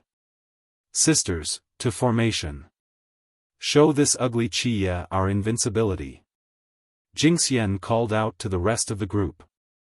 Li Shuangyan and the others were ready on the plain beneath the gigantic vessel with the strongest formation prepared, Emperor slaughtering. Buzz.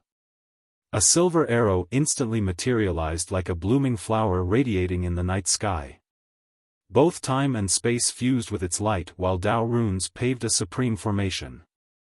The formation encompassed time and space, Grand Dao, Yin and Yang, reincarnation. It turned all of these affinities into a murderous tool. This power exceeded all domains, anyone who took a step inside would instantly be slaughtered. Buzz. Shuangyan entered the formation and began to assert control. She was the controller in charge of its variations. The girl was always in love with formations and had a deep understanding of them even before meeting Li Qie.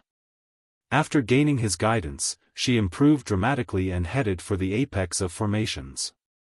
Perhaps no one in the 9 worlds could match her right now. Alas, she didn't have a stage to show off in the lower realms. Right now, the girl has finished forming this formation, allowing her to truly show off her skills. Clank. Chen Baojiao's vitality erupted like the tempest with the saber in her hand. Both her sharpness and energy poured into the formation under Shuangyan's command. She became the gate guardian, anyone who wanted to defeat this formation would need to get through her first. The two of them had impeccable teamwork without any opening and weakness.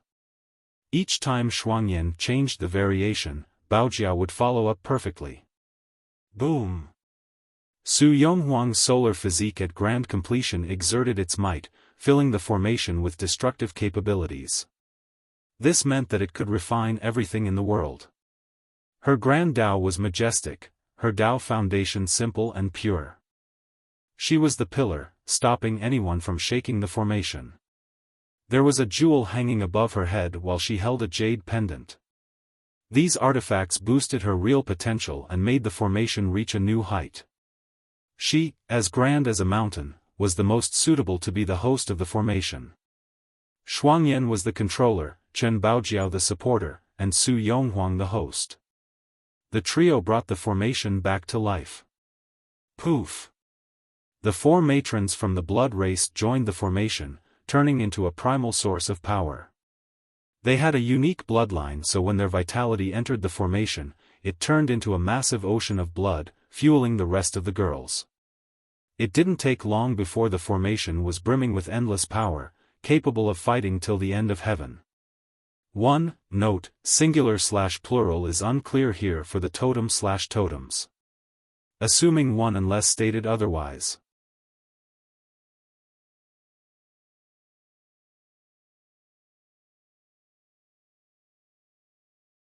Chapter 21:15. After the addition of the 4 matrons, Long Jingxian and Jian Wushuang were ready with their resplendent arrows. They weren't just about physical destructiveness, this was something that could destroy the Grand Dao as well. When these two worked together, they were able to utilize the Grand Formation to boost their archery to the limit by adding their domain with the rest. Anyone who entered this formation would fall under the onslaught of their arrows, the main fighting force of the formation. There was no escaping this prison of arrows. Clank. Zi Queening raised her immortal's blood. It intimidated the spectators with a sanguine glow, she was ready to crucify any imperial existence. At the same time, Bai Jianjun and Sima Yujian unsheathed their sword. Jianjun had a majestic sword Dao with an all-moving momentum. One slash could ravage the myriad eras with its extraordinary sharpness. This bloodthirst became the defining attitude of the formation. Yujian's Dao was different. Her sword Dao was invisible, everywhere yet nowhere, just like her own existence. The two of them were two polar opposites of the same Dao, resulting in an incredible fusion. In addition to Zi Queening, they became the offensive force of the formation, creating gales of blades and edges. Pop! Finally, Lan Yunzhu disappeared as her Dao joined the formation with pulsing radiance, something akin to the reincarnation cycle. What was the purpose of this? The girl was able to fix time, space, and Dao, any mistake or failure in the formation could be reverted. Boom! With everyone in position, the formation finally exuded its final aura of massacre. Even an emperor would need to put on a serious expression when facing this formation. "How is our formation?" Long Jingxian gloated, "It is perfect. The fruit of our arduous effort." She was rightfully pleased with herself. Due to her great talents, she contributed greatly to honing this formation. The changes didn't mean that Li Qiye's first version was weak. However, his version was suitable for just about anyone, while the latter version was better fitted for the girls, allowing them to utilize it to the fullest potential. Perfect indeed. Li Qiye carefully judged and nodded. The core is strong and able to accept even more power and members without difficulties. Most importantly, as long as the core is there, the formation won't completely collapse. The power of a formation relied on the toughness of the core, so the girls focused on this aspect. More importantly, since they practiced and refined it together, their teamwork was impeccable. "Huh, so you're saying we can kill emperors now?" She laughed and said. "If all of you become emperors or high gods, the formation will be stronger." Li Qiye chuckled. "We might not do that. Like I said, we'll open a unique path, no need for the throne," she claimed once more. Li Qiye didn't deny this because it wasn't an impossibility. Li Shuangyan commented, "If Miss Mei and Senior Magu were to join us, we'll be even more exceptional with a new variation." "That's possible." Li Qiye agreed, "It is another way to make the formation more flexible. However, all of you must take another step forward before adding the temporal affinity. The formation derived right now is very strong, but it is still far from the one controlled by immortal Emperor Zhenji back then. If you reach that level on top of having Magu and Suyao, then your formation can have unlimited variations, no one would be able to break it. Thus, your cultivation needs to be stronger as well on top of adding more positions." Li Qiye assessed the current formation and said. The current version was already immensely powerful, but he held them to an even higher standard. If Shuangyan could control a formation to the same level as immortal Emperor Zhenji, then she could be responsible for an entire domain by herself. Remember, this emperor used formations to prove his Tao and was considered the greatest formation master in the 9 worlds. "Humph, come try and see it then," Jingxian challenged. "Alright, I'll play along and train you all a bit." Li Qiye laughed and entered the formation in a domineering manner, "Defeat me and you can dominate the myriad ages." He believed that as long as these girls could take another step forward, the future would be quite promising. Boom! His vitality erupted with the 4 immortal physiques crushing everything. His heavens will floated above, granting him absolute tyranny. "Let's go." The girls felt an unprecedented urge to fight. They have polished this formation all along just to test its power today. Rumble. The earth and sky trembled with rambunctious detonations as Li Qiye took the formation on by himself. In the next several days, Li Qiye either trained the girls on the formation or taught the older men the cultivation methods of the 13 continents. They were the elites of the 9 worlds and could shoulder great responsibilities in the future, so he took the time to train them. Moreover, he meditated for better focus, waiting for the right time to climb. On one day, he suddenly opened his eyes, interrupting the meditation session. They became profound as he gazed across the world. He did a swift calculation and became surprised. "Strange, why is it so early? There's no way." He began to ponder about all types of possibilities. In the end, he ordered, "Tell South Emperor to go greet the new emperor from the 9 worlds. Also, send out an order, anyone who dares to interfere, kill without mercy." Alpine instantly went to give the message. "Another emperor is coming?" People glanced at each other after hearing this. "Time's passing so fast, another one is coming," the god fiend said with a tinge of sentiment. "No, this is very sudden." Li Qiye shook his head, "It's too early, though I came to the 10th world before the appointed time, this generation of emperor is still early. Li Qiye didn't stay in the 9 worlds, so the worldly energy returned quickly. If an emperor didn't immediately go to the 10th world, the next generation would be delayed. Remember, the 9 worlds couldn't compare to the 10th. An emperor staying would require an immense amount of energy and grand Dao power. Because of this, the recovery was slower when one was present. This wasn't the case for Li Qiye. He left right away, so the next heavens would come early. But according to his calculation, this was still too hasty.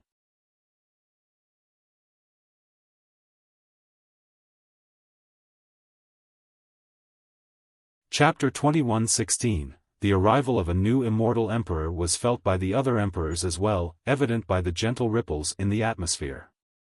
Ordinary people couldn't detect this minute change, but the emperors could sense it and tell that a new emperor was coming. They were surprised as well because this was too early, not knowing what was going on in the 9 worlds. Why did one come into being so fast, and why is this person ascending so quickly as well? They wanted to know the reasons behind this development. The emperors and monarchs began to gaze across the 13 continents. Some focused on calculating the coordinates of the ascension. The top-level ones were able to do it. However, immortal emperors were on patrol while South Emperor personally prepared for the reception. The grand emperors that have figured out the coordinates didn't dare to act recklessly. Everyone knew that South Emperor was a disciple under the Dark Crow. His reception must be representing the will of the Crow. This being was unstoppable right now and could make emperors shudder. He recently killed more than 10 emperors and made a Dark Overlord run for his life. Even World Emperor lost the previous time, anyone else that goes against him simply had a death wish. Boom! Dazzling light oozed out with laws after someone broke through the barrier. This person ascended in a domineering manner. Nevertheless, his clothes were still tattered. One could imagine how hard the trip must have been. The emperors from the 13 continents were quiet before this sight. Ever since the appearance of the Dark Crow in this generation, the situation wasn't favorable for their races. Though Dao Dragon Heaven Emperor was the first to ascend, then Jin Gu, South Emperor, got 4 primary wills next. The Grand Emperors felt pressured because this was someone who could grab 12 wills. Now, a newcomer was here from the 9 worlds. If the 3 races didn't produce several more Grand Emperors, they would completely be overshadowed by the 100 races. This was before mentioning someone as terrifying as the Dark Crow on that side. In this second, these emperors could envision a future where they were oppressed by the 100 races. Nevertheless, they didn't recognize this newcomer. South Emperor led this person to see Li Qiye. Li Qiye was surprised to see the new emperor. It was indeed an old acquaintance, or rather, an old enemy. This was a man beautiful to a devilish level, more like a supreme beauty. His white robe fluttered alongside his cold temperament, akin to an apricot flower in the midst of winter. Words couldn't describe his wondrous appearance. If he exerted his imperial pressure, it would still be imposing with a masculine air. However, he recalled his aura before Li Qiye, so if he were cross-dressing, people would mistake him for a woman. Mei Aoshue. I guess it's not too surprising for the descendant of the Jianlong to shoulder the heaven's will. Li Qiye chuckled and said after meeting him. He had met this beautiful man back in Stone Medicine. They were enemy back then. Icebound young noble, Mei Aoshue, the successor of the Jianlong, Mei Aonan's older brother. He was relatively unknown compared to the ambitious Aonan.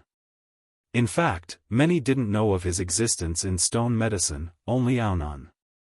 Alas, the sister didn't become an emperor, yet her reclusive brother actually became one?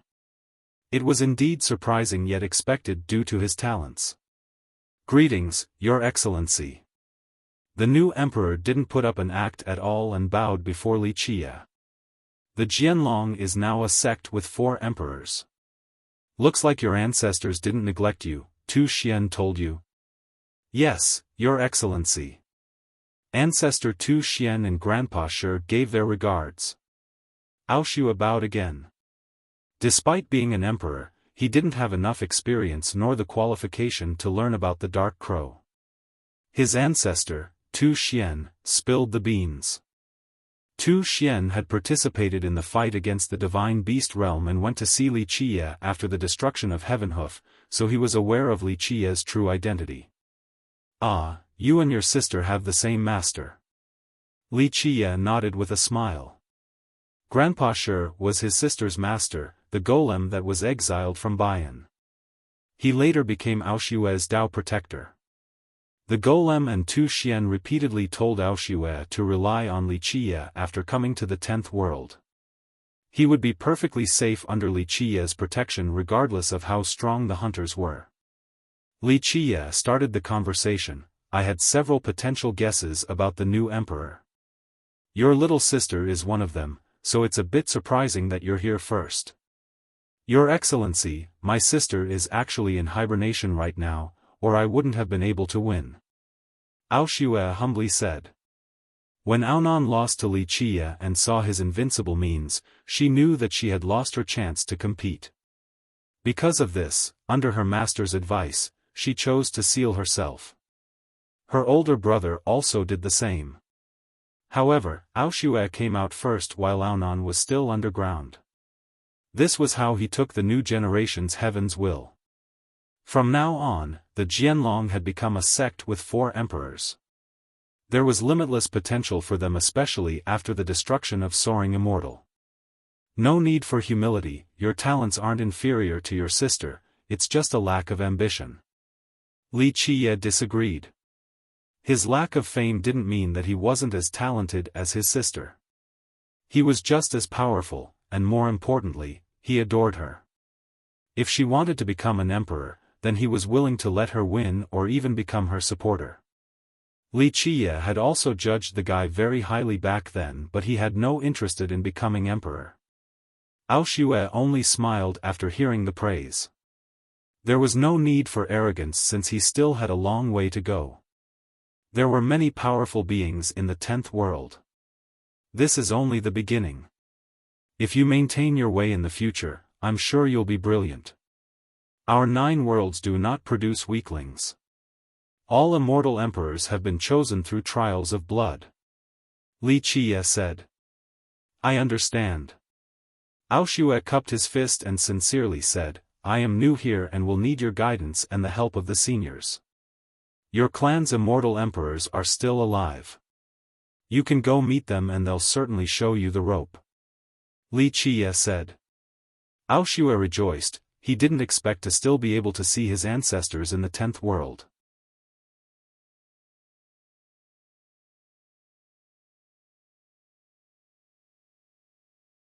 Chapter 21:17, What's happening in the 9 worlds?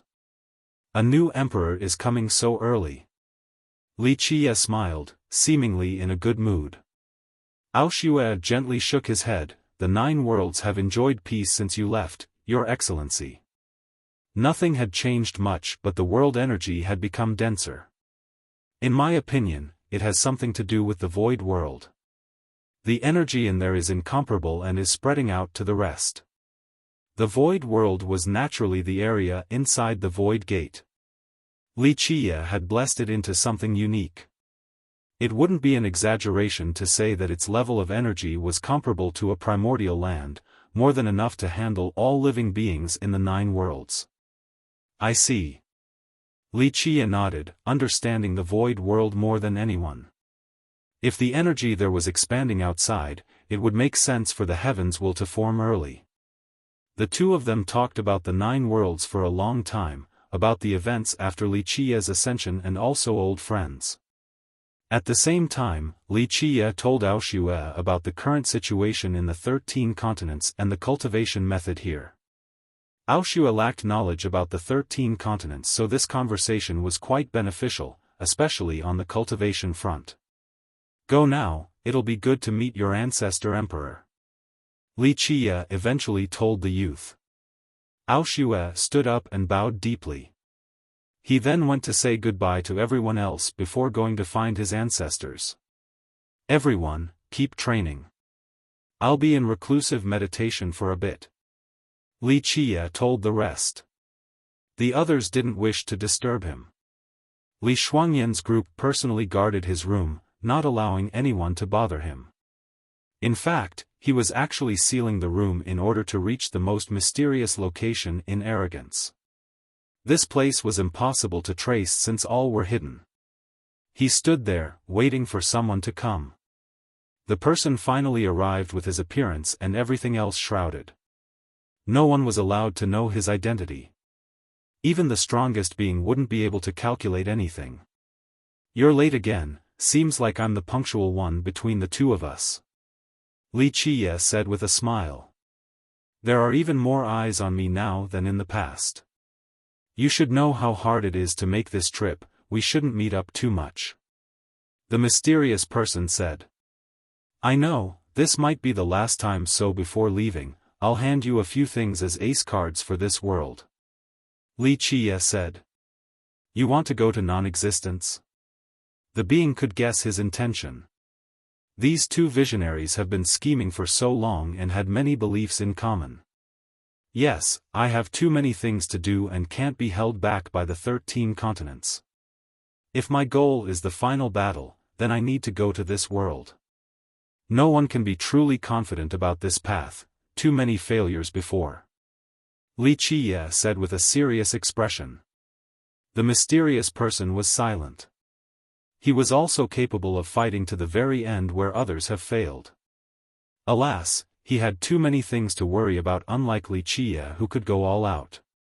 There will be no answer or an end at the final battle. No one has done it since the start of the primal chaos. The person said. I know, but I have to keep going since someone has to do it.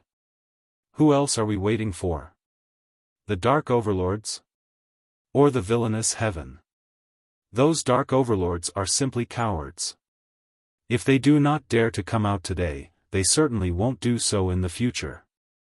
We can't rely on these men who won't guard their own epoch to come out for the final battle. They only want to live a borrowed life. Li Qie uttered coldly. True. The person sighed softly. The path ahead will be yours alone, I'm afraid no one will be able to work with you. Li Qie said, this didn't matter in the past, but now, the Dark Overlords are getting impatient. Darkness will come soon. I know.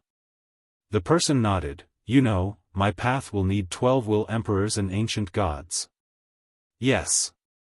Li Qie said, when necessary, mortal reversion will help you, but this will expose many things, so be careful. As for Yi, he can't do much right now since he needs isolated cultivation. Another step forward.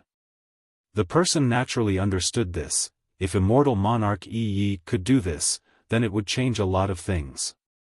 We are missing emperors who can take on these Dark Overlords by themselves. That's why he's doing it. If our 12 will emperors can't take on the overlords, the situation would be very grim. You alone won't be able to handle the darkness for long. Li Qie said. Heavens will for anima, anima to reach immortality. 12 wills are only the beginning, the path is still so long. The person said with a tinge of emotion. Anima is indeed supreme.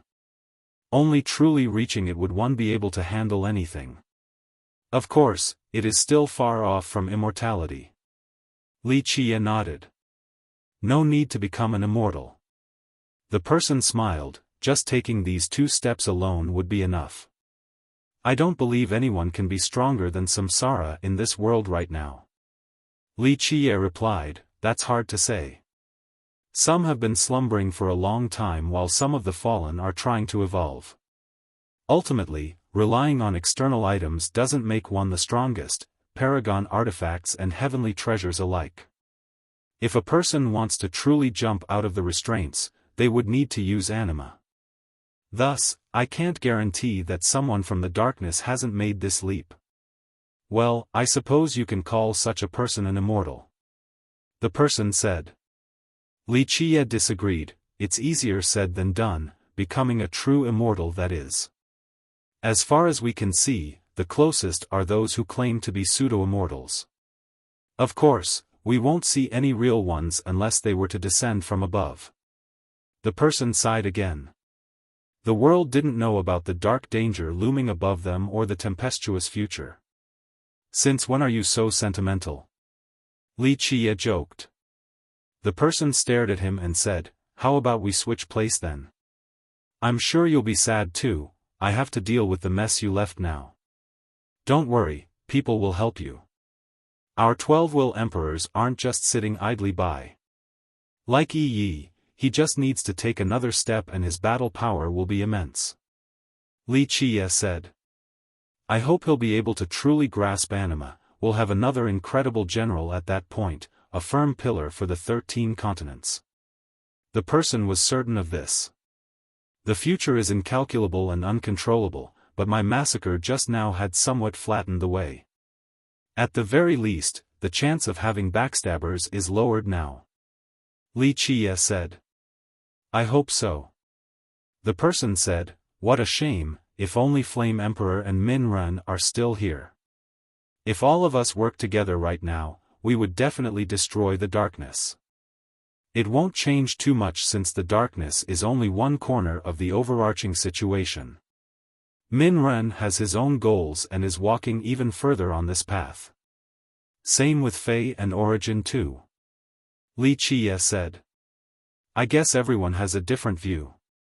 The person added. Each of these beings viewed the situation differently, so they made different choices.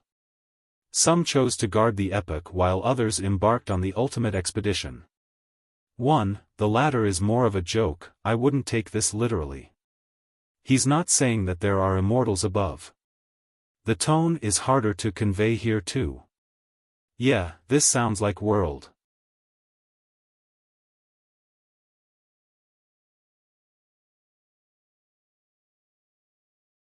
Chapter 21:18. Well, all I can say is that the situation is quite unfavorable. But don't forget, you're not alone even when I leave. You still have White Crane. White Crane Legion. The person said, "You have brought this up back then. Ah, when you created this legion, you also destroyed the list. I'm the only one who knows the members in the 13 continents." Li Qie smiled and pointed at his head. "However, you'll find out too." Li Qie paused and said, "Not only you but White Crane will also move forward. Of course, you'll naturally become its leader. But you won't give me the list." The person smiled, understanding the Dark Crow after cooperating for so long. "Right, it's not that I don't trust you, but we don't know who else could be potentially eavesdropping. You'll find out all the members eventually." Li Qie chuckled. "Then I'll look forward to it." The person didn't mind at all. Their trust was unquestionable, the guy naturally had his reasons. "They'll appear when the time is right, just remember to not carelessly trust anyone." Li Qie said. "I will." The person nodded. This legion has always been mysterious. Not to mention the 9 worlds, even few in the 13 knew about it. In fact, despite their long-running partnership, Li Qie had never revealed any member of the legion to him. "When to start an expedition?" the person eventually asked. "Eventually."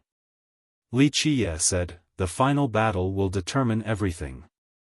A few things are unpredictable too, like the ancient Ming back then. I'm sure no one hopes for another race like that to come." The person became serious as well after hearing this name. It'll be really bad to experience another ancient Ming. Not just bad, a catastrophe. Li Qie said, "So that's why the expedition will come, just not right now. I don't want any mistake along the way. But that's not within your grasp. Even if you don't start one, others might. For example, that great Buddha." The person said. "He will do one sooner or later, maybe even before me." Li Qie nodded, "But he won't be able to do it despite his confidence. Don't forget, he had prepared for this battle for a long time now, even longer than you." The person revealed. "I know." Li Qie smiled, but longer isn't always better. Plus, he doesn't belong to our epoch, so he's at a great disadvantage from the very start. Otherwise, with his effort and accumulation, he would amount to even more. The final battle required our own epoch as the main banner riser, or it would be the reflection of the flower in the morning dew or the moon in the night water. The person contemplated for a bit and said, "If you were to win, what will you replace it with, yourself?" "You're overthinking it."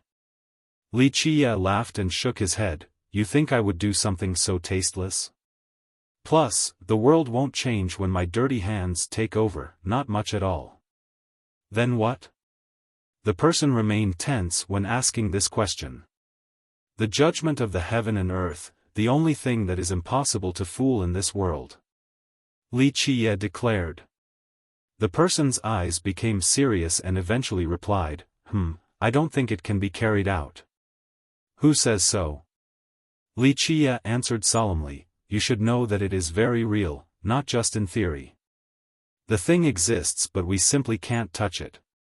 Few understood this concept for what it is, limited to using the common adage to stand for justice, more so in the mortal world. However, cultivators were gods to mortals. They didn't need to believe in a higher power. Nevertheless, this mysterious person understood the existence of this ethereal arbitrator. The exact details remained elusive because no one could truly grasp it. "I have toiled for generations, not for survival like those dark overlords and epic lords that want to protect their world. All I wish for is to fight to the end." A terrible light flashed in Li Qie's eyes.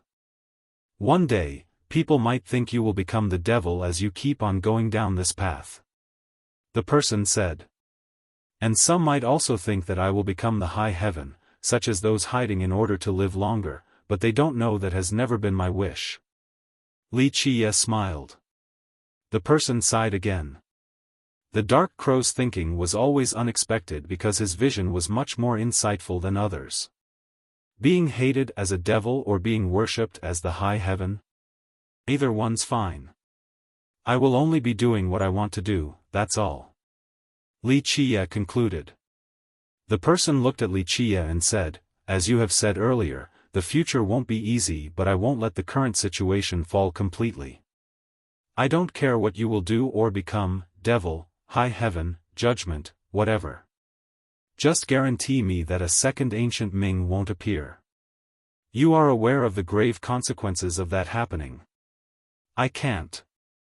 Li Qie replied, "The only thing I can guarantee you is that if a second race of that nature appears, I will be the first to cut them down, no matter where I am, alive or otherwise." "Is that enough?" The person couldn't say anything after hearing this. This guarantee from Li Qie was stronger than everything else.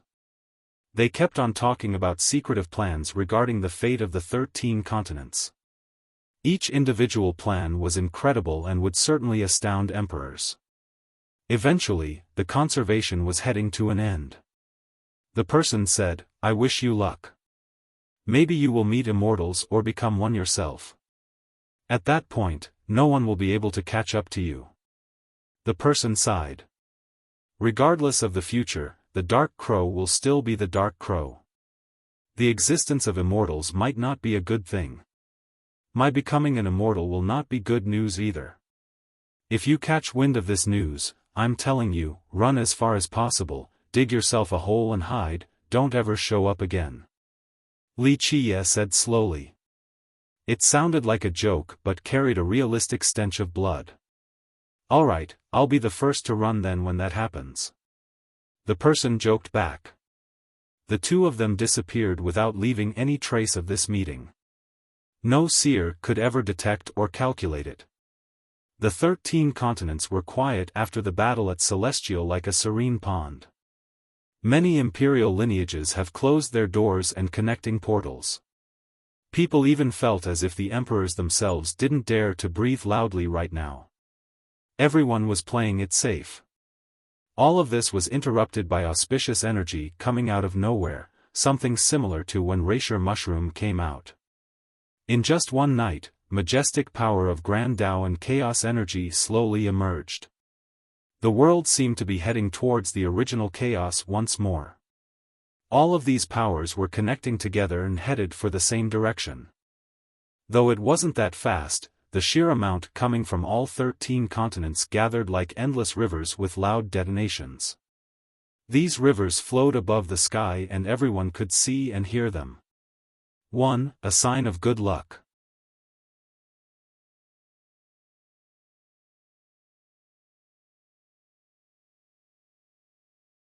Chapter 21:19. Someone wants to shoulder the heavens' wills.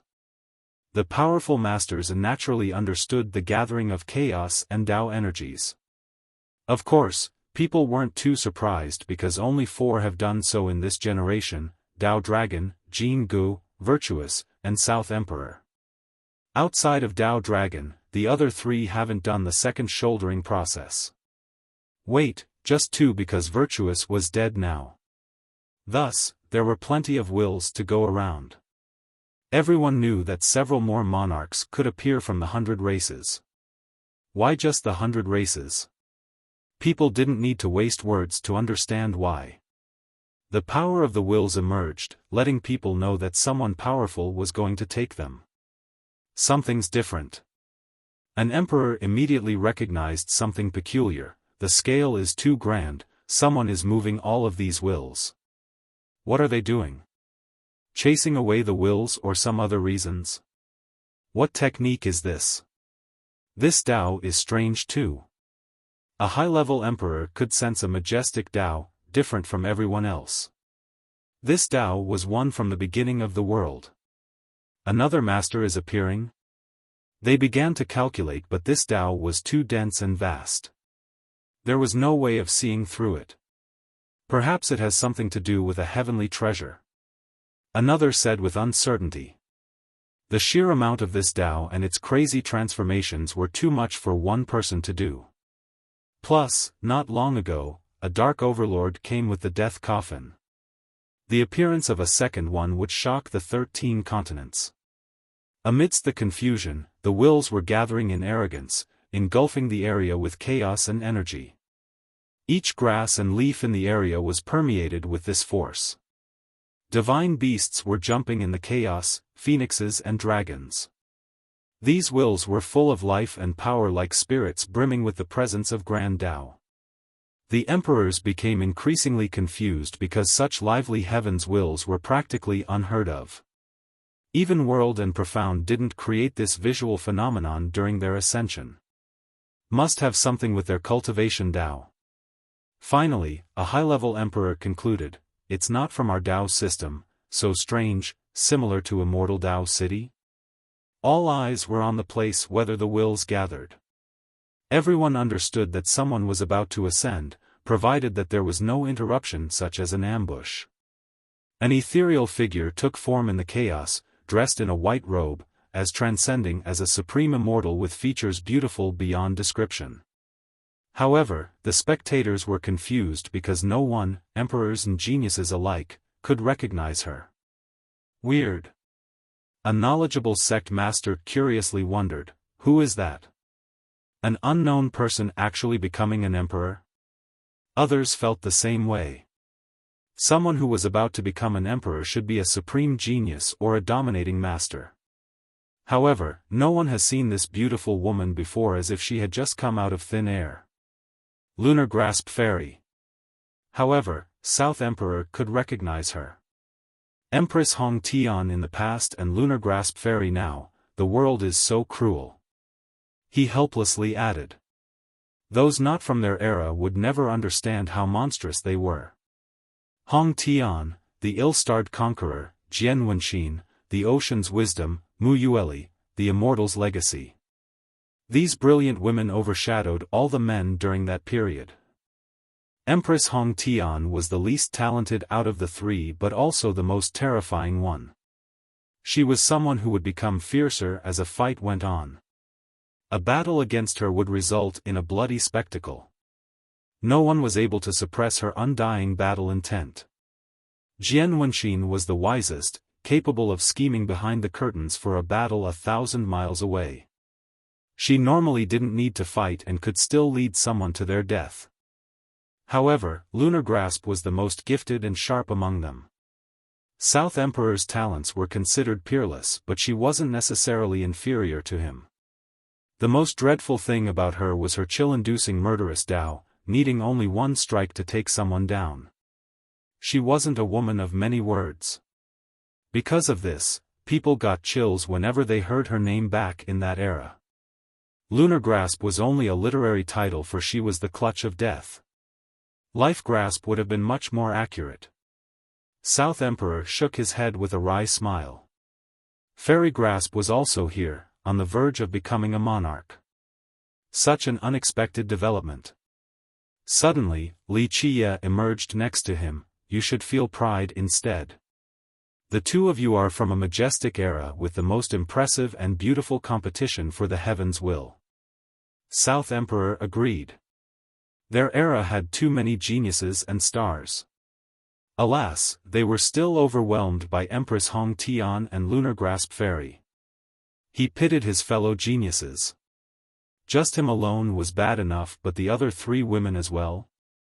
Well, that's bad luck for you, being born in that era. He said wistfully.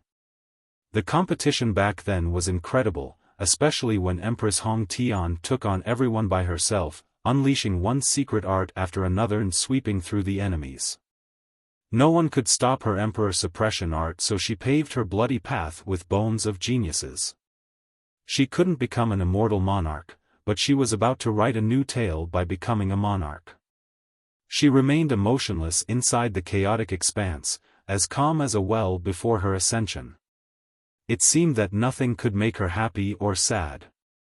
Buzz. A portal appeared not far from her. A muscular old man came out with 4 followers. Divinity pulsed around him with waves of light. He stood there, seemingly capable of ruling the 9 firmaments with the power of the gods. His followers had the same aura and could crush the stars with a single swing. Niu Ruichang. A monarch was surprised to see this old man. A few high gods felt the same way. One of them said, Bull Chief, an 11-totem high god, ancestor of Bull Mountain, why is he here with 4 other gods? Does he want to take this woman down? The sudden appearance of this group naturally scared some of the crowd. Lunar Grasp turned and coldly stared at the uninvited guests. Ma'am, we come bearing no ill wills, as long as you tell us where your grand Tao is from. Bull Chief said. And if I don't? She said in a cheerless manner. Then we must take action and force you to hand over your Tao origin. The high god's expression darkened. People began to wonder why a high god like him would care about the Tao lineage of a nameless junior.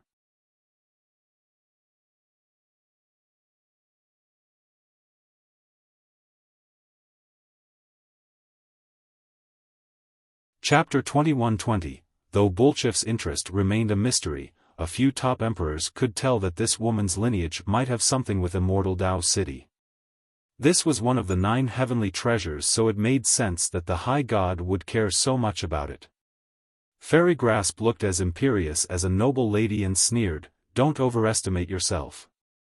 The disdainful comment made it seem as if nothing in this world could enter her sight, not even an 11-totem high god. People took a deep breath after hearing this. This nameless woman was quite ferocious and arrogant. Bull Chief was a big shot in all of 13 continents and could be at the top of the experts list. Moreover, the 4 gods behind him were powerful as well. This woman has yet to shoulder the heavens will but was already so haughty. The truth was that even after ascension, a monarch was still much weaker than a high god of this level. Isn't she too much, talking like that to Bull Chief? Someone murmured. A high god couldn't help but comment, he's a leader among the high gods, low-level emperors can't speak in this manner towards him. South Emperor was amused yet pained by the situation. This woman was the same after all of these years. He looked over at Wuxia and thought that it made sense that she was so arrogant, being pampered by the Dark Crow. His followers usually had this style to them. Bull Chief was naturally displeased to hear this. He was famous alongside 9-sword high god in arrogance, respected by everyone. Some low-level emperors even referred to themselves as juniors when speaking to him, let alone this nameless junior. He sternly scolded, "Little miss, you are very capable with a pride-worthy grand Tao, but there are plenty of hidden masters and invincible experts in this world. The path is long, and so is yours. Not to mention that you're yet to be a monarch. When you become one, know that there is always a higher mountain." She waved her sleeve and interrupted the high god's advice as a senior. So what? The five gods' expression turned ugly due to her domineering attitude. Even ordinary people wouldn't stand for this, let alone big shots like them. "Junior, you're too arrogant. Do you know who you're speaking to? You'll be afraid after learning who we are." Someone behind Bull Chief said. "Don't know, don't care. Just some random dogs, no need to learn," she said flatly. This high god almost vomited blood from anger as his face turned red and hot by the verbal slap. "Wait, these words sound familiar," a top-level emperor murmured to himself. This contemptuous attitude and domineering tone seemed to have been used before. The majority of cultivator here was astounded. They wondered about her identity and background. Was it enough to justify her arrogance? Ignorance can breed bravery. A high god said with a tinge of emotion, "Maybe she has just debuted recently and doesn't know who Bull Chief is. She'll regret her attitude soon enough after finding out how terrible he is." Bull Chief took a deep breath to quell his fury and uttered coldly, "Little miss, because you're a human too, I won't stop you from becoming a monarch. Nevertheless, I need to teach your uneducated and rude self a lesson. Since you're so confident, I'm sure your Tao protectors are amazing. Tell them to come out so I can ask them what kind of manners they have been teaching you."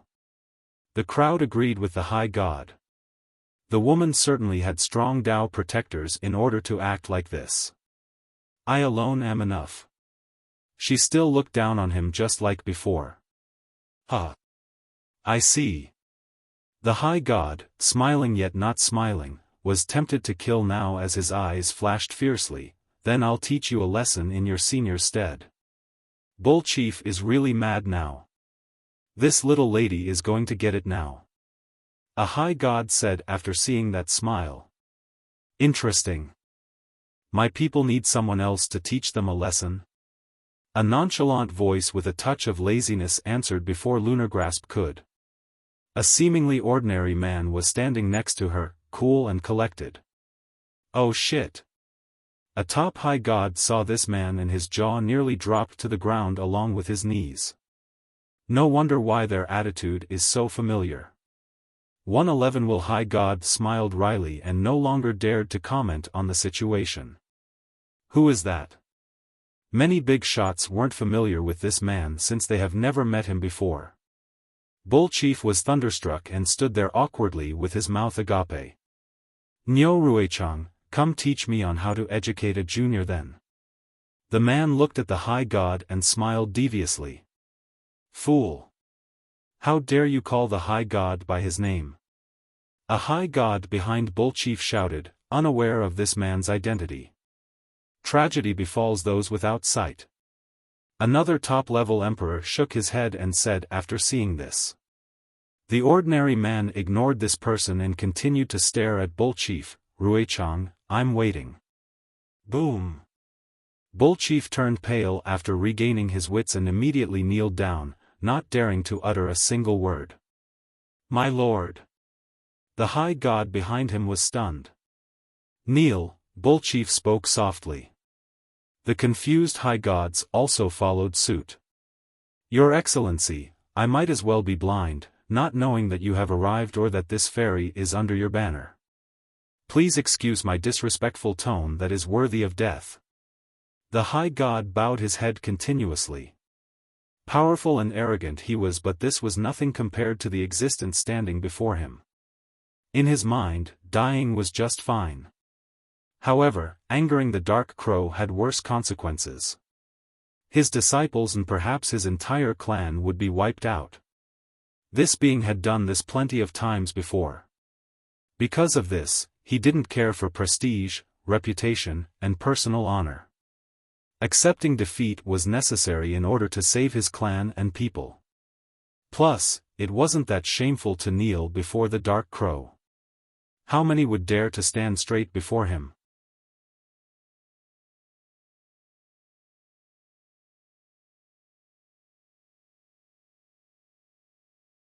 Chapter 21-21. The sect masters and ancestors nearby were speechless. They couldn't imagine what could scare an 11-totem high god act like this. "I'm still waiting," Wuxia said with a smile. "Please punish me for being blind, Your Excellency." Bull Chief didn't try argue in favor of himself, only hoping that Wuxia would spare his sect and race.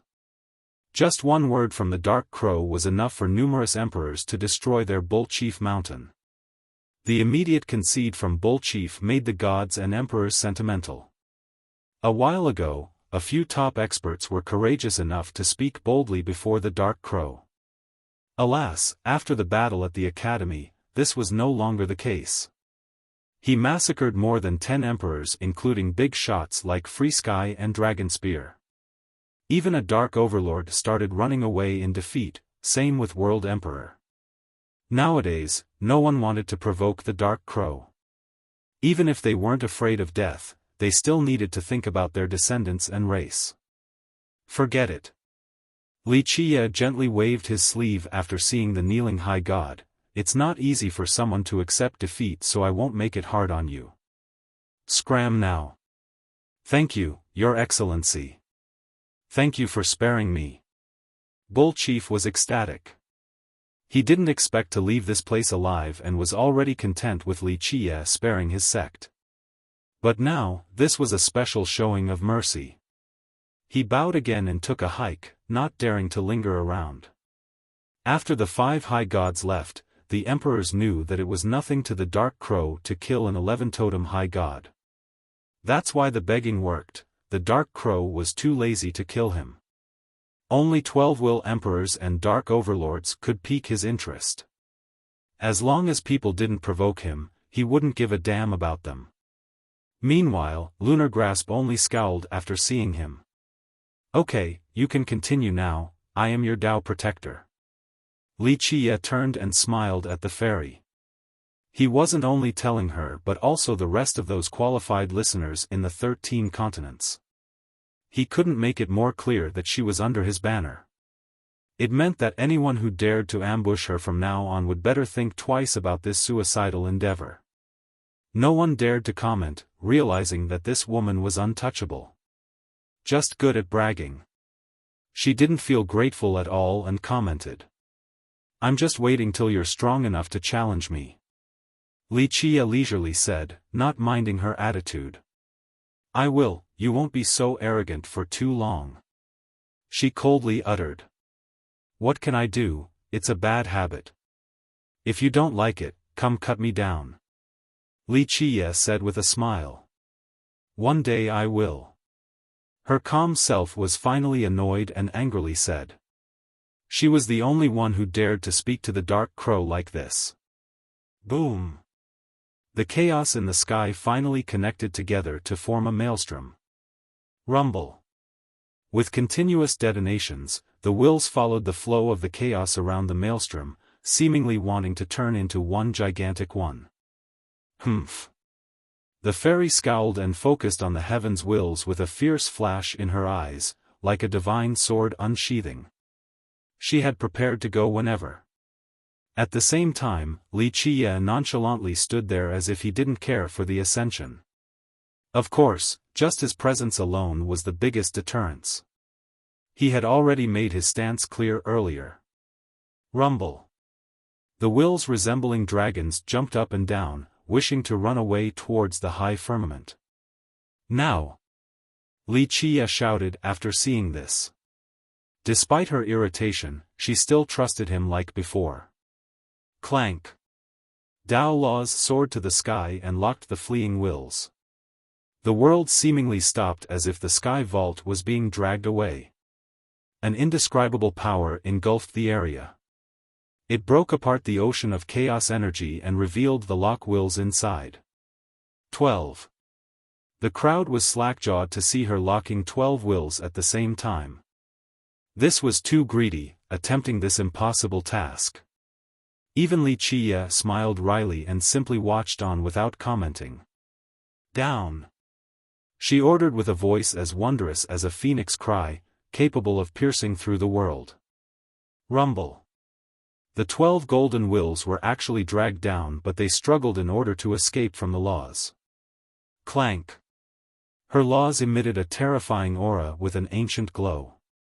They didn't seem to belong to this particular era. Each was filled with primal chaos energy, as if they were stored away for a long time and finally got out right now. They became thicker and maintained a firm grip on the wills. There was no escaping. She roared and pulled down, causing the space around her to crumble. She mustered all of her strength and was extremely tense, not giving up while utilizing her Tao to obtain those wills. Does she want all of them at the same time? Someone murmured while watching this insane scene. She can't do it. An immortal monarch replied.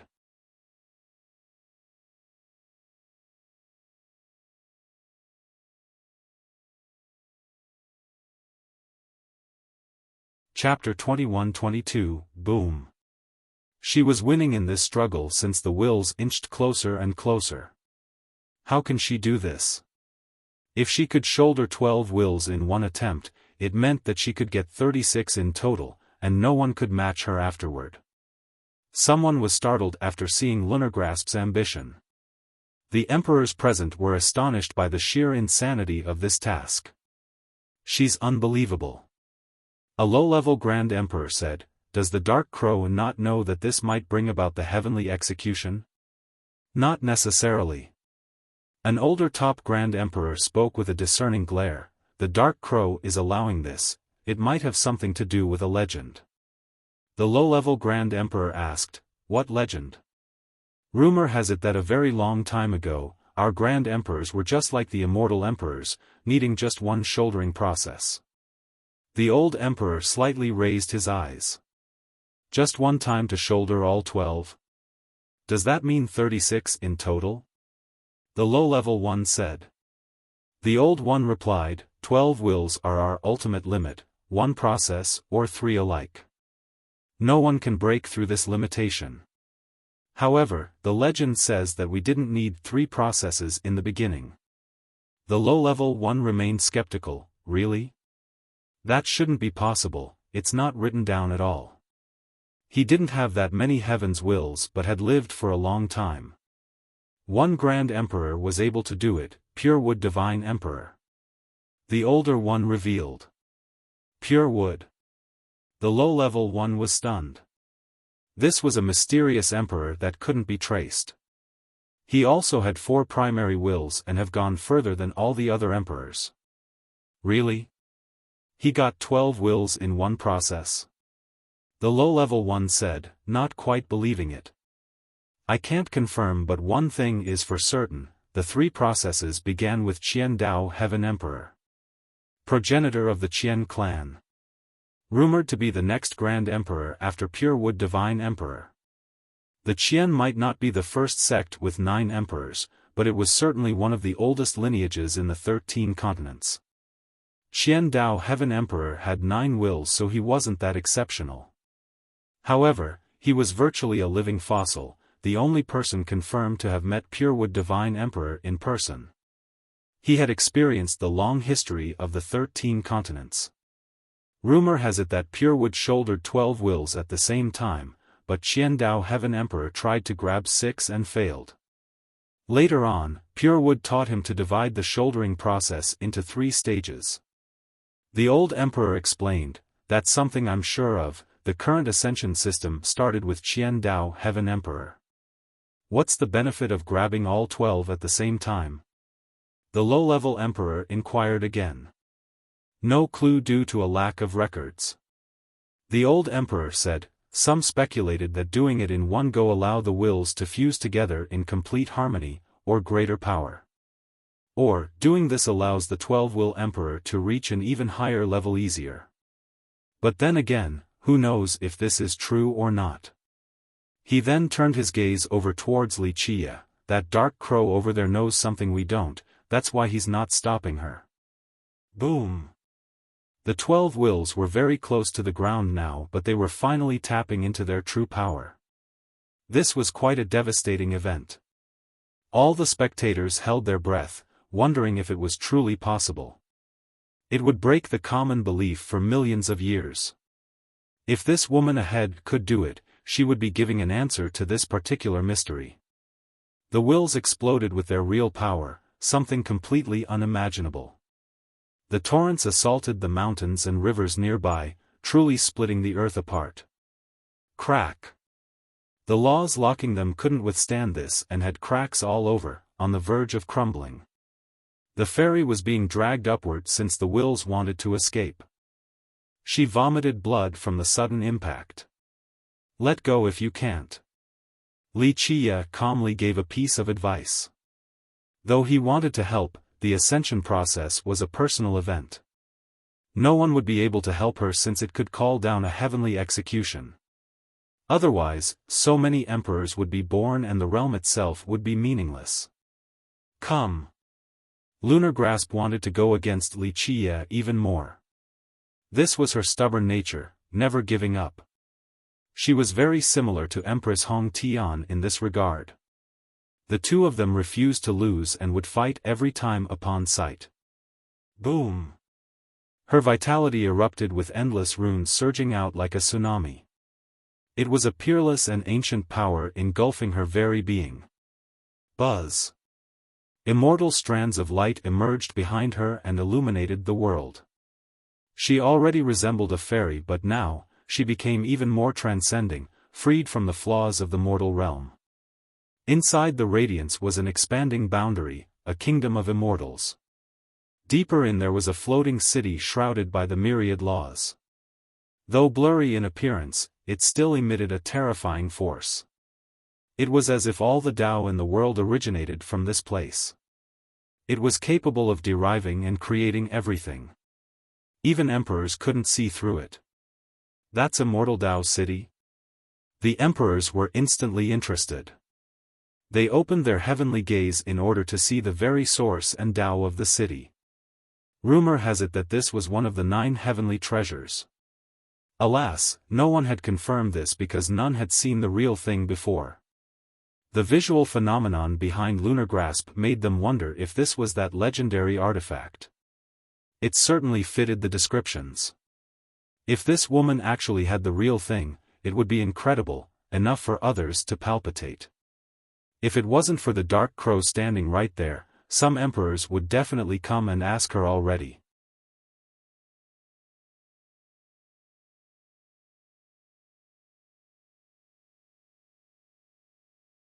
Chapter 21-23, Immortal Tao City was full of mysteries. Some said that it was the origin of all the laws in the world. Others believed that it could create any merit law. Possessing it meant that merit laws and techniques were no longer a secret because one would be able to create any of them. Even the Tao runes of a high heaven scroll could be derived. Of course, these were still legends since it had no known owner. At this moment, all eyes were on this city behind the fairy in order to learn the real secrets. Alas, the city was hidden completely. Even the strongest could only see tiny aspects. Everyone understood why the Dark Crow was here now. If it wasn't for him, some emperors would have taken action. The city was too tempting, no one was an exception. Wuxia calmly watched the whole scene, not surprised to see the city behind her because no one knew more than him about this secret. Of course, this wasn't the real city. If she actually had it, she would have become an immortal emperor long ago. Nevertheless, the city behind her was indeed related to this particular artifact. The primal power from her empowered the 12 laws. They became much more terrifying and amplified the pulling force. Rumble. The stars lost their color and the myriad things lost their light. The world fell into darkness as Lunar Grasp devoured all of its power. The 12 wills lost ground to her domineering style. Maybe it is possible if you have the Immortal Tao City.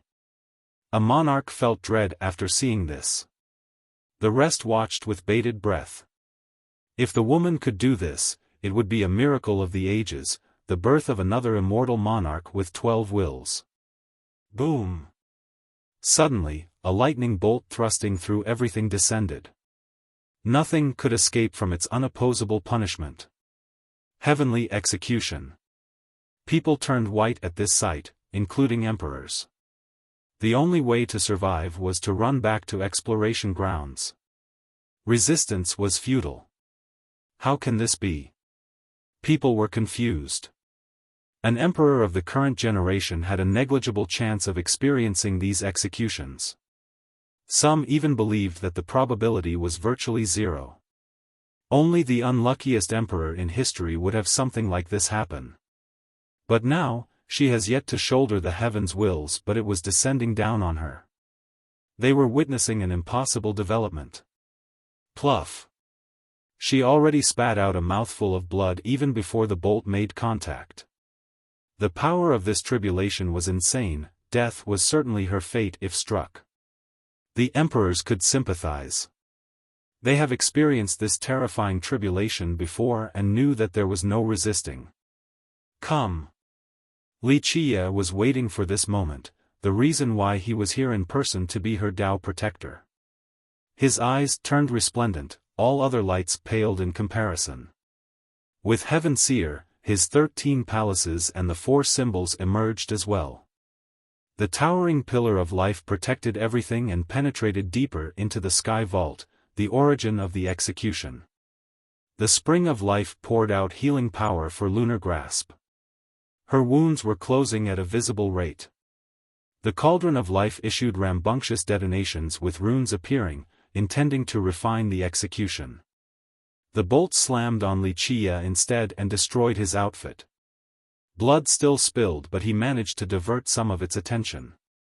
Lunar Grasp moved next to him for protection while the water of life was curing her wound. Normally, a wound inflicted by the execution would leave behind a permanent wound, but the water could alleviate this. Crackle! Wuxia withstood the bolt, then threw it at the sky straight for Celestial. The ones at the academy were horrified to see the execution and thought that it wanted to destroy the school. Boom! Wuxia aimed it at the small mountain in study room. In fact, it has been assaulted by lightning bolts the entire time. More runes were lighting up. The additional bolts slammed into the cliff and joined with the existing one, amplifying the force. Rumble! The entire place was being split apart. What the hell are those rocks? People were confused to see the area withstanding the bolts the entire time. On the other side, Lunar Grasp finally took the wills down. She instantly opened her palaces in order to shoulder the wills. The emperors were nervous since they were on the verge of witnessing a miracle, 12 wills in one go. Boom! However, one of the wills exerted an unstoppable power. The law restricting it shattered, so it was able to jump and disappeared into the sky. Rumble! Nevertheless, Lunar Grasp was still able to take in 11 wills into her palaces. Buzz! The chaos disappeared and she had an imperial radiance illuminating the entire world to her now. The aura of a monarch ravaged arrogance and the 13 continents like a tsunami. When she opened her eyes, she could create a world inside and devour the stars. She was the sole ruler of this new creation. Your Majesty! The cultivators nearby prostrated on the ground to show their respect. Other emperors were in awe of her ascension. The ordinary people couldn't watch the sight from 10 million miles away, but they had to kneel before her imperial aura. One shouldering process for 11 wills is a miracle. A monarch murmured. This miracle can't be duplicated. It's still best to do it 3 times. A grand emperor spoke with certainty. People understood why the emperors needed 3 ascensions. Doing it in one go would incite the wrath of the heaven. It didn't matter if profound divine emperor created it or not. The 3-step method became necessary, a blessing for the rest. Plus, Lunar Grasp Fairy had both the power of the immortal Tao City and the protection of the Dark Crow. Otherwise, she would have died under the execution. Thus, this achievement was also partly due to the Dark Crow's protection. She couldn't do it by herself.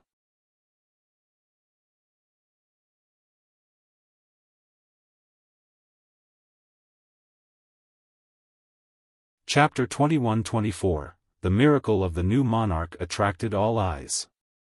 The emperors didn't know how to feel right now. Grabbing 11 wills with one go? They have never seen such a thing before. Wuxia smiled after seeing this. Even from a neutral standpoint, Lunar Grasp was eligible to become an immortal emperor back in the 9 worlds already. In terms of talents and power, she was capable of going head-to-head against Empress Hong Tian. She was indeed the biggest rival of the Empress during that competition. Unfortunately, the Empress was unyielding and never afraid of losing. She would always rise again and eventually took the throne. This ascension right now made up for Lunargrasp's loss back then. Wuxia also made it up to her by being her Tao protector right now. She deserved all of this. Forcefully taking them might not work, any mistake would leave behind long-lasting flaws. Wuxia looked at her and said. In fact, she could have done 3 processes and still had a big chance of becoming a 12-will monarch. If Wuxia was there all 3 times, it would be guaranteed. Alas, she was always this stubborn. South Emperor did it one step ahead and took the 4 primary wills, so she wanted to take all 12 for better harmonization. This would allow her to go further and reach a greater height. This attitude almost left her an indelible wound from the execution. Ultimately, she was still going to be a 12-will monarch after grabbing 11 right now. None of your business. The fairy coldly glared at him. Alas, this coldness had its own kind of charm. It only lasted a split second, yet words couldn't describe its allure. Wuxia smiled and said, if something were to happen to you, that would be one less person wanting to kill me. Being too invincible is quite a lonely life, having people who want to take me down makes it more exciting and hopeful. So shameless. The fairy said. Her coldness was dwindling down a bit compared to before. That's nothing new. You already know that I'm shameless, but being shameless is a type of art too. Wuxia retorted with a free and comfortable smile as if he was basking in the spring sun. Wait till I have 12 wills, I'll take you down then. She glared at him with a touch of coquettishness. I'll be waiting. He said, but it's such a mood killer to talk about killing each other. We're still old friends, I have some nice immortal tea leaves and good water for brewing. How about a nice talk? You wish. Lunar Grasp didn't like wasting her precious words. Nevertheless, even her harsh comment sounded so pleasant and warm to the heart. Of course, this particular tone was for Wuxia's enjoyment alone. She gave him one last glare before drifting towards the horizon. He smiled while watching her depart without holding her back. A talk would come when the time was right, he was patient enough to wait. He then shifted his attention towards the execution, hitting the cliff back at study room before leaving as well. Will 2 12-will emperors come out in this generation? A monarch wondered with a serious expression. South Emperor had shouldered 4 primary wills, so he was highly regarded by his peers. If he continued to work hard, the chance of him grabbing 12 wills was very high. Of course, this was predicated on nothing unexpected happening. And now, this Lunar Grasp fairy came out of nowhere and took 11 wills. Though she couldn't obtain the last one, she still had 2 more attempts to finish the task. The probability of success couldn't be higher. It meant that 2 top emperors could emerge for the 100 races. This potential future left the Grand Emperors breathless. If it came to that point, the 100 races would become too strong since they had immortal monarch Yi as well. Nevertheless, her miracle broadened everyone's horizon, opening a new door. Looks like the legend is true, profound divine emperor could have grabbed 12 wills in one go. The old Grand Emperor concluded. Lunar grasps showing today made people rethink the common belief of three-will shouldering processes. No one knew who created this method, perhaps Purewood Divine Emperor. This started with Qian Dao Heaven Emperor. If one could separate the execution from the potential emperor, then they could indeed grab more than 4 wills in each process. This would give future experts a better chance at becoming a 12-will emperor. The emperors here were all contemplating about this possibility. However, there were 2 difficulties. First, the genius must be at Lunar Grasp's level or they wouldn't be able to grab so many wills at once. Perhaps someone as supreme as World Emperor during his youth would be capable of doing so as well. Anyone less talented couldn't replicate this task. Secondly, they needed someone to divert the tribulation, up to 3 times potentially. Thus, the problem is finding someone who could withstand the execution. No emperor wanted to try it for their juniors because death was the most probable outcome. This took them back to the starting point. They understood that there was no replicating this miracle since there was not another Dark Crow in the world. The older emperors thought that Purewood Divine Emperor came up with this 3 processes method in order to give future generations a bigger chance, reducing the difficulties of reaching the throne. It's only in theory now. A high-level monarch smiled wryly, knowing that the Dark Crow was the only one who could do this. Maybe Purewood Divine Emperor can do it as well. A Grand Emperor said hopefully, believing that Purewood was on the same level as the Dark Crow, capable of creating this miracle. Alas, this emperor was too mysterious and elusive. Few had actually met him, so even if he was capable of doing this, they couldn't find him anyway.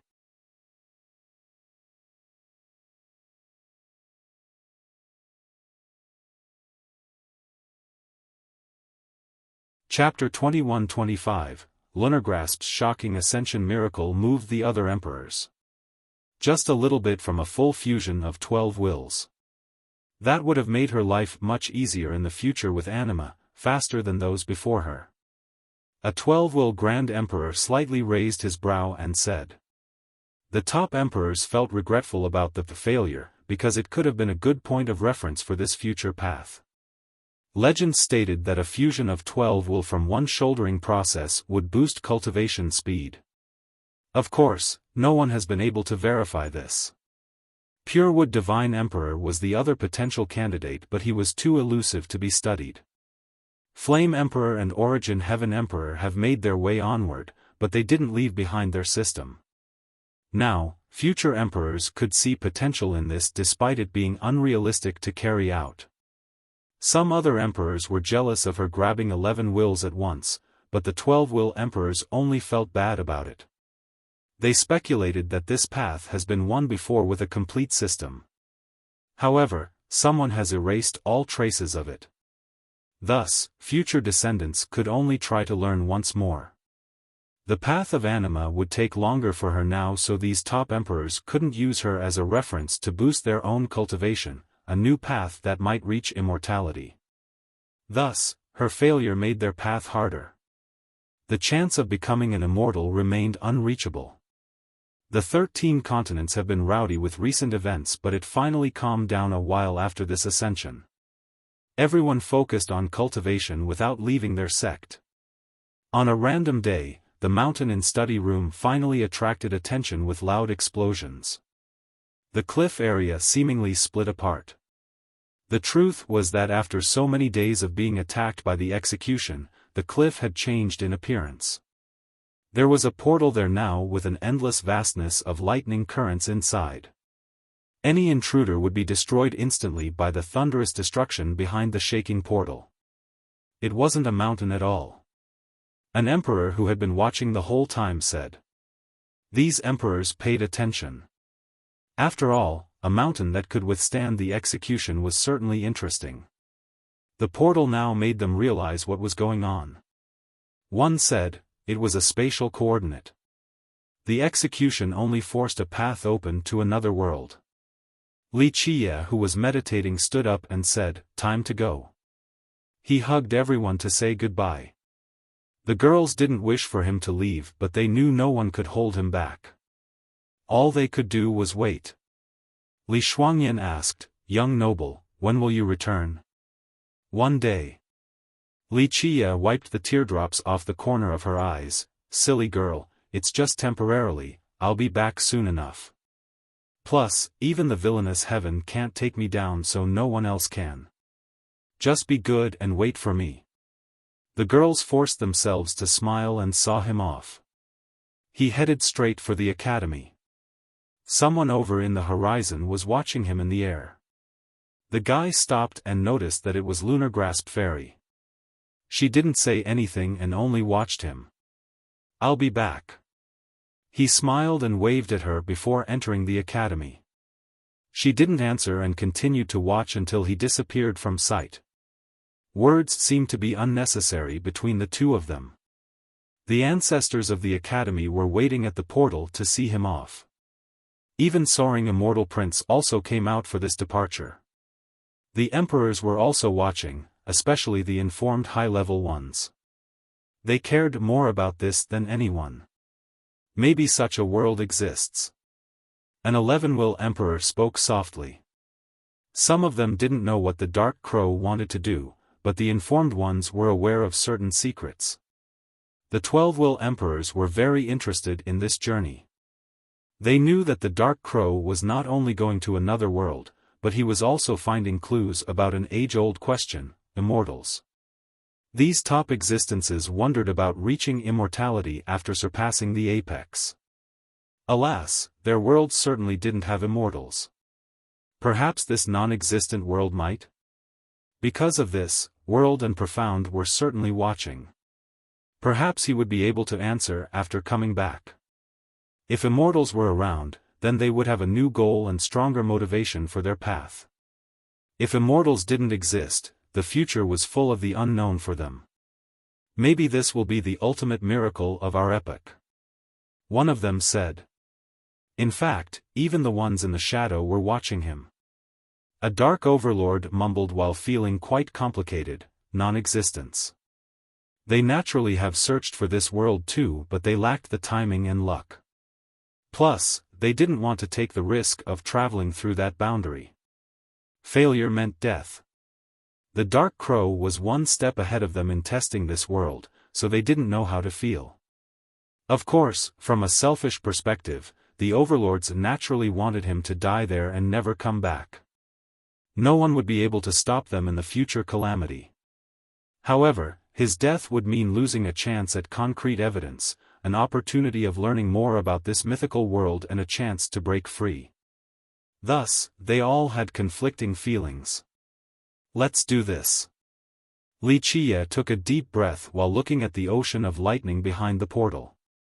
Take care, Your Excellency. I pray for your early return. The prince said, the 13 continents need you, the future requires you to pave the way. I will return. Li Qia smiled and nodded at the group. Boom! His vitality erupted as he prepared himself. All eyes were on him with bated breath, emperors, monarchs, and dark overlords alike. Li Qia looked back at the world and said, "Goodbye for now." With that, he decisively entered the portal and was swiftly met with an ocean of execution bolts, intending on drowning him.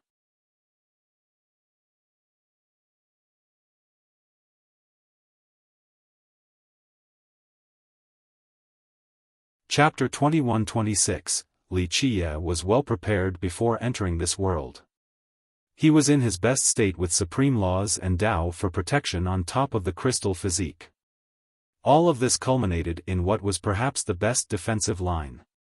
Crack! The ocean of execution smashed straight into him and the crystal physique instantly shattered. Many emperors took a deep breath. They understood how strong this physique was, but the ocean instantly took it down. This was perhaps several hundred or even tens of thousand times stronger than the execution experienced by the emperors. They would instantly be turned to ashes in this particular space. Pluff! Blood gushed out of his body since the executions penetrated his body just like arrows and turned him into a sieve. Their power was beyond description. Few beings were stronger than Li Qiye right now, but under his full defensive state, the execution still made short work of him. Dark overlords narrowed their eyes. If they had the fortune of stepping into this world, would they be able to survive this execution until they make it to the non-existent world?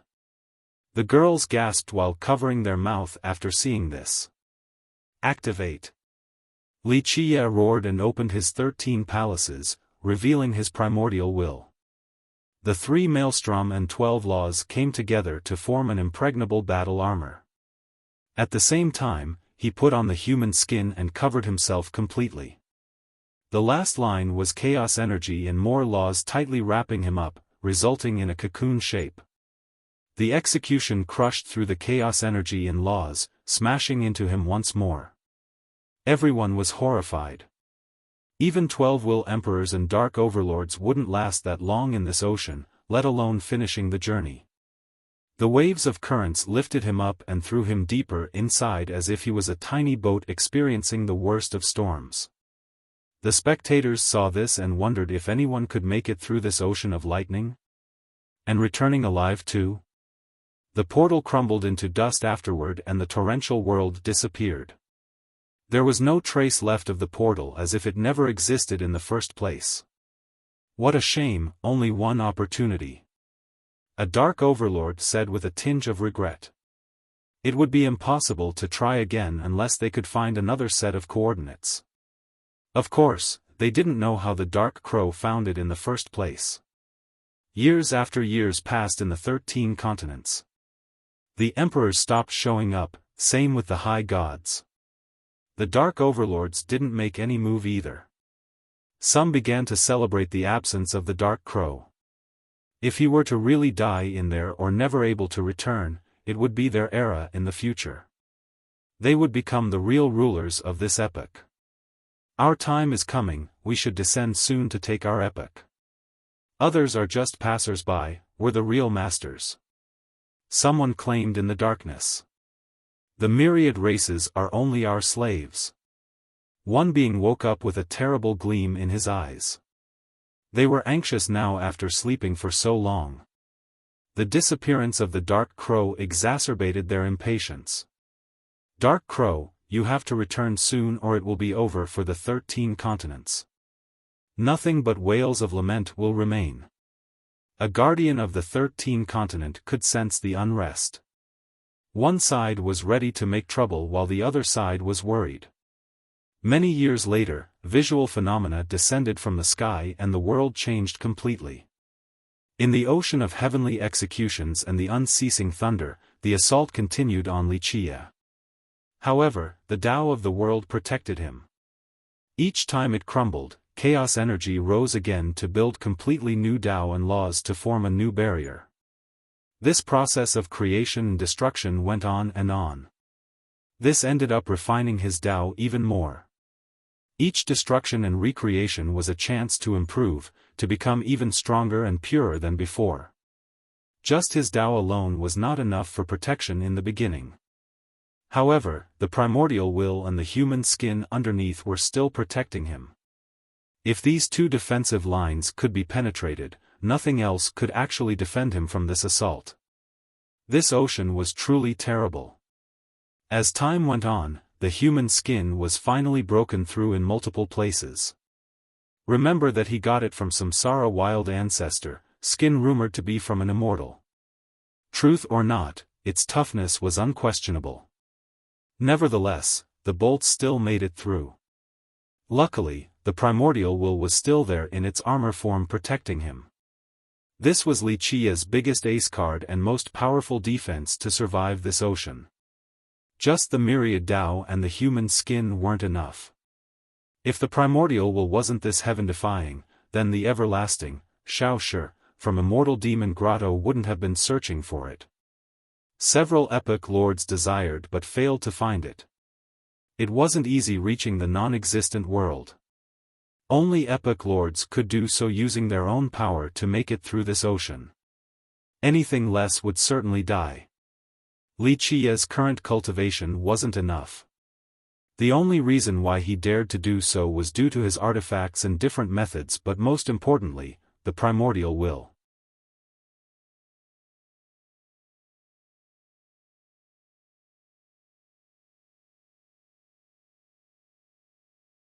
Chapter 21-27, Rumble. Nothing but explosions and waves of heavenly execution were happening in this world. No creature could actually survive in this place. It was one of true death.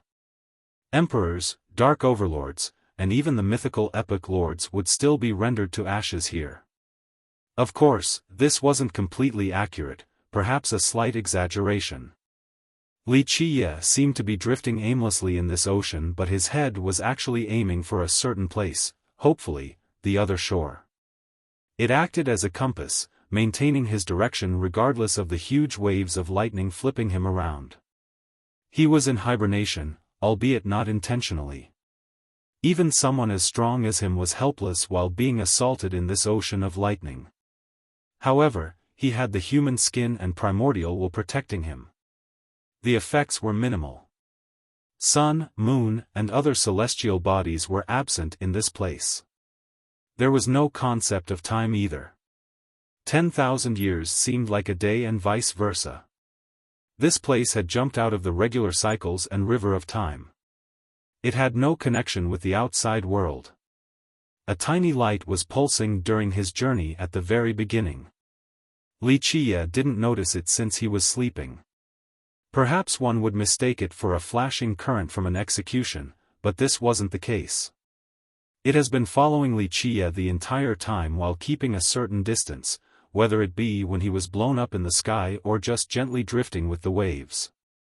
The gap grew increasingly narrower.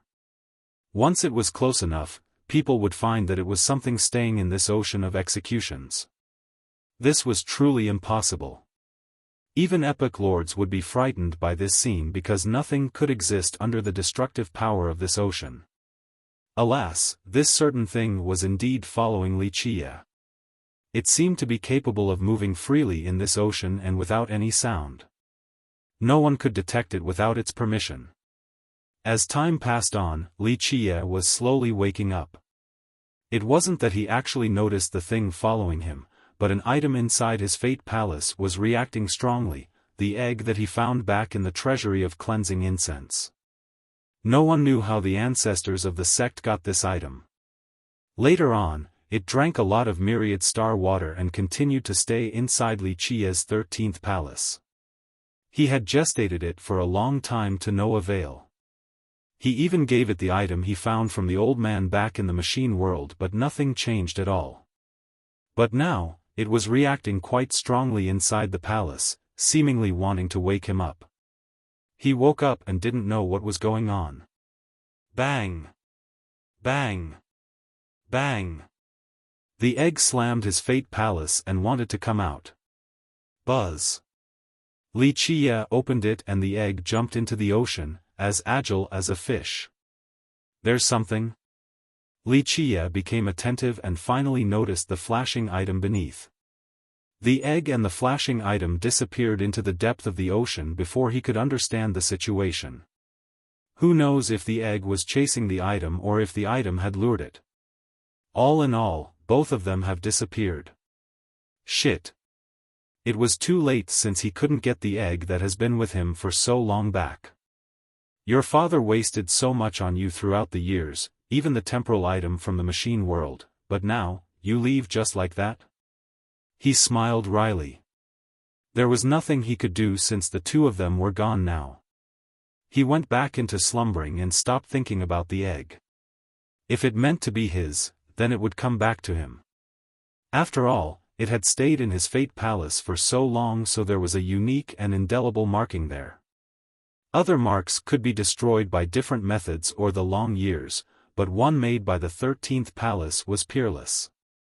As long as the egg was around, so would the mark. He drifted across this ocean with no concept of time.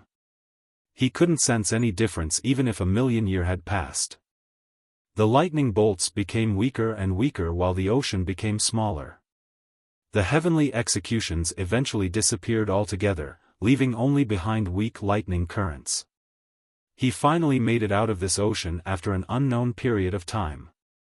When he opened his eyes for the second time, the ocean was far behind him now.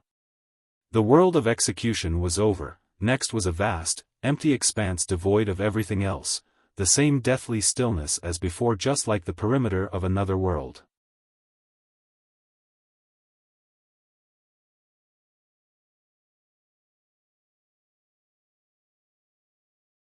Chapter 21-28, The sublime and solitary expanse devoid of life would drive those with a weak Tao heart crazy. Wuxia inside the cocoon continued to drift as if he was a corpse. There was no noise or action, this cold world was as still as a stone, time had no dominion over this area. There were no celestial bodies floating in this place. Who knows how long he has been floating here, 1,000 or 10,000 years. It could also only be the blink of an eye. Time seemed so unimportant in this forever unchanging world. A billion years ago was like this, the present was like this, and so will the future. Eventually, he finally drifted to what was called the other shore. Immortal light pulsed in this place, visible even in the far distance. It was full of life, something akin to the prosperous and rowdy world of the mortals. People couldn't help envying and chasing after it. The light came closer, he wasn't that far off now. The drifting cocoon finally stopped, waiting for him to wake up. He eventually opened his eyes after an unknown period of time and felt as if he had just taken a nap. Of course, he was aware of the temporal changes due to the change in his body. Clank. The myriad laws in the form of the cocoon receded and he finally got up, a real awakening this time. He looked down and saw numerous holes on the human skin, damaged beyond repair and usability. This was another testament to the power of that ocean earlier, capable of destroying this bulwark of an artifact. He took it off and praised his fortune that the primordial wool beneath was just fine and well. This armored form of it was simply unbreakable. If it wasn't for the will, he wouldn't have made it to this place. The laws and human skin could only weaken the execution, not nullifying it completely. He smiled and took a deep breath. Ultimately, he had survived the hardest part. Everything else was much easier compared to the ocean of executions. He stood up and looked around, noticing the pulsing radiance ahead. These pillars of light towered endlessly. This was a world full of immortal energy. Perhaps immortals truly lived beyond this point. He took his time moving forward, but each step encompassed the distance of an entire world.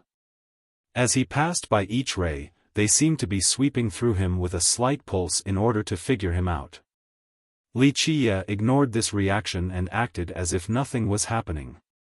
After crossing through the strands of light, he saw a moving fire wave ahead, a wondrous and colorful spectacle. There was an eternal figure standing calmly in this flame, seemingly already existing at the start of the world. No one could see the face of this figure, but the faint fiery glow jumping around him could incinerate everything in this world. Just an emperor could kill an emperor. One wouldn't be surprised if this was the figure of an immortal. Wuxia stood face to face with this being and stared, wishing to fathom its everything. The figure did the same. He smiled since the two of them weren't strangers. They have met before back at the mountain in study room when Wuxia was researching the human room. It was a gaze lasting for an eternity. This was only the shadow of a being, yet it emitted an unsurpassable feeling. As long as it wished otherwise, no one could get through via force. Wuxia eventually broke the silence. Is this considered a reunion? The two of them both managed to detect the other's capabilities, origin, and profundities. The figure didn't answer and turned to walk away from this place. The path opened before him, brimming with grand Tao and immortal energy. Perhaps this was the way to an immortal world. Wuxia smiled and followed right behind the figure, maintaining a fair distance. After a long time, two more figures suddenly appeared and walked together with the first one. They appeared to be friends who understood each other. These two new figures were just as incredible as the first, seemingly born from the same era and world. The one on the left had an indescribable rhythm around him. The Tao of the world were bending to his step, not the other way around. This was the master of the rhythm and flow of the world, their origin. The one on the right was full of life. Despite its ethereal nature, it still looked like a living being walking right there. More importantly, a medicinal fragrance permeated from him. After smelling this, one would feel a garden of the greatest medicine growing from their very body. The four of them walked quietly on this Tao path without saying anything to each other. Wuxia was nonchalant and felt at ease during this particular trip. In fact, rushing was useless because there was no way of pushing ahead of these three characters. Even epic lords weren't capable of this endeavor. Strangely enough, the three didn't interact or try to stop Wuxia at all. They could even be construed as his guides, checking Wuxia to see if he could follow them in the first place. As they made more distance, the figure became increasingly fainter and dark. Eventually, all disappeared as if they were never here in the first place. It was all an illusion. This was as far as they could take Wuxia. The light was quite bright ahead with a plethora of colors, a scene of rowdy life. Merchants were shouting and female street performers were singing. One could find everything in this magical place.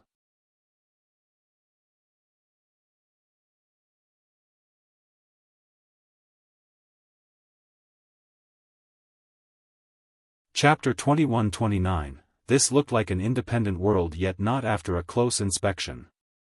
It resembled a large painting while the characters were magically animated. It meant that by walking forward, one would be entering the world inside this painting.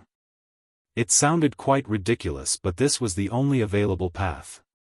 Wuxia chuckled and smiled. How interesting, this imitation. The end path of the other world also had a test like this, just a bit different. He reached forward to touch the boundary. Buzz. His hand seemed to be entering the painting itself. However, this success was short-lived since something repelled his hand and forced him to stagger several paces backward. The barrier denied him entry. This again? A defensive measure, but different from the one by that villainous heaven. Well, if I have dared to come here, I also dare to try. He smiled and said. He became luminous and a series of cracking noises resounded. His Tao foundation from the 10th world crumbled. The guy had actually just destroyed his cultivation. It's time for me to open a new epoch. The old ones will only serve as fertilizer for mine. Wuxia remained nonchalant after destroying his cultivation. He trained quite hard after entering the 10th world, yet he was able to let go without hesitation. It wasn't only to get through the barrier ahead, but he wanted to rise in this world and create his own Tao system for his epoch. This was a place outside of the high heaven, so his new epoch shall begin here. There would be a completely new and unique way to cultivate. Welcome me now, for the future is mine. Wuxia laughed crazily before releasing a ray of light from his chest. Boom! His Tao heart appeared, the source of this peerless ray. Nothing could stop the power from his Tao heart, capable of piercing through all things. The ray pierced through the barriers with a force capable of piercing through 3,000 worlds. The barrier was no longer the one in control of its own light. Wuxia's Tao heart was illuminating everything now, turning him into the sole ruler. Even the world of immortals couldn't escape from his reign. The barrier lost its colorful light of the mundane world. Only a dazzling glow was left, representing Wuxia's supreme Tao heart and immovable will. I am here now. Even if there are immortals, they will need to play nice or I'll kill them all the same. I'll be the last one standing till the end of time. He proudly claimed.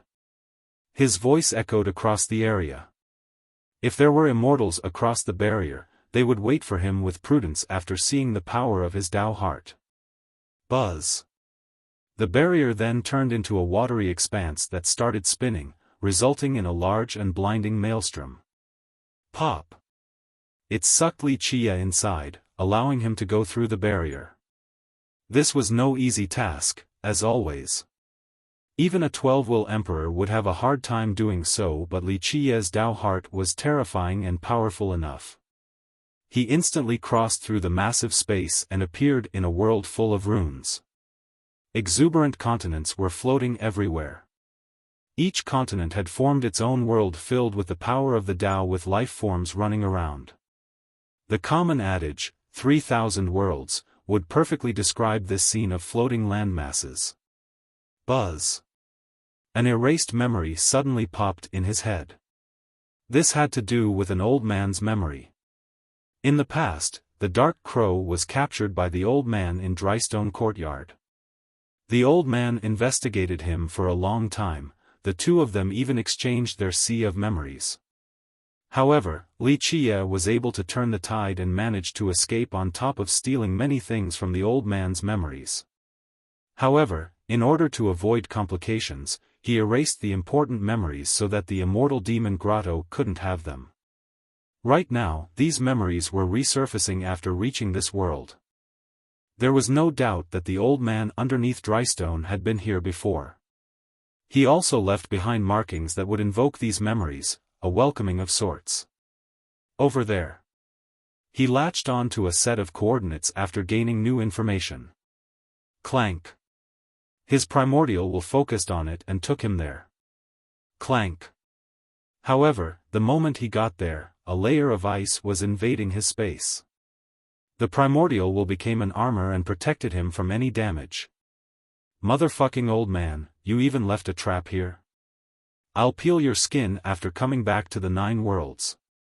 The moment he finished cursing, he became an ice sculpture. This freezing power was too much.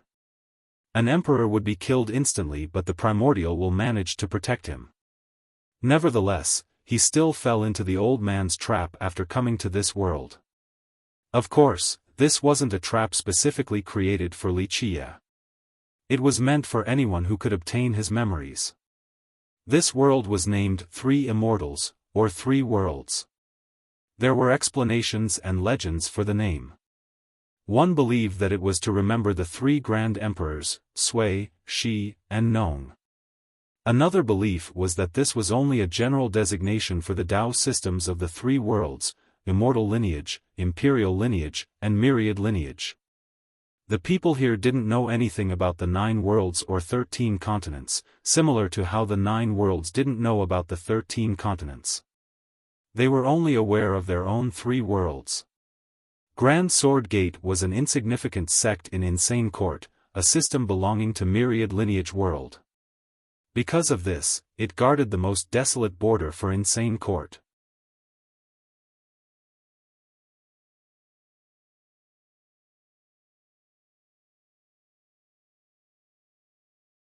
Chapter 2130, Grand Sword was a Tao lineage in Insane Court, a very small side branch of the Insane Scripture.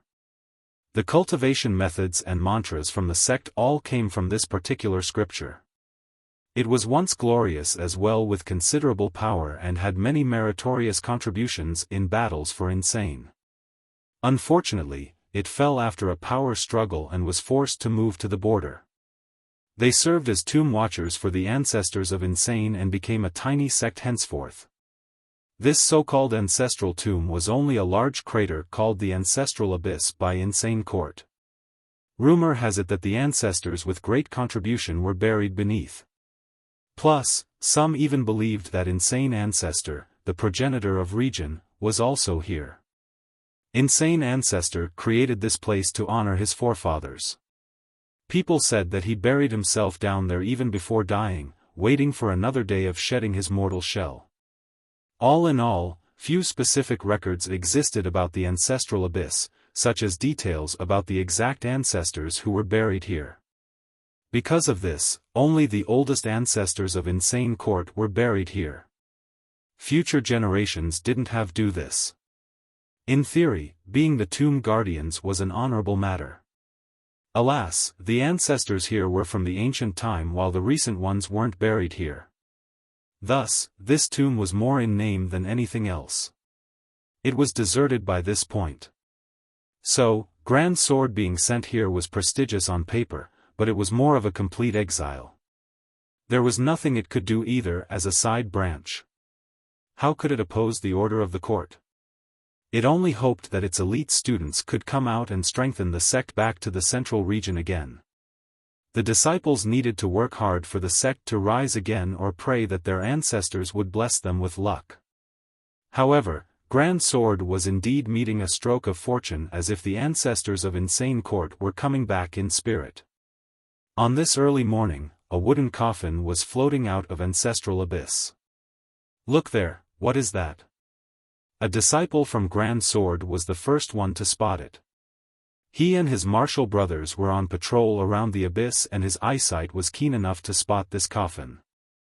The abyss looked like a beast opening its bloody jaw. Looking from the distance would make one shudder. It was also bottomless, no one knew how far it went down. Ever since the exile, people have come down to look around, but they didn't get very far. The further down, the colder. No one could withstand this temperature. The abyss has been very peaceful with nothing notable happening. Because of this, the disciples have grown used to this serenity. The sudden appearance of a coffin shocked them. This particular coffin had an archaic style, perhaps millions of years old.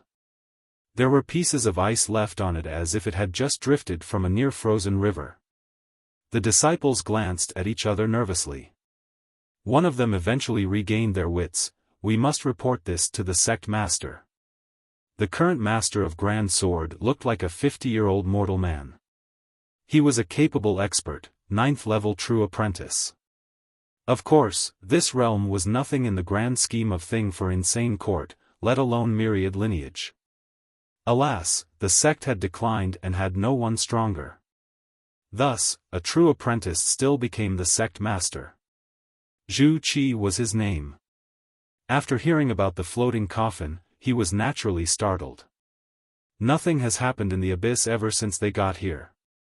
He calmed down and summoned several elders before running for the abyss. The group glanced at each other while looking at the coffin. They had no idea whether this was a blessing or a disaster, so they felt quite helpless. Though they were sect master and elders, they were inexperienced, no different from country bumpkins in this declining sect. "Did anything happen last night?" Zhu Qi asked a disciple.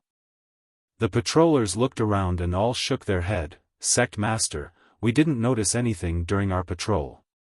"Pull it up," the sect master ordered after a brief deliberation with the elders. These elders used all of their might before being able to drag the coffin out of the abyss. They were quite worried, not knowing what was inside. In the end, they took a deep breath and worked together to open the lid. It was quite easy due to a lack of protection seal. A young man was lying inside to their astonishment, so they quickly pushed the lid back on. "Bring it back to Brocade Chamber," Zhu Qi told the disciples. After returning, he ordered, "Do not leak this information or there will be strict punishment." The disciples actually didn't see what was inside, but they didn't dare to show any slight after hearing his stern voice. Brocade Chamber was a place meant for important guests. But now, it was so strange to see a coffin there. The disciples eventually left, so only the seniors were left. They personally destroyed the coffin, leaving behind a large ice chunk with the young man inside. His armor didn't seem to be from their era. The moment they got close to the ice, even their body started to freeze. It wouldn't be easy melting it away. At the start, they thought it would be an ancestor inside, so this caught them off guard. But the most pertinent question was whether this young man was still alive or not. Maybe it's a coffin from outside? Someone else threw it down there. An elder speculated. No way, it would have sunk to the bottom and there's no coming back out. A different elder disagreed. Some disciples have fallen down there to the death. It was a common belief that falling into that abyss meant no coming back up. Maybe it is an ancestor from our Insane Court. An elder boldly guessed, "Don't we have a rumor saying that one day, our ancestor would return to life to become an immortal in the three worlds?" Zhu Qi and the others exchanged a glance. They have heard of this legend as well, but no one took it seriously. After all, the abyss has been quiet for millions of years now and stopped being a tomb for future generations. Tell an attentive student to take care of it. We'll figure out whether he's alive or dead after the ice melts. Zhu Qi decided. A careful and patient female disciple was chosen to take care of the ice sculpture. Of course, this young man was Wuxia. The memories of the old man below Drystone surfaced the moment he made it to 3 immortals. He wanted to enter the old man's Dao lineage, but when he used that set of coordinates, he instantly fell into the old man's trap.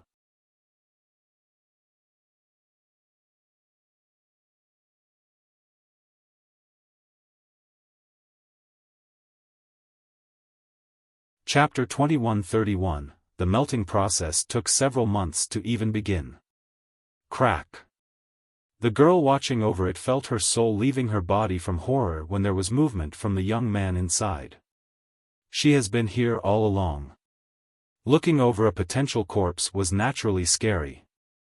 What if the corpse came back to life as a monster and jumped out? Fortunately, there was no reaction at all, so she eventually felt at ease, until this moment.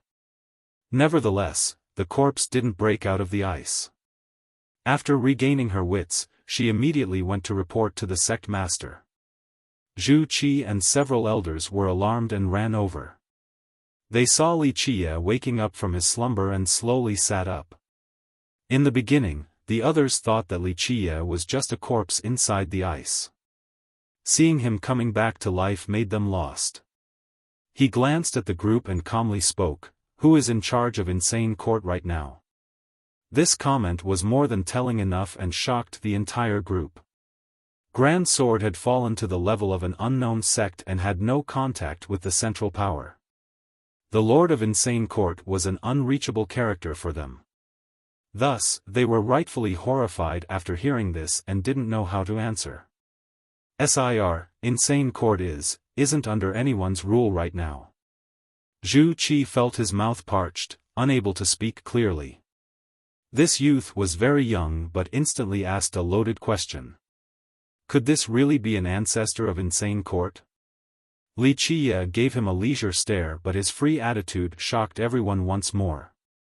May I ask how to address you, sir?" Zhu Qi mustered all of his courage and asked, still feeling afraid inside because he didn't know of this youth's identity. Any provocation might end with the destruction of their sect. "Oh? Want to find out who I am? When I discussed the Tao with Insane Ancestor, your ancestors have yet to be born, so you won't know even if I tell you who I am." The group turned pale while their legs trembled like crazy. Insane Ancestor was the progenitor of this region. The entire court and Tao system were created by him. Now, this youth claimed to have discussed the Tao with Insane Ancestor. It meant that he was either someone close with Insane or another ancestor on the same level. The group all thought that they were meeting an old ancestor from Insane Court right now. In fact, Wuxia wasn't lying about this at all. Insane Ancestor was the old man beneath Drystone. Back in his own epoch, he had come to 3 immortals in order to find a few answers. For some unknown reasons, he decided to return back to his epoch. During his time here, he experienced many things on the cultivation path, resulting in this Tao lineage named Insane. Of course, he wasn't called Insane Ancestor in his epoch, only in 3 immortals. Later on, he caught the Dark Crow and the 2 shared memories. During that long and boring period, he did indeed talk to the Dark Crow about the Grand Tao of 3 immortals. Wuxia decided to erase the memories of these conversations in order to avoid the grotto from knowing about it. Only when he actually made it to 3 immortals did these memories resurface. Zhu Qi and the elders, frightened, all got on their knees. "Your descendants didn't know you are back, venerable ancestor, please forgive our impropriety," they were stammering, too afraid to even lift their head and look at him. He waved his sleeve and said, "Leave, I'm a bit tired and need to rest." These guys were completely obedient and bowed their head again, not daring to interject before quietly leaving in fear. Li Qiye meditated because too many things have popped up in his head, memories of insane ancestor and more information about immortal demon grotto and even Samsara wild ancestor. When he defeated Samsara, he took his everything. Thus, hidden knowledge of Samsara also surfaced after coming here. From this massive trove of intelligence, Li Qiye had a good understanding of three immortals and the current situation here. Meanwhile, Zhu Qi and the elders met again in another room for a discussion. They didn't have a good plan to deal with this. An ancestor with a shocking identity appeared out of nowhere, so the inexperienced group was lost. We should really report this to Insane Court. One elder suggested, this is a huge matter, if we don't report it, we won't be able to bear the consequences if something happens later. The other elders agreed. They had no excuses not reporting the resurrection of an ancestor from the court. Well, this is also a huge opportunity for our sect. A different elder became excited, we're the ones who found him, so we are at the top of the contribution list, maybe this could even be our chance to rise. The rest of the group became excited. Their sect had fallen beyond repair, only an old ancestor coming back to life could solve this. But what if, just what if, he is a fake? A relatively cautious elder quietly said. The rest felt that someone had poured cold water over their head, their excitement extinguished right away. The group became skeptical. Of course, they wanted Li Qiye to be the real thing, but what if he wasn't? Maybe we can try to find out? One elder began to plan. How? How do we figure out if he's real or fake? If it's the former, he'll be angry if he knows what we're up to. Just one finger of his alone would destroy our whole sect. Zhu Qi said. The elders became quiet because they had no method of verification. Zhu Qi was right, they couldn't afford to provoke the real thing. We have to ask Ancestor Yang then. An elder came up with this. No, we can't. Ancestor Yang is our only backing, the only person who could speak for us at the court. If we were to involve him and fail, we'll lose everything. Another elder said. Then you have other ideas? Plus, you think the court will believe just us if we tell them we found an ancestor coming back to life? If Ancestor Yang stepped up, he could at least talk to the court. He's much more experienced too, maybe he can tell if the guy is real or not. They deliberated for a while before Zhu Qi made up his mind, all right. Go invite the ancestor, at least there's hope in this. An elder was sent to personally invite Ancestor Yang afterward.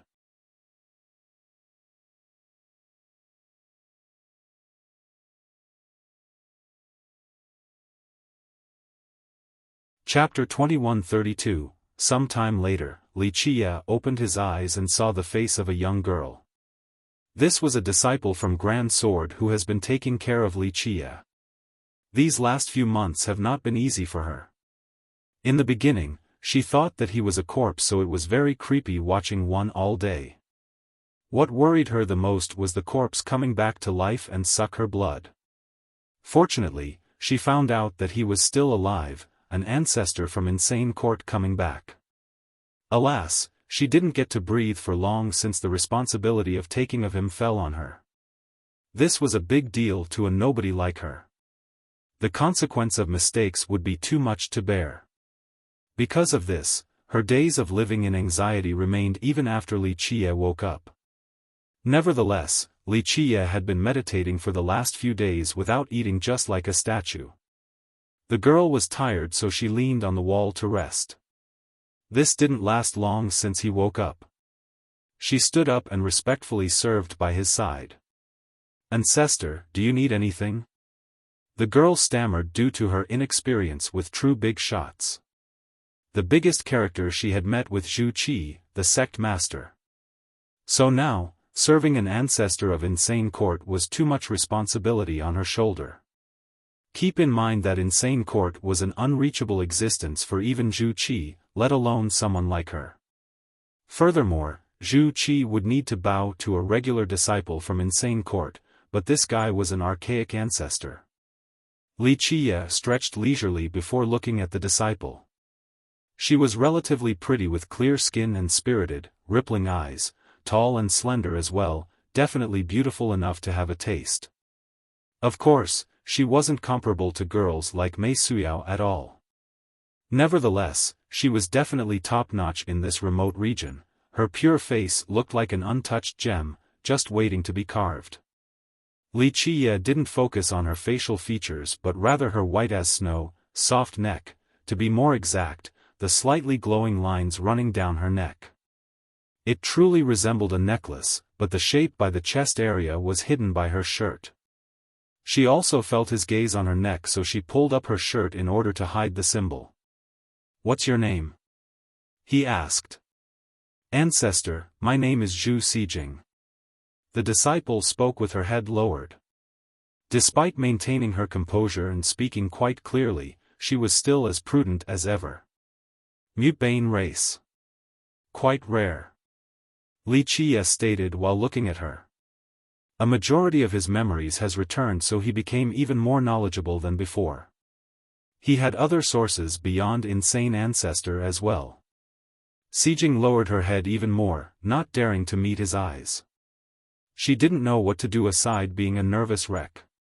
Though Mutebane was very rare in three immortals and unknown to most, they were still isolated by the mass. No one would take one in as a disciple. "I didn't expect to see one here." He smiled, aware of the race's many secrets. The girl's heart skipped a beat, not knowing the outcome of this revelation. She quietly said, "I will spend the rest of my life to repay Grand Sword for taking me in." Not too many Dao lineages would take a Mutebane in as a disciple, but Grand Sword didn't do it out of benevolence either. After being banished to this region, they had a serious lack of recruits. Even mortals knew that joining this fallen sect meant a grim future ahead. Xijing's talents weren't bad at all, the only thing unfortunate was her origin, so no sect wanted to take her in. Grand Sword, on the other hand, wasn't in a position to be picky. "I have no prejudice against your race." Wuxia waved his sleeve and said, "There are countless races in the world and they all exist for a reason." She heaved a sigh of relief because if he were to hate her race, just one word from him would mean banishment from the sect. "Your true energy is pure, but still weak." Wuxia judged, Your meditation law is only a minor branch of insane scripture. It's because I'm incapable, can only learn on the surface," she said with embarrassment. The truth was that her cultivation was quite good at Grand Sword, 6th level true apprentice. The sect master was only at the 9th level and she was much younger. At Grand Sword, she could even be considered a little genius. If it wasn't for her race, powerful sects under Insane Court would have tried to recruit her with haste. "Let me take a look at your training," he ordered without passing judgment. She was surprised but didn't dare to refuse and got down on the ground with her legs crossed and hands on chest. She focused up to channel anima through her meditation law. A resplendent glow exuded from her body with a faint shadow 3 feet above her head. This was her anima, faint because of her weak cultivation. Her true fate came out and fused with the animal. It took a while but was relatively smooth. Her anima was also meditating and absorbing primal energy. This energy washed her body as a tiny maelstrom formed by her stomach. It absorbed the primal energy released by the anima and turned it into streams coming to one place. Using the anima to absorb primal energy, this was the cultivation method of 3 immortals. Next, turning this primal energy into true energy, something not restricted by the world. This was the biggest difference between the cultivation method of 3 immortals versus the 9 worlds and 13 continents. The worldly energy from the 9 and chaos energy in the 10th all came from the heaven and earth. It meant that the cultivators there would be restrained by this entity, unable to jump out. This wasn't the case for 3 immortals. The cultivators here had their energy coming from the anima, not the world. Back in the other 2 worlds, only high gods with a set of 3 totems of emperors with 3 wills could truly cultivate the anima. In essence, the cultivation basic there was much slower. In the early realms, cultivators from these worlds were virtually the same. However, at the imperial level or something similar, 3 immortals cultivators had the advantage. It meant that on the path towards the origin, 12 will emperors were slower than true emperors in terms of cultivation. From this, the gap would continue to widen. Wuxia continued to observe her meditation. He could be considered a master regarding the cultivation method of 3 immortals right now.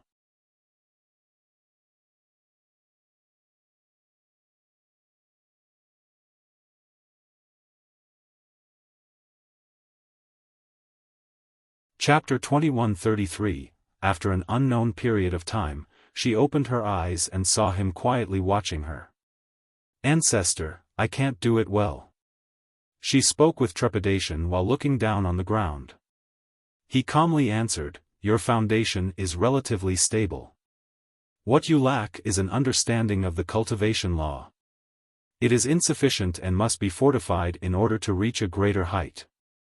He and Insane Ancestor had debated about this cultivation method long ago, its advantages and disadvantages. The return of these memories has made him quite an expert. "I'm foolish, unable to manifest and control the Tao system," she quietly said. She was not to blame. Grand Sword had fallen with few merit laws in their possessions.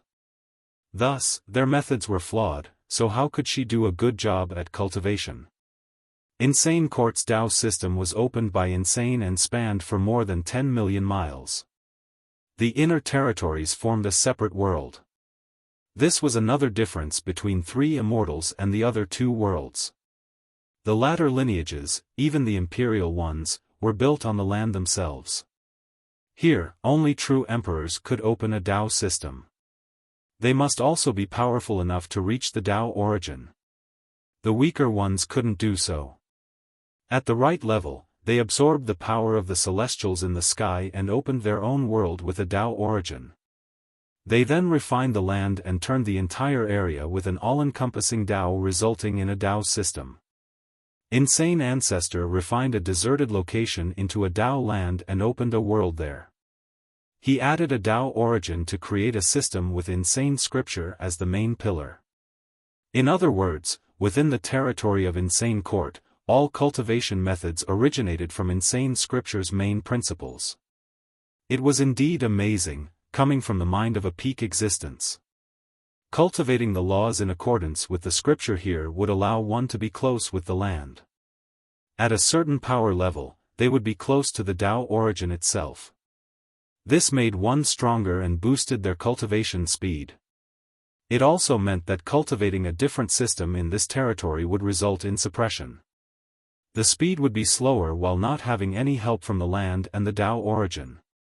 The reason why Sijing couldn't get close to the Tao land here was that her cultivation law was only a minor part of the scripture, barely scratching the surface. To put it simply, the laws of Grand Sword were inferior, incomplete versions of a side branch. Wuxia said flatly while looking at the scared girl, "Your law belongs to the repetition branch of Insane Scripture, something completely trivial. I will give you some mantras. It is up to you whether you can memorize and understand them." She couldn't believe her own ears. This was a blessing from the heaven, something others could only dream about, yet she was the beneficiary of one right now. "Thank you, Ancestor." She prostrated on the ground, overwhelmed with emotions. "Listen carefully, I will not repeat myself," he said before chanting the mantras. She hastily concentrated to carve each of his words into her mind. Even if she couldn't understand them right now, memorizing alone was good enough. At this particular juncture, not mentioning the foundation of Insane Scripture, Wuxia knew supreme true arts and secret laws like the palm of his hand. After finishing the recital, he waved his sleeve and said, "Go now." "Yes, Ancestor." She bowed again, truly believing that he was an ancestor of Insane. "Don't call me Ancestor from now on, it makes me sound old. Call me Young Noble," he casually remarked. "Yes, Young Noble." Of course she didn't refuse and left in a respectful manner. He began to meditate again with his eyes close, seemingly turning into a statue. Inside his fate palace was a boundless, fertile land with pulsing light, brimming with energy. The power of the Tao and laws were stored inside, continuously refined by him. His grand Tao had turned into this land. The Tao from the 9 worlds and 13 continents were all destroyed, but this was not necessarily a bad thing in his opinion. After the destruction, what's left became nourishment this land, all the Tao foundation, vitality, and previous polished laws. A seed was up in the flashing sky, peerlessly supreme and gestated by the myriad ages. The seed was finished during his journey through the sea of executions. It looked like a slumber, but he was hard at work. It included his everything, true fate, 4 symbols of the palace, and the 3 vessels. After the polishment from the lightning, it had a powerful life force as well. Poof! It landed into the fertile land and dug deeper within. His 13 palaces spun and poured out nectar like water of life. Visual phenomena appeared everywhere. This was a path he needed to take, the reason for his arrival in this world. He was cultivating something entirely unique, not an established system from any of the world. In other words, he was about to create a new system of cultivation in preparation for a new epoch. Of course, this was uncharted territory, but he remained confident and patient in this search. A summary for this new system would be, plant a seed to sprout a tree in order to harvest the Tao fruit. This path required fusing one's true fate and grand Tao together for a stronger power. Moreover, everything came from the self. The self was the Tao was the true fate, no more using the true fate to control the grand Tao or using the grand Tao to support the true fate. From this, one would no longer need to rely on the heaven and earth. It meant that he could jump out of the worldly restraints while turning everything else into a part of his true fate. This was precisely the reason why he wanted to come to 3 immortals. This land had already broke freed from the shackles. There were no heaven's wills or other control here. He could create his own grand Tao without facing resistance inside a world like this, an ideal situation for his new epoch. A while later, a budding sprout dug out of the ground. It was quite tiny and wouldn't survive in any other land. Wuxia had toiled to build a powerful foundation back in the 9 worlds and 13 continents. This foundation eventually became the fertile land for his Tao seed to grow. Necessary it was to guarantee a strong beginning for his epoch. Otherwise, all would be a pavilion in the air. A firm foundation was required for a building to pierce the sky. Otherwise, the result would be a loud rumble as it crashed to the ground. The fertile land was completely necessary for his new path and epoch. All of his accumulation thus far was to welcome this path and opening a new page. The little sprout began to grow with a sluggish pace. Nevertheless, it was full of power coming from the grand Tao, anima, and chaos energy. This symbolized the beginning of success. Henceforth, he was the grand Tao and the grand Tao was he. The heaven and earth would be him as well. 1. Unrealistic utopian construction.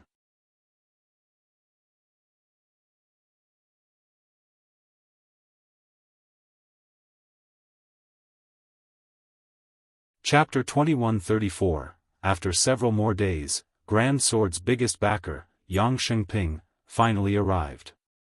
He was the only surviving ancestor from Grand Sword, the only one from this sect who could speak up at the court. For example, Zhu Qi might be a sect master, but there were at least 800 other weak sects similar to Grand Sword in insane and numerous stronger ones. Thus, Grand Sword was insignificant in this region. Because of this, Zhu Qi was still only a no-name junior, unable to say anything at the court. In fact, he didn't even have the privilege to enter the main dynasty. Shengping was also the strongest in Grand Sword, so his cultivation was not bad. Because he had lived for a long time, he knew many in the Tao system. Because of this, he could still speak his mind at the court. Zhu Qi and the other elders personally welcomed him with great reverence. This was the only capable big shot in their sect now. He contributed greatly to their continuous survival, regardless of how pitiful it was. Without him, they would truly fall into the abyss, never able to get out. He was a flourishing old man despite being the oldest in the sect, with a pink complexion, brimming with vitality. He had heard of Wuxia, this rebirth ancestor. Nevertheless, he still listened to a more detailed report and contemplated quietly afterward. "What do you think, ancestor?" Zhu Qi interrupted the silence. He was quite nervous because their sect relied on this rebirth ancestor to rise again. "I'm afraid I have no ways of verifying either." Xingping eventually answered, "An ancestor from Insane Court would be unfathomable. I am but a speck of sand, how can I see through anything? Plus, the abyss is too old and untraceable. I don't think anyone currently in the court can remember the ancestors from back then either." Insane Court had a long history. In the beginning, it was at the immortal level of a system, not the myriad level. However, it declined and fell down from the immortal to imperial then myriad level. Thus, 3 immortals had a clear boundary between each realm on top of a separate power system. It took many generations for an immortal lineage to fall down to the myriad level. Thus, the lineage itself didn't know how many ancestors it had. However, one that could be buried at the abyss would be among the first or second generation, the same era as Insane Ancestor. How could the juniors now recognize their ancestors from millions and millions of years ago? Thus, verifying was too difficult for Yang Xingping. "Then what do we do?" Zhu Qi didn't know what else to do. They couldn't directly run up to Wuxia and ask if he was real or fake. Such disrespect would result in annihilation if he turned out to be real. Xingping contemplated again. This was indeed a hard issue due to the grave consequences. If the guy was real and the sect didn't treat him properly, it would also be a sin of impropriety and disrespect. But if he was fake, it would be quite a headache as well, something akin to conspiring with an outsider to fool the court. "Why don't we just ask the court to send someone here?" an elder said. "No, if he isn't real, dire consequences await us too." Another elder remained cautious. The entire group became nervous at the potential consequences. "I'll invite him back to Insane Court." Xingping came up with an idea. Zhu Qi was startled and said, "Ancestor, that's a path of no return if something goes wrong. If this matter stopped at their sect, then it could still be salvageable. Once Wuxia was taken to the main dynasty, it would be much worse if something went wrong. I'll speak to the queen about this." Xingping said, "The situation there is complex too. The queen wants a breakthrough, perhaps this is a God-sent opportunity. It's definitely a gamble. If we win, then our sect might rise again, if we lose, it's all over." The group glanced at each other, realizing that Xingping would need to exert great effort for this. It wasn't easy for someone of his power level to speak to the royal family. Great amount of resources and effort would be spent to achieve this. Zhu Qi gritted his teeth and said, "We have nothing else to lose. Guarding this area where even the birds don't want to shit. We're at the very bottom already, so what if we fall more?" As the sect master, he had the power to make a decision about the fate of the sect. "We agree with the sect master's view." The elders exchanged glances and felt like taking a risk was fine. They had nothing to lose, indeed. "Then it is decided." Xingping said, "I'll go see the ancestor and ask him to go back to Insane Court." The elders and Zhu Qi bowed deeply towards Xingping and said, "The future of the sect will be up to you, ancestor. We'll follow all your orders." He was the only one who could do something at the court, so all they could do was rely on him. At this moment, Wuxia was meditating. A Tao spark was growing in his land with a unique energy, similar to chaos energy or the affinity of emotions and desires, or something like the force of the Grand Tao. He eventually opened his eyes and found Zhu Sijing standing by his side. "Young noble, Senior Yang is here to see you." She had changed her address of him. He nodded and said, "Let him in." She immediately went out to invite Xingping. Meanwhile, the old man was feeling quite tense. After all, he was about to meet a first-generation ancestor from Insane Court. He took a deep breath to gather his composure after seeing Sijing. His mental fortitude wasn't bad as a true champion. There were also 17 realms and 3 immortals. The first 9 belonged to minor characters, billions and billions of them as the majority of inhabitants in 3 immortals. All were under a common classification, True Apprentice. This realm had 9 levels, from 1st level True Apprentice to 9th level True Apprentice. 8 more realms existed after this: True Warrior, True Mortal, True Hero, True Champion, True King, True Saint, True God, and True Emperor. Each of the realms afterward was divided into 3 minor ones outside of True Emperor. The power of this last realm wasn't classified so easily. Rumor has it that there was another realm after this, True Immortal. However, no one has seen one before. Xingping went inside and saw Li Qie while the girl quietly exited the room. Grand Sword's descendant, Yang Xingping, greets you, ancestor. He immediately got on the ground and showed his respect. In his mind, it didn't matter whether the guy was real or fake. This ceremony was necessary just in case the guy was real. Not doing so would be the greatest impiety. Rise. Li Qie waved his hand while still sitting down in the meditative pose. Xingping got up and didn't know what to say after seeing the guy in full. He was too young and looked ordinary enough to be forgotten after a glance.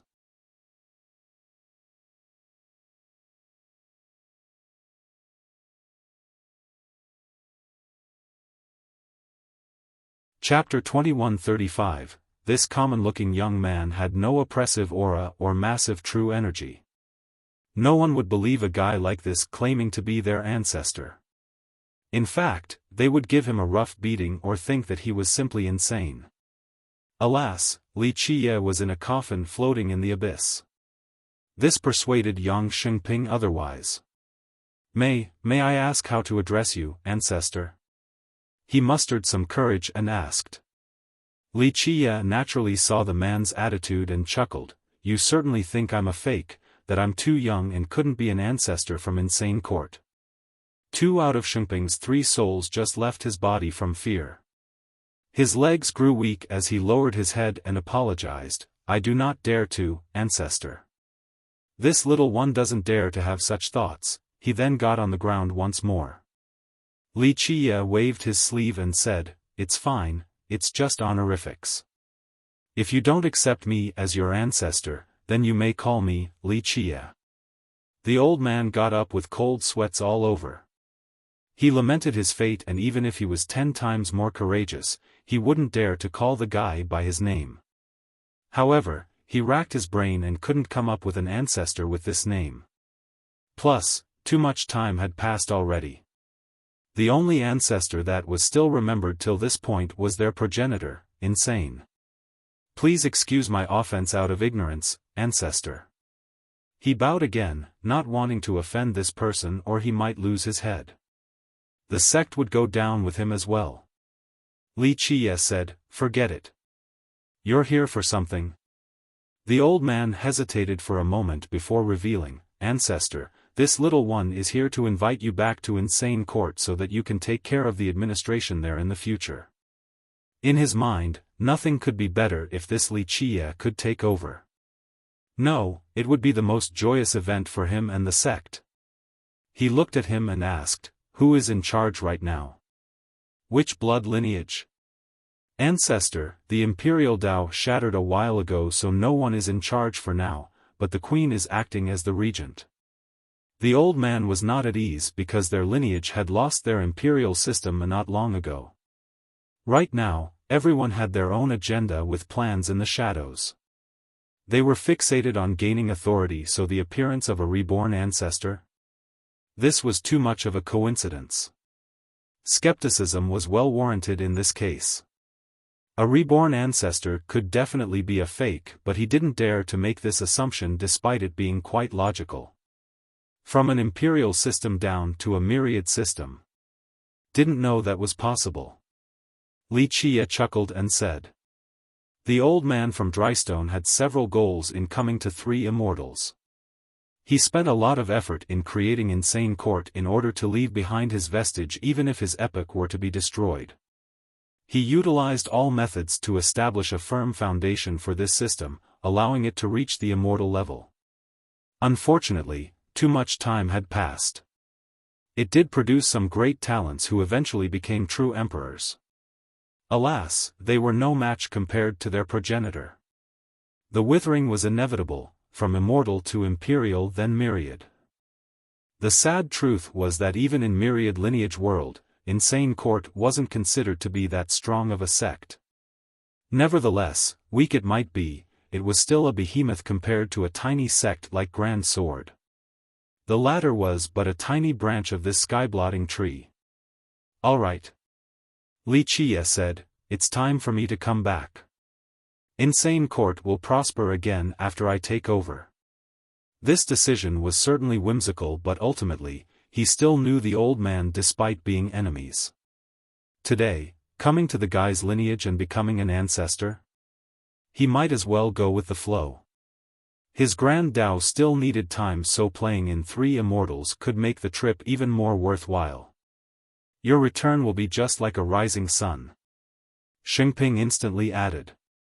However, he was at a loss next. Ancestor, well, ultimately, he was just a minor character in the grand scheme of things.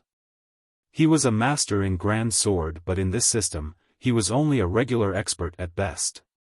Thus, there were things outside of his control. Even if he was qualified to go to the court, he would only be another official. A close comparison would be the role of a sectional leader in a sect system. Just think about it, how could someone like him directly bring an ancestor to the court? He couldn't convene a meeting with the big shots there to see this person. Go ahead. Wuxia said. The old man smiled wryly. Ancestor, a state of panic is ensuing after losing the emperor passed away. I am only a nobody, unable to make any decision. All I can do is to ask you to return to the dynasty and talk with the queen and other elders about the future. He put it tactfully, not daring to be too direct. I understand. Wuxia smiled. You're still not convinced, so this is a way of testing my identity. No, of course not. Xingping hastily replied, this little one absolutely believes you, but I'm not qualified to see the current ancestors. The only person I can speak to is the queen, so if you wish to talk to the ancestors in charge right now, you need to see Her Majesty first. In fact, he and the queen had talked about this already. He got an audience by spending a handsome sum of resources. If this was in the past, the queen might have exiled him for bringing up something so ridiculous. A punishment could be too harsh, but a scolding was certainly happening if he were to do something like this. However, the current turmoil in the court created a tough atmosphere. The Queen's branch also wanted a breakthrough. Because of this, they wanted to take the risk of letting Xingping bring back this ancestor to the court before deciding. Of course, this had to be done in secrecy because it would be unfavorable for the Queen if others were to find out in the case that he was a fake. It could affect her branch's position in the Tao system right now. Political strife, always inevitable even in the endless cycles. Wuxia casually stated, aware of what was going on despite Xingping's attempt of hiding it. All the old man could do was force a smile, not knowing what to say. Alright, I want to see what your group is up to. Wuxia was carefree enough. It was too easy for him to flatten all opposition. However, his mind was focused on Tao cultivation. Other matters could be conveniently taken care of along the way. This little one has prepared a carriage. May I ask when you want to set off, ancestor? Xingping was happy to see that Wuxia was so easygoing. Right now then. Li Qie said. This little one will go prepare right now. Xingping was eager to get this done as fast as possible to reduce the chance of others finding out. As they were about to leave, Li Qie casually pointed at Zhu Sijing and said, "This girl will accompany me. I wish to have a mutebane around." The group was surprised to see this. Many didn't like this particular race, let alone taking one with them. Sijing herself was caught off guard. Others kept a distance from her, but she was fine just staying in Grand Sword and didn't have other goals in life. At the very least, she could stay here without hiding in fear of pursuers. You're tuning into the Xiaofan's Wuxia Tales YouTube channel. Don't forget to subscribe and join us on this journey to catch the most captivating stories.